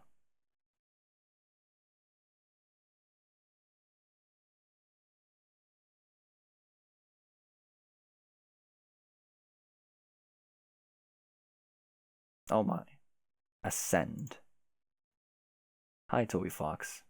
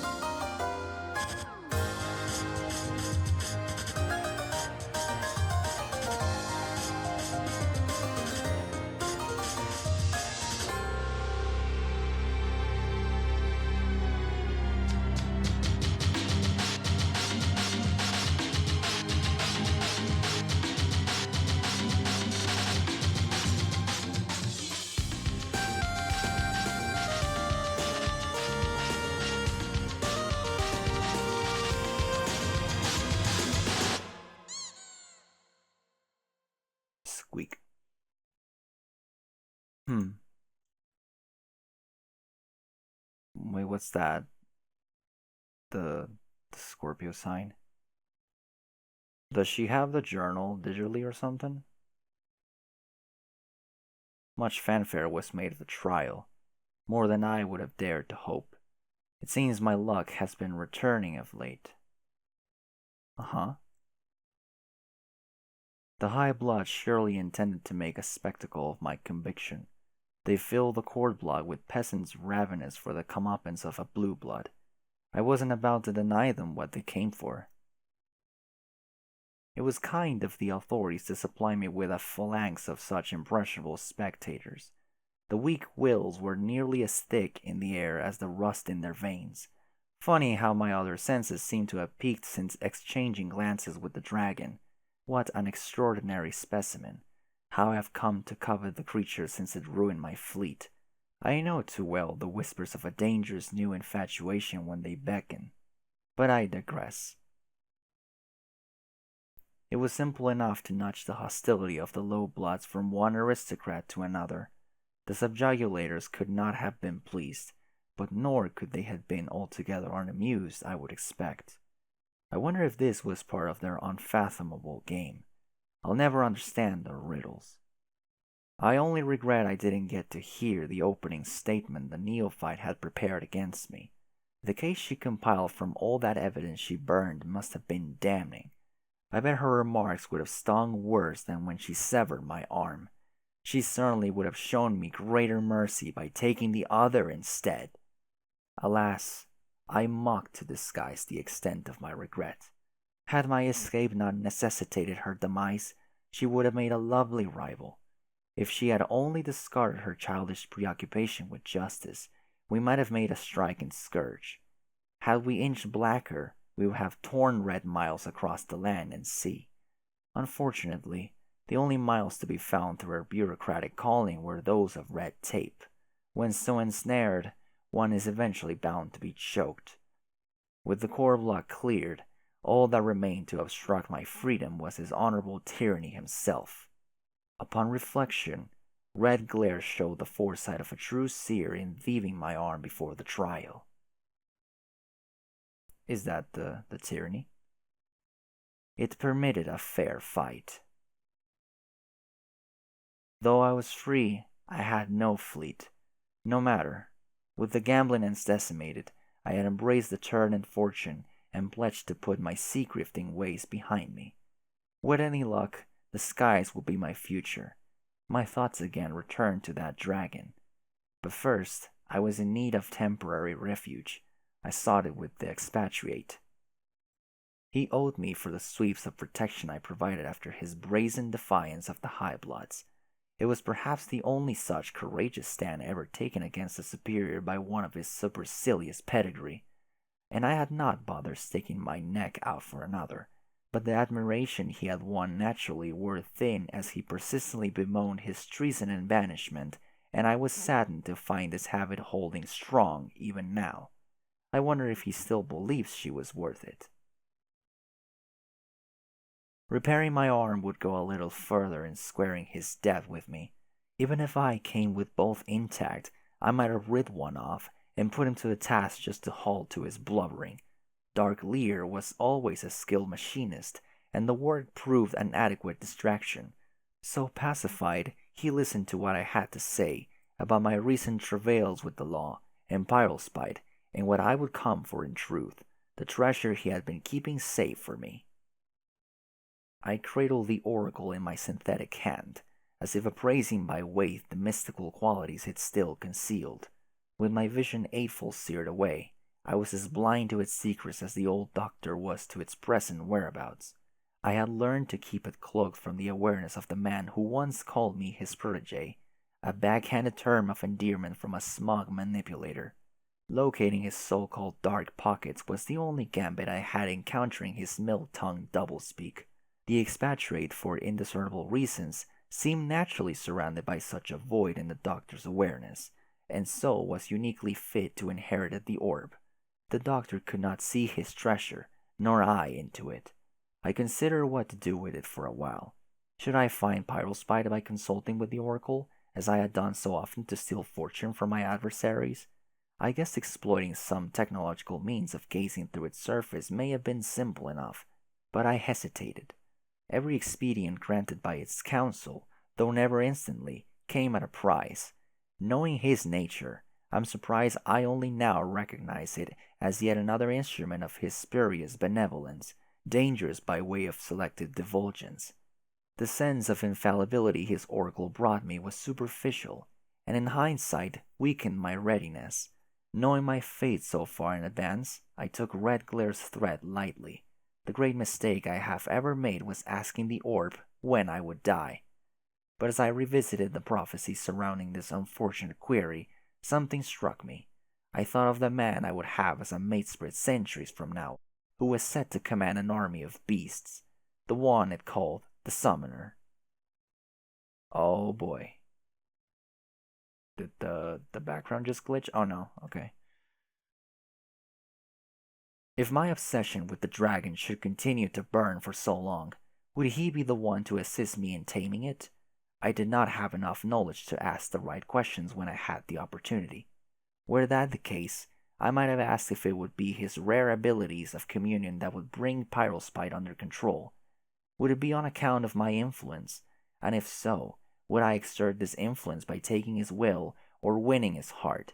These are details I would have given no second thought in drawing from the orb. My curiosity affords usually too much to quell.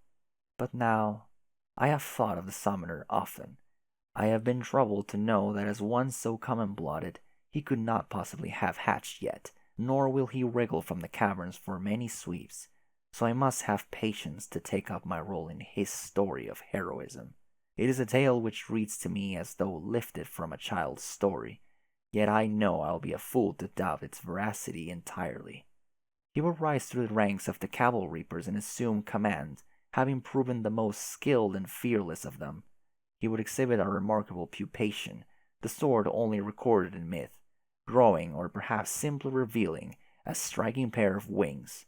His army, thus inspired, would spearhead a major rebellion, surely one at least on the scale of the sectarian revolt crushed by the High Bloods, who thereafter forbade its mention or any invocation of the heretical symbols at all, even in private journals, which is why I will stick to the fable of the Summoner and not risk another execution with even oblique reference to the compelling tale of the Sufferer. Resolution to the Summoner's mutiny is foggy, as I only understand what has been related to me through the brief answers I thought to solicit. Ultimately, the ire of the Condesce would be such that in the settling dust of the conflict she would banish all from the homeworld, except the young. She would scatter all who reached maturity to the stars to fight her wars. I presume to keep them occupied, existing in a less centralized state from which such a coup may arise. This is still an incredible notion for me to consider, and I cannot imagine how she would come to enforce such an upheaval in our civilization. Though I suppose she will have on her side the advantage of an unparalleled lifespan and the leverage extended by the hideous psychic prongs of her deep, undulating monstrosity. That is, until it chooses another little witch to serve. Nevertheless, I take the prediction as truth, and find it amusing that a homeworld dominated by children will be the great Summoner's legacy. One of them, at least. More importantly, and less amusingly, his legacy will be my demise. You see, I first learned his name when I asked who would be the one to kill me. Man, what the hell is going on? I have never spoken or written of him out of contempt for the prophecy, but do so here, in my final entry for this journal. I took this to be a pitiable fate, and scored the orb for any means of escaping it, or at least to salvage a little dignity from the tale of my downfall. Alas, it had no consolation for my vanity. But as I sit here deciding what to do with the damnable little sphere, I understand my error. It was not in failing to chart a course through future events to turn my fortune's tide, even so many sweeps from now. It was in believing the future was mine to know, and fortune mine to control. If this hero is meant to breathe life into my embittered heart, and if he is to earn the right to run it through, then so be it. For him, I will commit to this page my highest expectations, and for what precious uncertainty is left in my future, I renew my vigorous anticipation. The oracle I will resolve to part with. I will conceal it in a crypt bearing the sign of the expatriate, with a map to its location hidden in this journal. To whomever finds it, be wary, for the truth it tells may leave its new keeper blind as I was. Though no more.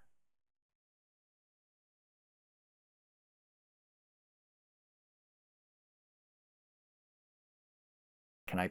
Oh. Oh, Jesus Christ, what's going on? What the fuck? She scratched the fucking disc, I knew it. Alright, whatever. I guess we don't play anymore. Oh! Okay. Okay, dude, this is... I'm seeing this at 2 in the morning. I really don't want to be fucking spooked.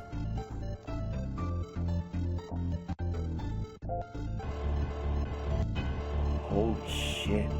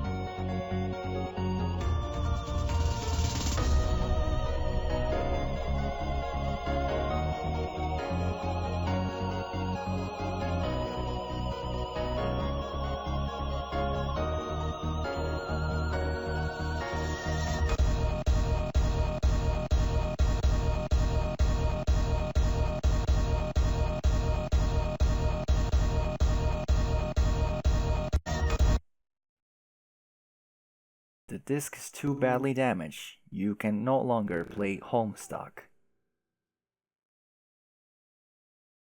Great, thank you, Teresi. Quit. You are forced to quit.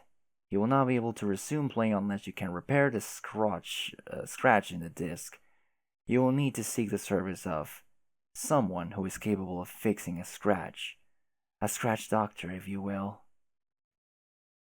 Oh no. You rang. That was a joke. Of course you didn't. I don't have a doorbell, remember? Haha, hee hee, boo hoo. Please come in. Oh my god. Oh, okay. Alright, well, this is a perfect place to call it a fucking night for part 6, I suppose. Yeah. Alright. Jesus. Wow. It feels kind of tiresome to say it again, but like, I don't remember these, like, the whole layout just changing like that. But wow. Okay. I I think we'll stop here for the night. So, how much did we actually read? Hold on. I think it was 31, 34. So, doing some numbers, we apparently read 625 pages from yeah, that page right there, 31, 39 to over here. Oh boy. Okay. Well, that was really fun. That was fucking crazy. Uh yeah. Yeah.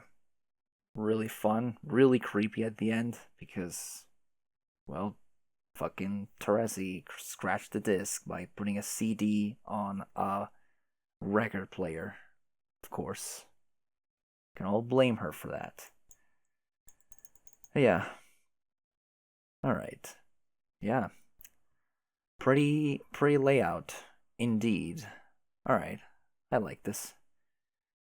That'll be all for this part of Homestuck, and I hope you enjoyed it as much as I did doing each and every funny little voice and doing my really stupid, whatever, I don't know, um, like, oh my god, oh my Jesus, oh my lord, whatever. It is really fun, nonetheless. Anyway, thank you all for watching. This was Diabolical, and I will see you next time, lovely people. Goodbye. So, close this recording over here, and